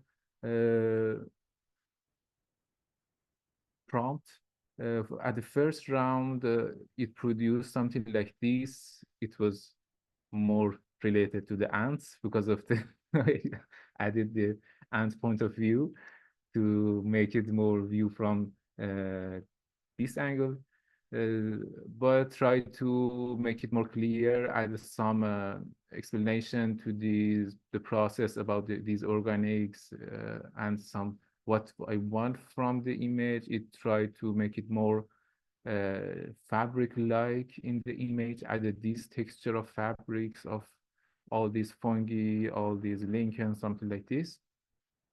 Still, there is some ants in the picture, but I try to, at the round 3, I try to check the other scale using the micro scale of these, what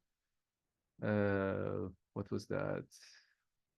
Diffusion limited aggregation in the macro scale, and produce the large scale development of the area, a post-human area, with the concept of growing these scale species in the larger scale. That's this is the first attempt I get these images from the Copilot. But still I am trying to examine different combination of data to produce the different prompts, and I need to check other platforms for producing the images, and of course checking the other source images to produce more related output from that. Awesome, Basha. Very exciting. Thank you. Yes.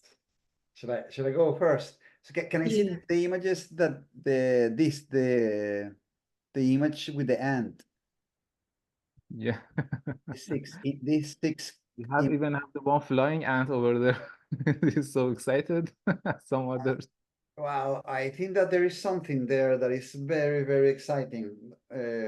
Say that maybe, and it's nice that you are using this prompt on the back on the. I think you can give it a second chance. So, you know, one of I like that both Aram and Irina show a lot, talk about a lot about this today. You know, the idea of there are tools that they are not necessarily precise, no, but they are quite sharp and quite precise in certain topics.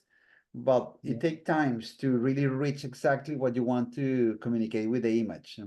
So I think that is interesting to give chance to the same image and try to make post editing or cut some places and keep going and keep going. You know? It's super nice how the image is interpreting this rock as a hill, and place it organism interacting with the lichens.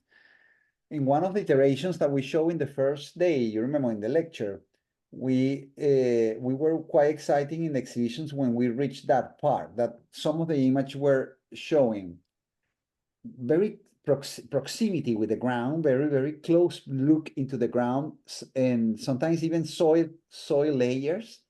And then a little bit in the back show actually species, the lichens, and then a little bit in the back show the landscapes. I think that you're going with the same direction, so that there is usually, or either we see a microscopic image or very specific images from a species, or we see pictures from the landscape, but an image that makes us look across. They are super difficult, and I think that you got it there, Rasha. So I will try to take this image, and if I can make an annotation maybe here just to see, and keep developing that part, maybe to see if we can see layers of soil. Maybe you can re-edit and cut that, and maybe put the type of soil that you find from that, and then play with the image in the back with maybe winter season or summer or spring season, even introduce other insects like and maybe pollinators that are moving around, and create some sort of a you know, of course this one is very good too. This one is very nice. You know, the perspective of the ants there. So now is one single, but it's nice to see that sense of community, you know, that is very much related with what you was presenting the first day, no? That there is a community of microorganisms and insects, and that they are cohabited and correlated in such an idea of a continuous landscape. And that is very much the image that you can find, no? With what Aram was introducing today about panoramic, it will give you a more wide space. So because sometimes the square format is difficult, no? But if you have a wide space, you can play with it, and then with the tools with Irina, you can make transformation or modifications of exactly the certain part of the image that you want to push forward. Yes, please, guys, if you want to follow up. Very good, very nice.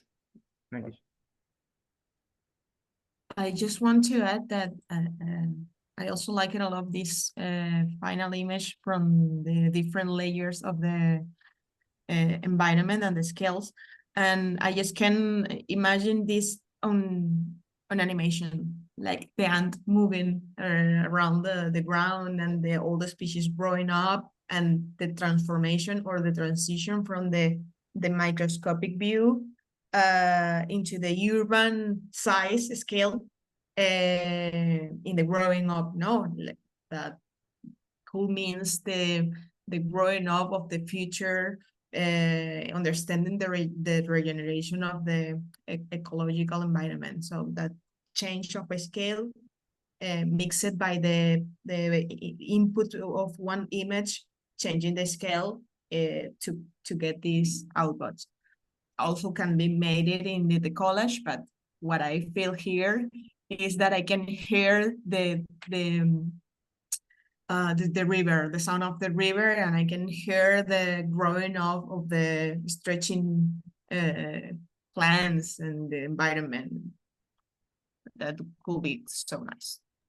It would be Thank super you. nice, and even something very simple, no? Like one of the last videos that you produced, it was just a movement of the a palm of the camera, something with transformation of this could be. So I really like it. That is not necessarily to be a complex animation, but it's something that more simple. So I like it and more atmospheric. Yeah. It was also is made by the runway application, you know, the Creo one or the runway one, and you can use the image to video or the video to video. Also, you can find maybe a video on YouTube that have the animation of an ant or something growing, as we say before, and just put it on the runway and take part of this 4-second video with the flow animation. It's not a hard part. Just made it by AI. Super, that is a good idea to use the database and download some of the insects that are there. No, yeah, that's quite nice. Maybe you want to add something? I also put a quote from Kvikkjokk in the chat there from Coll von Linné from 1732, right? So you have it there too. Maybe it's fun to use with prompt as well. Perhaps it could be interesting, or use it in some way. There were nothing there. He didn't say anything about any species of any kind. It's just something about what is he saying? That they were unfamiliar herbs. But maybe it could be helpful. But do you know, does the ants have a kind of special role in this area, or was it more that you decided to see it from the perspective of an ant? No, Or I didn't mean, anything no. specific on this subject, but of course, these combination of different species from insects and these other plants would be grown and would be expanded in the area altogether. But I didn't search anything specific about the insects over there. Yeah. And then I was thinking about these mathematic patterns that you had there. Where are they coming from? I mean, what are those patterns? These are from one of these sources of my visual sources. That's the starting points. And one category is mathematical context that coming from the same algorithm that we used in the grasshopper tutorial. This is developing or other branches of those growing patterns, growing agent patterns that can be used in the grasshopper. It has a mathematical background on it, and it's maybe we have some plugins even for grasshopper on some of these. But I only got some images, some visual image as a visual source for these investigation of some images with AI, and used it in something like this, and mentioned that in the process of growing urban space after post-human era or something like this.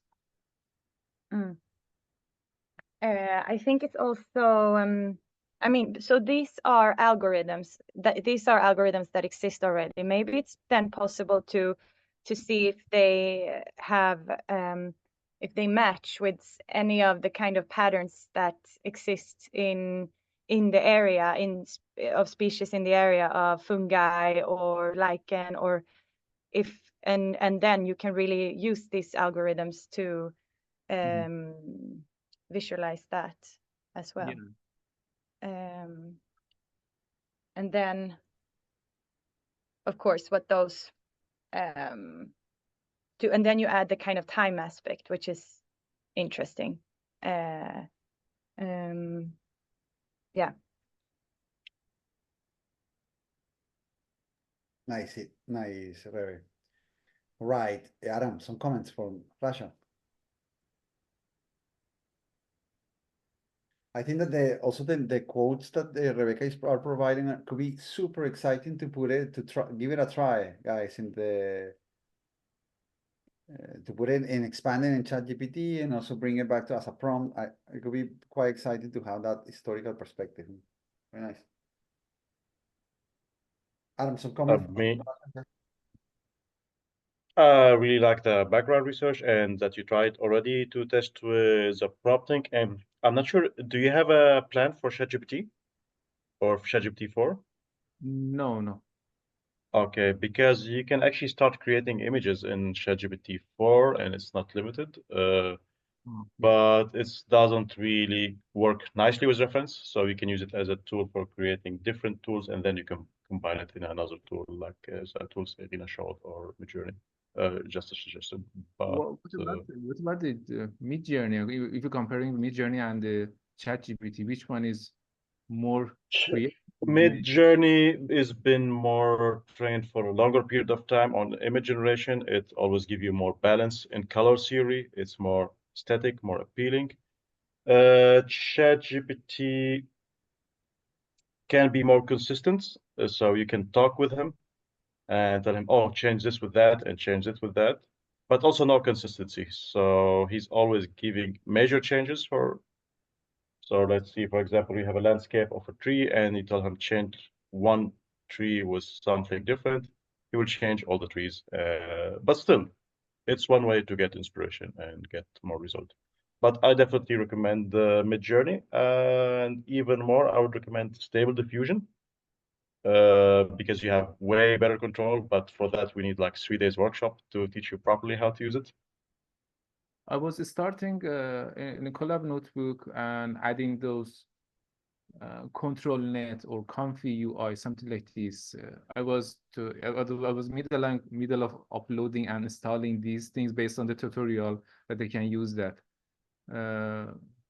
And some of those civets AI, some of the pre-trained model to have a specific output for that. I mean, there's a lot of models every day. There's new models. To be honest, I call my info about it super outdated because it's almost 8 months ago, and you have a lot of stuff happened last 8 months. But the good thing about mixing now Twinmotion with the Stable Diffusion is you have already the 3D data, so you can change, for example, to give material idea if you have a lot of something modeled. And material idea, for example, we have a tree in blue, tree in red, and you can just say this specific tree need to be affected and be changed to something else.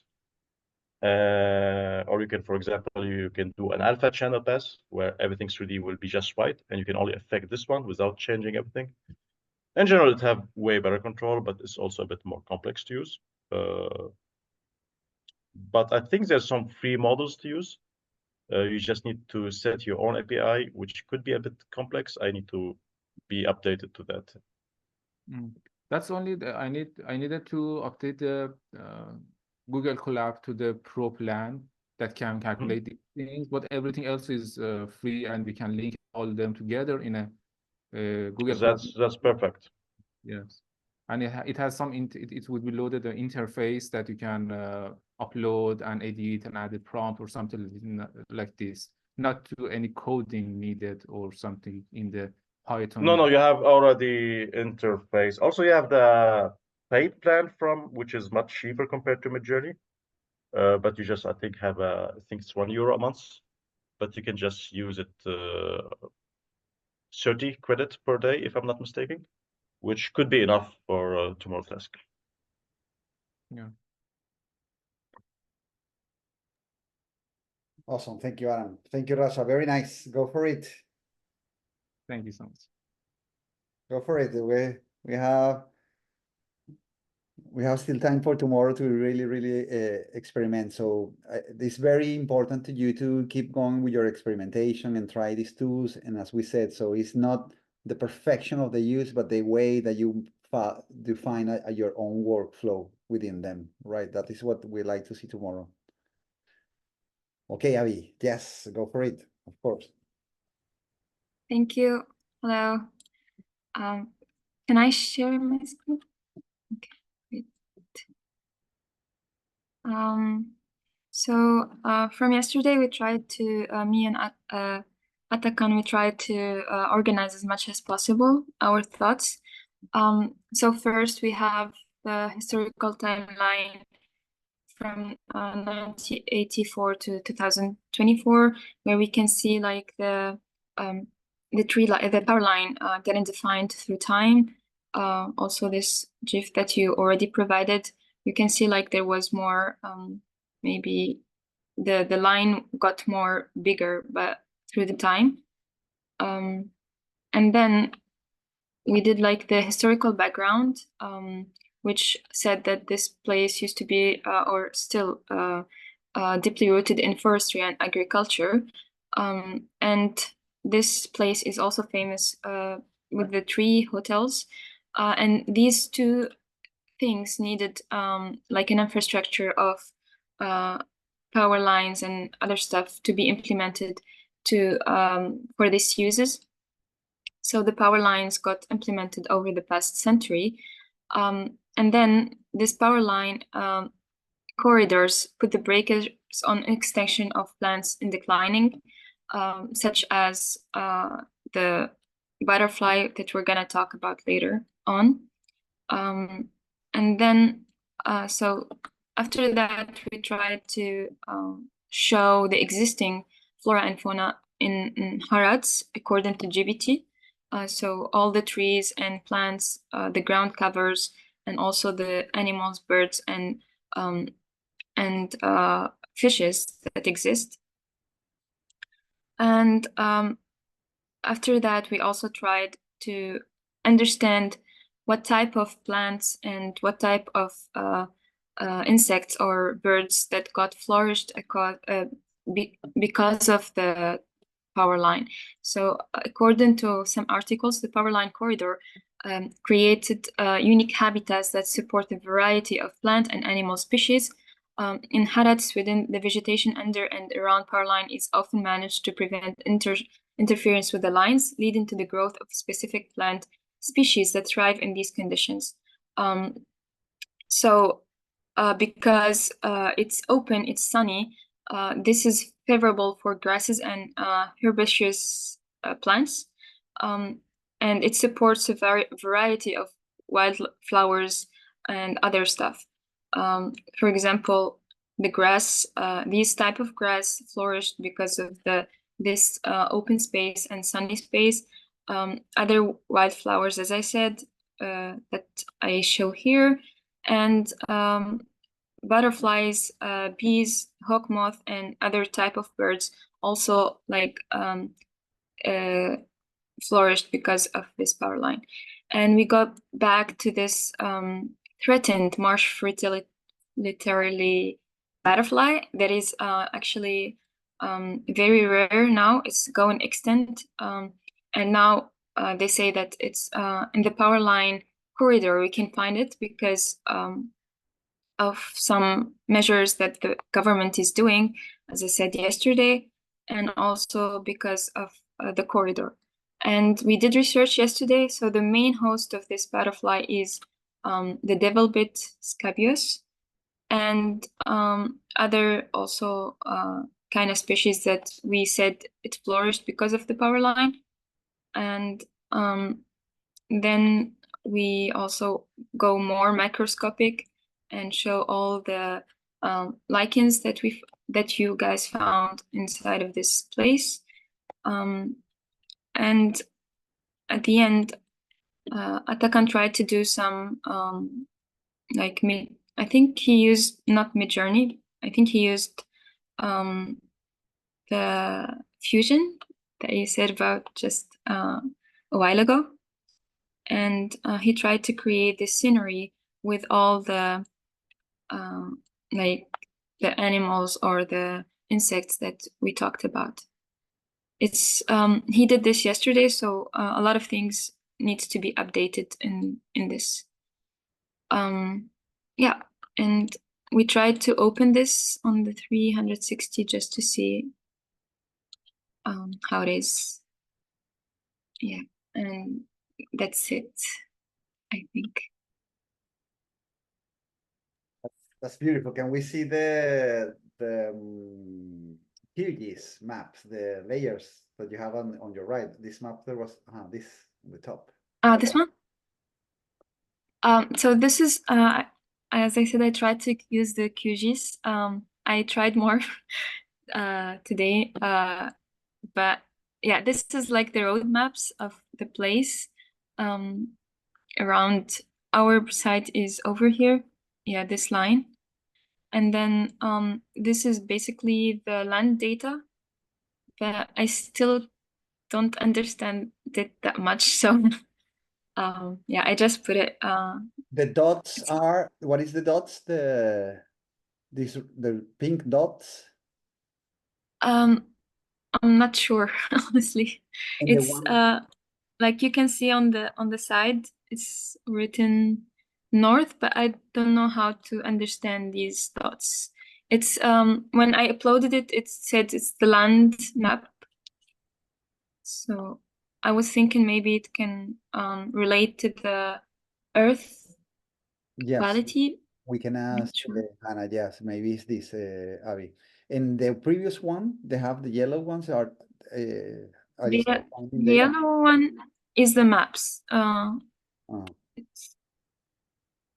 Yeah, it's the map. The roads. Sorry, the roads map. Right. I think this is a great piece, you know, to present it also together with the narrative that you were telling us. I think is what really make us look across the scales, you know, that and make us understand, wow, that fantastic cycles of life and interesting and intriguing thriving that happen with this endangered species is what happened, as we were saying yesterday, across that territory. No, do you find the map of the electricity network in Europe that we provide there? Or I don't know if we put it there, Rebe. Maybe we need to put it there. No? It's Which in one the Google. Sorry. I think it's on the Google Earth, right?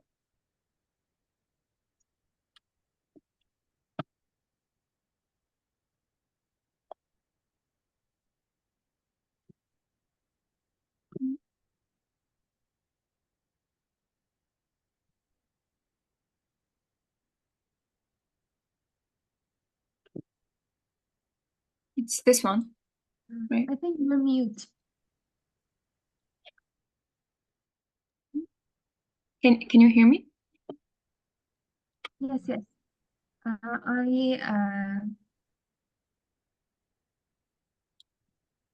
I mean, Mr.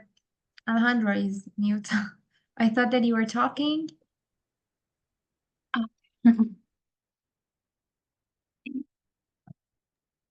You are muted. Sorry that I'm moving between different folders, like it's a landscape of folders. I was trying to find this work. I mean, this is the work. This is fantastic. Yes, let's say that your first scale is the Harat plan, the one that you read with that you can see in the QGIS package that Hana upload, and then there is another map. The second map is this one, the one that you are showing us now, that is this network along Lulio River. And then there is another map that is let's see if I have it here to share with you guys.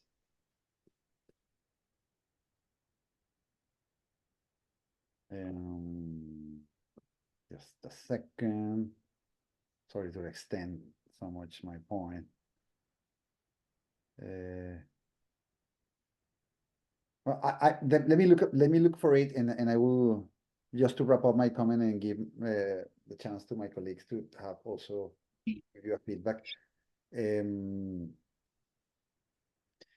So then that will give you the entire here, the regional perspective. You see the continental perspective, the power, hydroelectrical power as you described alongside Lulu River, and a specific in Hana, and then drop into the butterfly, and then drop to these visualizations that are fantastic. I think that is very nice to have it in sectional, as we discussed yesterday, the sections that show all the layers of the ground from the top, and plus this panorama. I think that complete very much the idea, and I like that what Rebecca was suggesting you yesterday, to find all the species, what they usually, the flowers that are related with the butterfly, and then what is the main predator, and that give us a hint. Now that all of this could be illustrated in this fantastic representation that you already initiated with Atacan. I think it's great, guys. It's a very nice, very beautiful piece of work. I really like it where you're going. So just put it together, as we were saying, these 4 scales, and give you a chance of the tools that Aram and Irina introduced today. All right, so I'm very sure with that, maybe some of the videos that Irina was suggesting, some of the panoramic that Aram was introducing, that could be complete the research in this first step of the research. Yes, guys, please. I will find the image for them, but please follow up. I can continue just a little bit on what you said about this, that you have a really nice catalog of the species that are there, and start to make the correlations kind of in between them. Maybe you can just start by drawing. In Miro, it's very easy to just like draw lines in between, like to start connecting them, that maybe which ones are connected to each other a little bit, like drawing correlations. And that could turn into a cartography kind of. So you have a catalog in a way, but you could have a cartography that could show almost in a circular way how the different species are affecting each other, which ones are part of each other's ecosystems in a way, to start being even more precise with that information that you have. And I was wondering if the butterfly is that one of the species that are more important to you? Is that something that you like have been more focused on, kind of? It is, right? Yes. Yeah, because they were saying like it's endangered, and when we looked through these articles, it's actually endangered not only in Sweden, but also like in Europe. There isn't like a lot, because fragmentation of the where they can stay. So like through this corridor, like the reappearance of this like endangered butterfly is like kind of amazing or magical, I guess. Yeah. Because do you know something what that sorry. Yeah, sorry.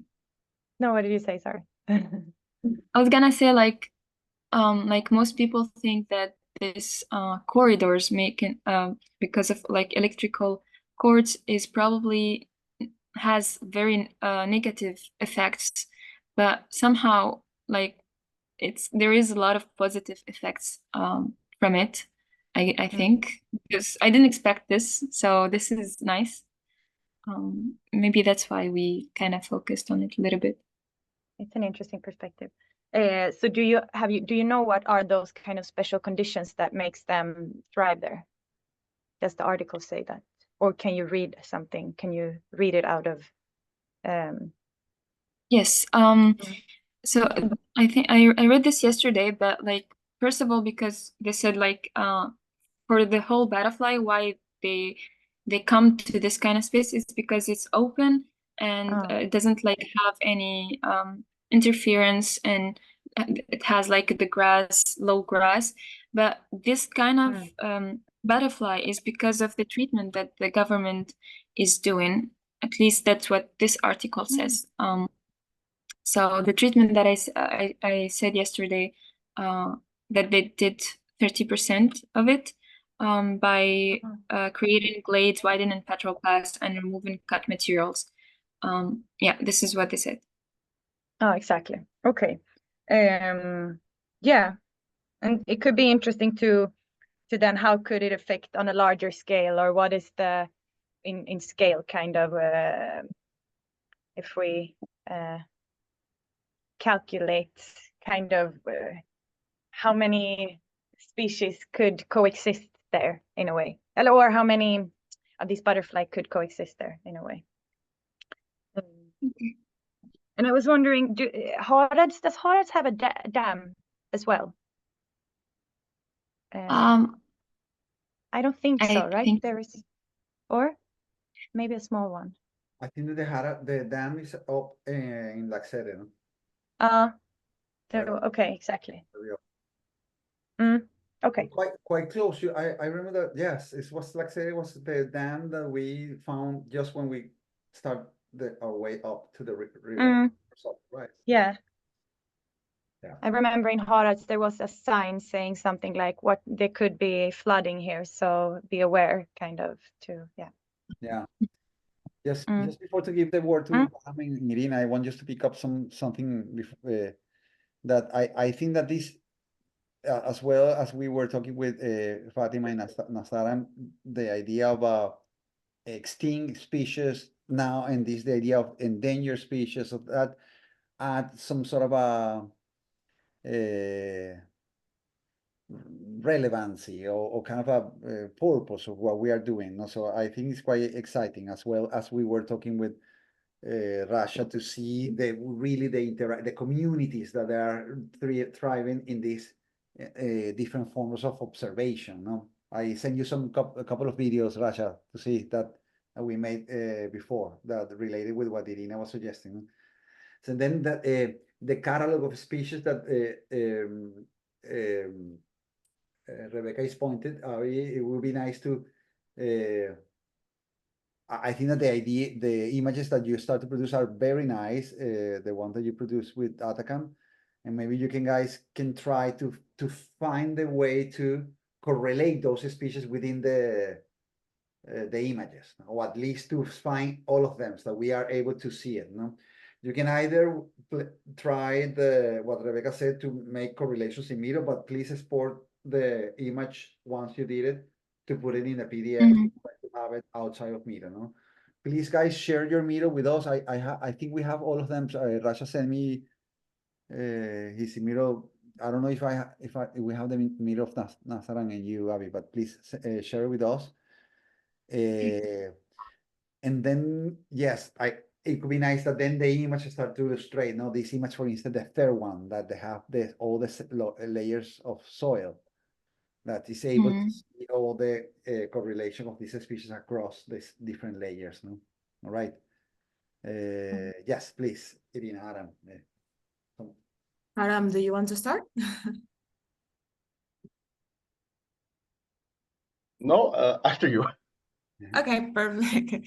I really like it, the sequence of the narrative and the storytelling of this research, because of the timeline order in the grown up, and the specification of all the species from flowers to animals, and that part of the butterflies.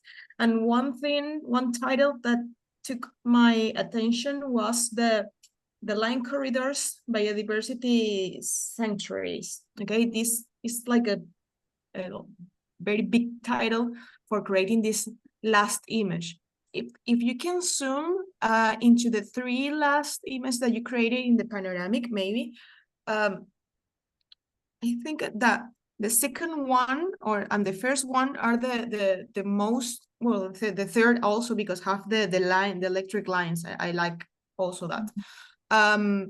Maybe you can now manipulate one of these 3 images that you already created and try to mix it with the real picture or the real photography that already took before, and to try to maybe just modify some parts, no, to add the butterflies or to add the flower that are in danger or extinction, and to create the layer that we say before in the other reviews, no, that you can see in one image the sequence into this deepness of the image, but also as a positive future work, no, the line corridor biodiversity sanctuaries, that the image shows how it's going to grow, but also as a future imaginary that allow us to dream that it is possible to have. And also the same as the other groups, like animating that will be amazing. I think it's such a nice done and such a nice a point of view also. So that's it. Thank you. Thank you. Nice idea. I agree with all the point Irina put it. Also, one more thing you can really do nicely is just overlap these images, all of them, you did them on Photoshop, and just do a complete cut. Even in the panorama, it's nice because it's kind of now a panoramic diagram. We are in a educational diagram, and you can just show, and you see the cut completely, the effect before and after. Also, I mean, this is a bit advanced. Some tools you can do the slider where you can just change the effect with animation. But what Irina suggested in the end, the animation would be also a really nice touch to show how the landscaping is changing. And you have amazing 3 images, you have consistency going, and you can see the effect of the electricity line going. If you can get that to be animation for tomorrow, that will be amazing, actually. Thank you so much. Great work.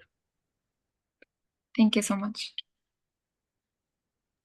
Maybe it's also possible to illustrate the 30-70% thing that that they were doing. Yeah. I think so.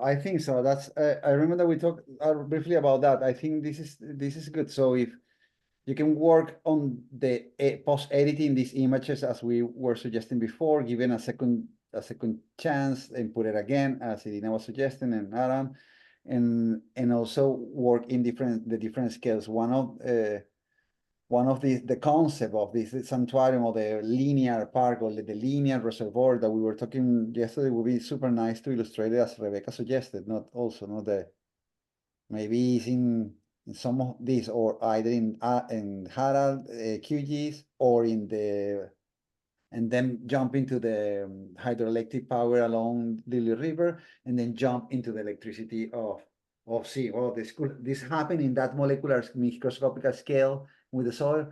Look at the corridor as a new ecological environment, and then look at what is happening, and look at what is happening. Then we really can go from planetary to microscopical, no? And especially prompting this. I don't know if you can prompt the 30 and 70%, and you provide the image and see what happened with that. So if maybe the intelligence is able, the artificial intelligence is able to read that and make an illustration that more or less approach to that quantification. So let me show you the things that I was saying before. Now let me share. Very beautiful, these images. All right. Now I need to pass image by image.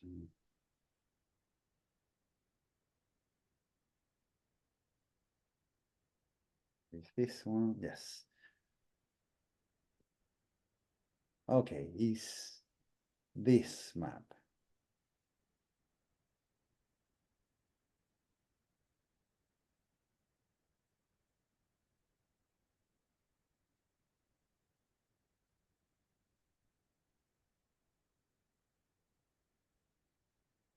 So this is the context now. So the context where this happening, you know, we can have this long avenue to see, wow, they really give you that scale, no? And this is the map of here. So that line is this one. So then from that, did some electricity go to Finland, and some electricity go down to the south of Sweden, and then they jump into Denmark and cross the continent and transforming all of this. So it's really, really a connect network, no? It's really stunning to see that, no? Yeah. Right. So it's very much this line. So the image that we were is some, and then happening in this intersection that Cesar was showing the first day, no? This is very much what Hana was saying also, that a visualization that he showed. That we run some iterations with this, no? We put the map in ChatGPT, in Midjourney, and we produce these images based on that, no? Of course, the prompt was a little bit catastrophic, no? It was not so optimistic as we are talking now, no? It was to read that map and extend it into this, actually modify a little bit the continent. It was not exactly the continent, no? And also create on other networks and other things, right? Okay, but you got it. You are very much there. Very nice, Ariel. Thank you so much. Please say it also to Atacanda. It's going very good. All right. Thank you so much. Thank you for sharing. Is you, Agil, you want to share something today with us? Thank you. Just if you have time, I would like to share a short. I have some investigation in journey, and I'd like to share my picture. And just a moment, is it possible to share? Yeah. Please share with us, because tomorrow we will leave you work tomorrow morning. So it's nice to see you today and give you space to produce. Okay, until the presentation in the afternoon. All right, go for it. Yeah, just thanks to Nassaran and Rabab for the presentation. I've also been troubled mid-journey that I'd like to share. I will try to pass very quickly, and actually just a moment, please. Yeah, this is my first prompt, and it is initial prompt to I imagine a microorganism limited to the cube, and lastly I find this output. But I think it is really important to extend my prompt by today's presentation. I would like to show just some outputs, something like that. And then in these outputs, I imagined how to process of change in the microorganism happens within the cube, so that I can see its change. And I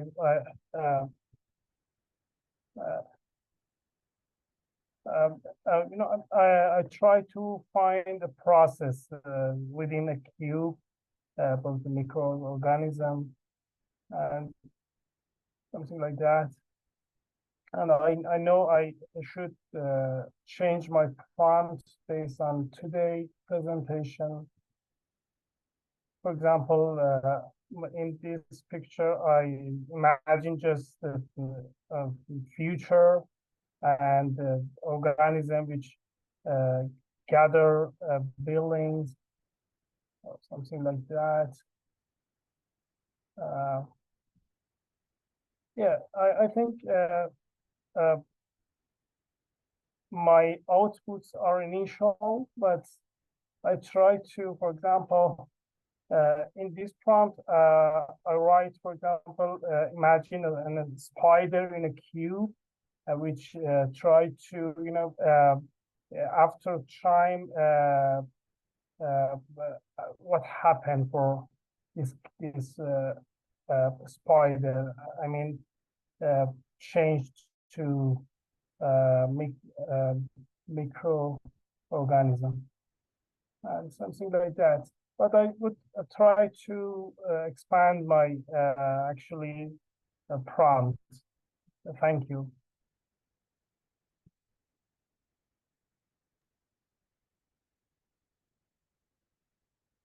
That's it. Thank you. Thank you, Agil. Very exciting. Very, very interesting. Look, I'm agree with you. I think that there's a very valuable exploration. I think that you can give yourself a chance to be more accurate in the prompt. I don't know if it's accurate the word or more precise, or let's say, or more topic oriented. Now that you tested, you know that is working. These catalogs of cubes is super exciting. I really like the beige one and some sort of a collection, a catalog of microscopic species. It sounds it's a very good piece. I think that is very interesting to keep working on that, and then try to enhance your prompt based on more specific conditions. You know, like for instance, so you know when we decided to make the workshop, we were the previous one that your colleagues have been showing in IAG, it was more open, especially toward the context of Barcelona. But due to the fact that we were not be able to travel together, we decided to make it oriented to the Arctic, especially toward the exhibition next year, and to give continuity to the research that we have been producing, involving all of you and share with you the samples. So please take use of that, because it will give you more accuracy, or at least it will connect you to the topic of study of the Arctic. It could be, it could be a workshop that is international anyway, and we assign maybe one day to everybody go to take samples, but we thought that that could be a little bit complicated. No? So I think that you can work in the prompt as you was telling us, trying to have a more specific species that you are working, as well as with scientific name, you know, with quite specific data that you take from the species that you want to work with, as well that some specific lines that talk about the site and the characteristic of the sites. One of the site of the Arctic, of course, it will be suitable you to jump into that. No? Then, yes, you can keep going with this catalog, this matrix or catalog of species that it sounds quite exciting, and then maybe touch upon some of the topic of those microorganisms and species that thrive in the Arctic conditions. No? And then you can come back to the representation, but be more precise in the prompt. I will just give that chance. No? Just give the word to my colleague to see what is your opinion, guys. Very nice, very exciting. Where you going? Should I start? Yes. Yeah. Okay. I was just wondering if the images are coming from an image, or from what is the prompt, or how did you create them? This microorganism, is it a specific microorganism that you have been trying to create? Yeah. Yeah. Yeah. I missed your voice. You asked about what was my prompt, yeah? Yeah, kind of. Or if it's a specific microorganism that you are aiming for. Yeah, I think my imagination about the workshop was related to just microorganism, and in microorganism scale. But I really keen on to find a process of microorganism in micro scale. So I just find and explore what happened for a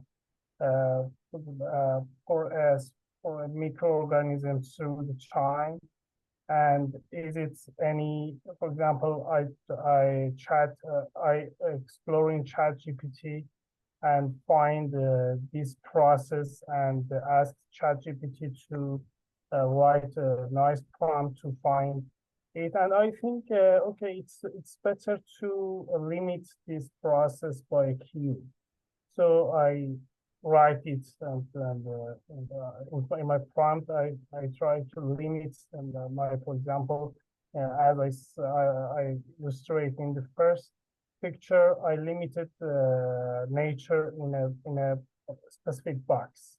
But today, as Irina presented, and it was amazing, I found that it is very important to expand my prompts and find it in another, for example, AI platform. I think it's super nice what you have been doing with the different, you have been trying to, you had in the end some picture that you were showing, or an image you were showing where it was several different boxes that they looked like they were containing different microorganisms, right? Yeah, it was very amazing for me. If I found, is it possible to find what happened to a specific participant and specific parts of the organism, and I want to find that. Yeah, thank you. Because it's very interesting. If you could define what those microorganisms is, and maybe give them a geolocation or that they are related to a specific site or something, it could be very interesting as a kind of comparative study to see them individually also, and how they are, maybe with the help of these tools that they have been showing you today, like this that Irina was showing with making one, merging two images into a kind of video, that all of those different boxes could have you could see the process of each of those microorganisms. It could be a very interesting picture. I don't know if it's understandable what I'm saying. No, I got it. It's very interesting, and I really like to find it in the way which Irina presented in, for example, by MP4 format, etc. I really like to explore that. Yeah, thank you. Thank you. I just want to add a point of view that maybe can work for you in the way of like creating an environment. For now, you have this specific growing microorganism into a box, but maybe you can get a try with the prompt that you're using in order to create a panoramic view in an ambience and an environment. No, put the layer of the landscape in a microscopic, and you can get that modifying your prompt and adding this instruction, which is create a landscape where the microorganisms are living and interactive with the in between them, and the growing the explanation that what you want to have in the final image. So in that form, you can take the zoom out from the point of view of one single microorganism into completely image as the other image that the other groups have been presenting. Maybe you can go in that line, and also, as Rebecca say, understand and select allocation and select some problems that are happening there based on the information that we previously give to you, and try to mix it up your idea or your perspective from these boxes into the realness of the case of a study. That's the way I will tell that could works. Try to explain it into ChatGPT, and maybe ChatGPT will give you some answer. So how you can make it, and then you can use all the tools that we try to explain today. Also Photoshop, merge some image, merge the image of the cube, but blend in order to create a landscape view of it. Thank you so much. Thank you. Nice comment. Thank you very much. I really like the approach. I really like the contrast that you're going with the box. Same what the guys said about making it more environment. Maybe you can still show the box if you like the box, and it could be something like we have the box, it's changing with animation, but also the geo. You have a map upstairs, and the geolocation is changing with the box.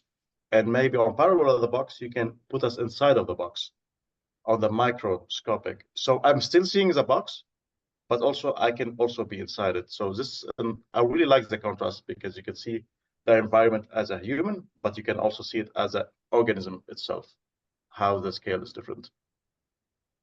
Thank you. That's it. It was interesting for me, instead of increase size of organism, decrease size of mine and see organism in very small and micro scale. But exactly. I mean, we have the point of view as a human. I'm only feeling like I'm in a lab. I have a test subject and I'm seeing the organism. But also it will be nice for each one to show another point of view from the organism itself. And I think you can still achieve that while presenting your cube. Thank you. But I think it is very important for the project in damming the Ladix. I have some conversation with ChatGPT and find something about species, and I found that there are two types of species in which produced by these by the dam, negative one and positive one.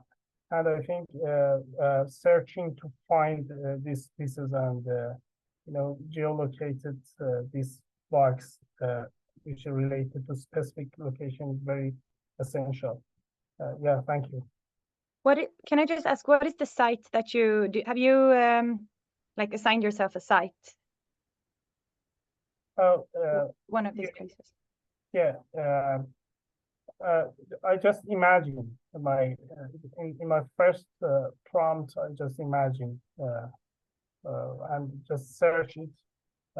For example, is it possible to share my screen? Okay. Sorry.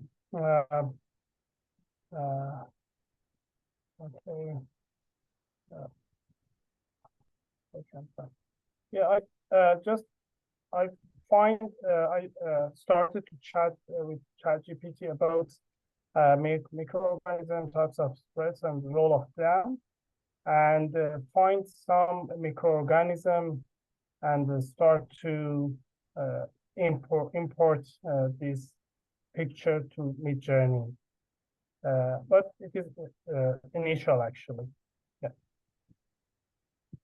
But this is it, no, Rebe. So I think this is great.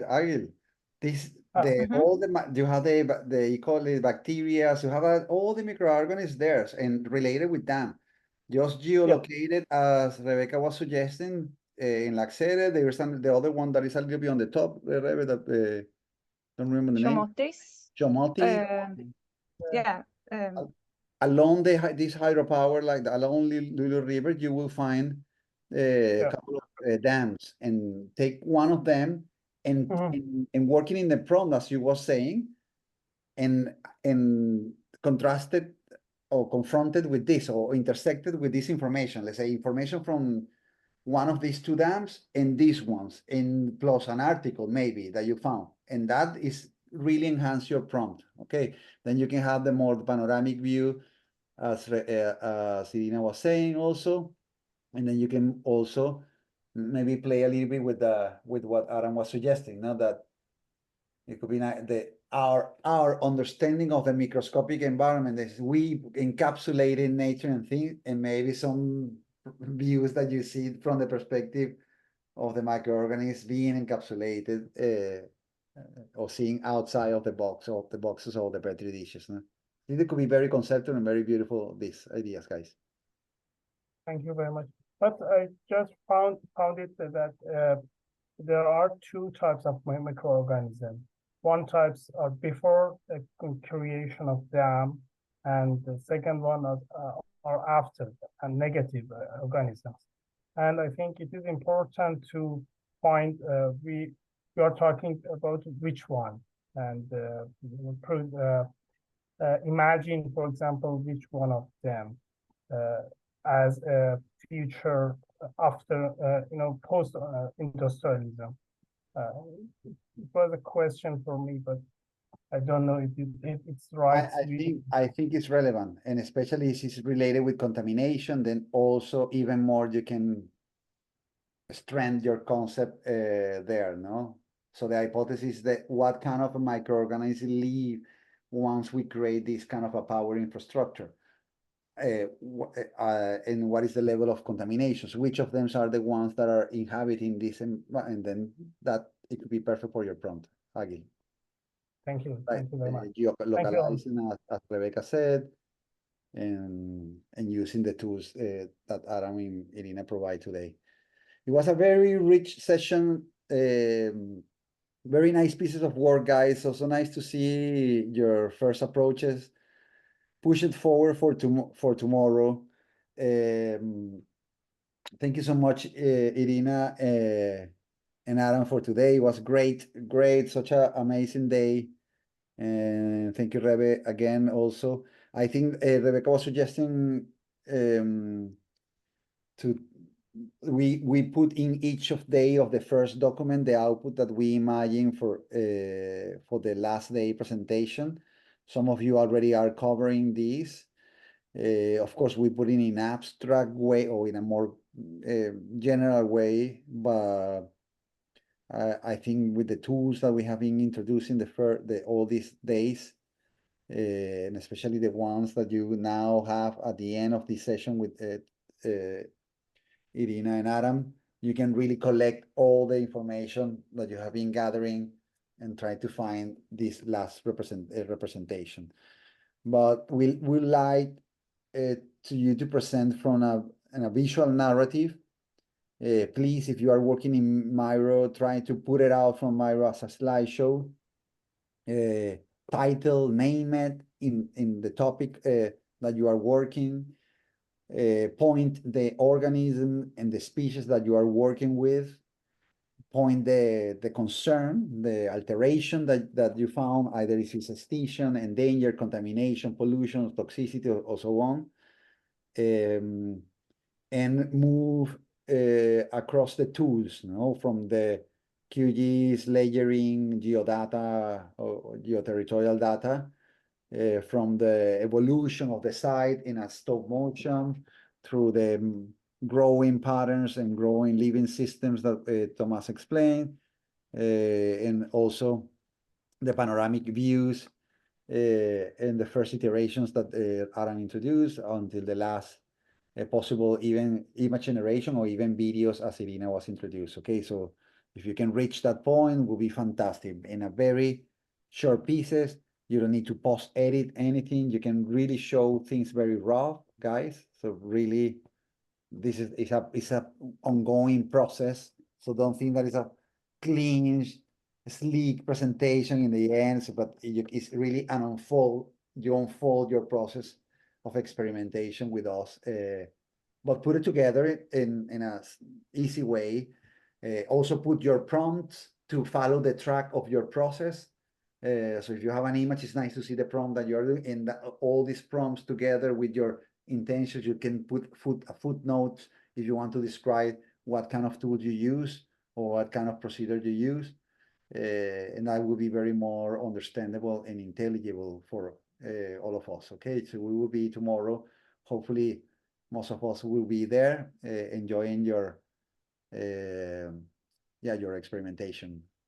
Rebe, please, some words. Can we just wrap up a little bit this? Let's share your thoughts.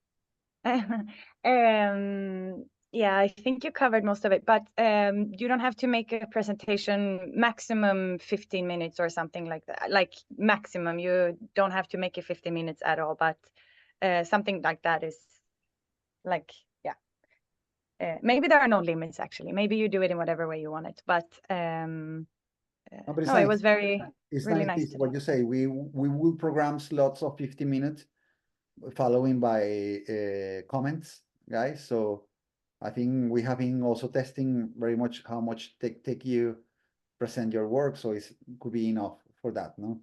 If it's maybe a group of 2, 3 people, we can expand a little bit more, of course, right? But very much as Rebecca said. So we will upload this video also, like the other days, to have it to support you in your work tomorrow. And we will see you at 2 o'clock. And yeah, it's very exciting. It's nice to see that it's been very intense. So it's nice to see that you have managed in between to create some stuff. So that's cool. Amazing, yes.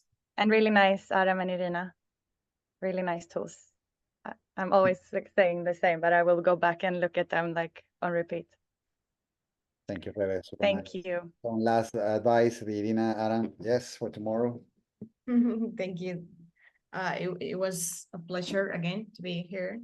Your researches and experimentation are so great, and from another point of view, and a lot of things into put a concept or put a view. I think that with the speed up view overview from the AI tools that exist and maybe you can use, I think that you are going to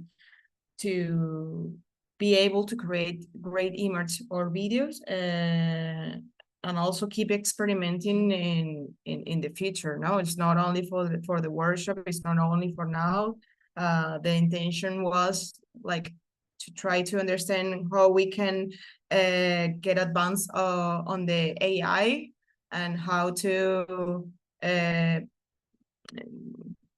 play a little bit, jumping into from a tool to another tool onto another softwares and things like that, but also keeping the understanding part of the research on the case of use and the location and the things that are really happening on the world, and to create a perspective for a better future. So I think that tomorrow, as Ale say, is part of unfolding all the process, not as a final conclusion, but the things that could be better explained or better created for the future. So thank you so much for your time.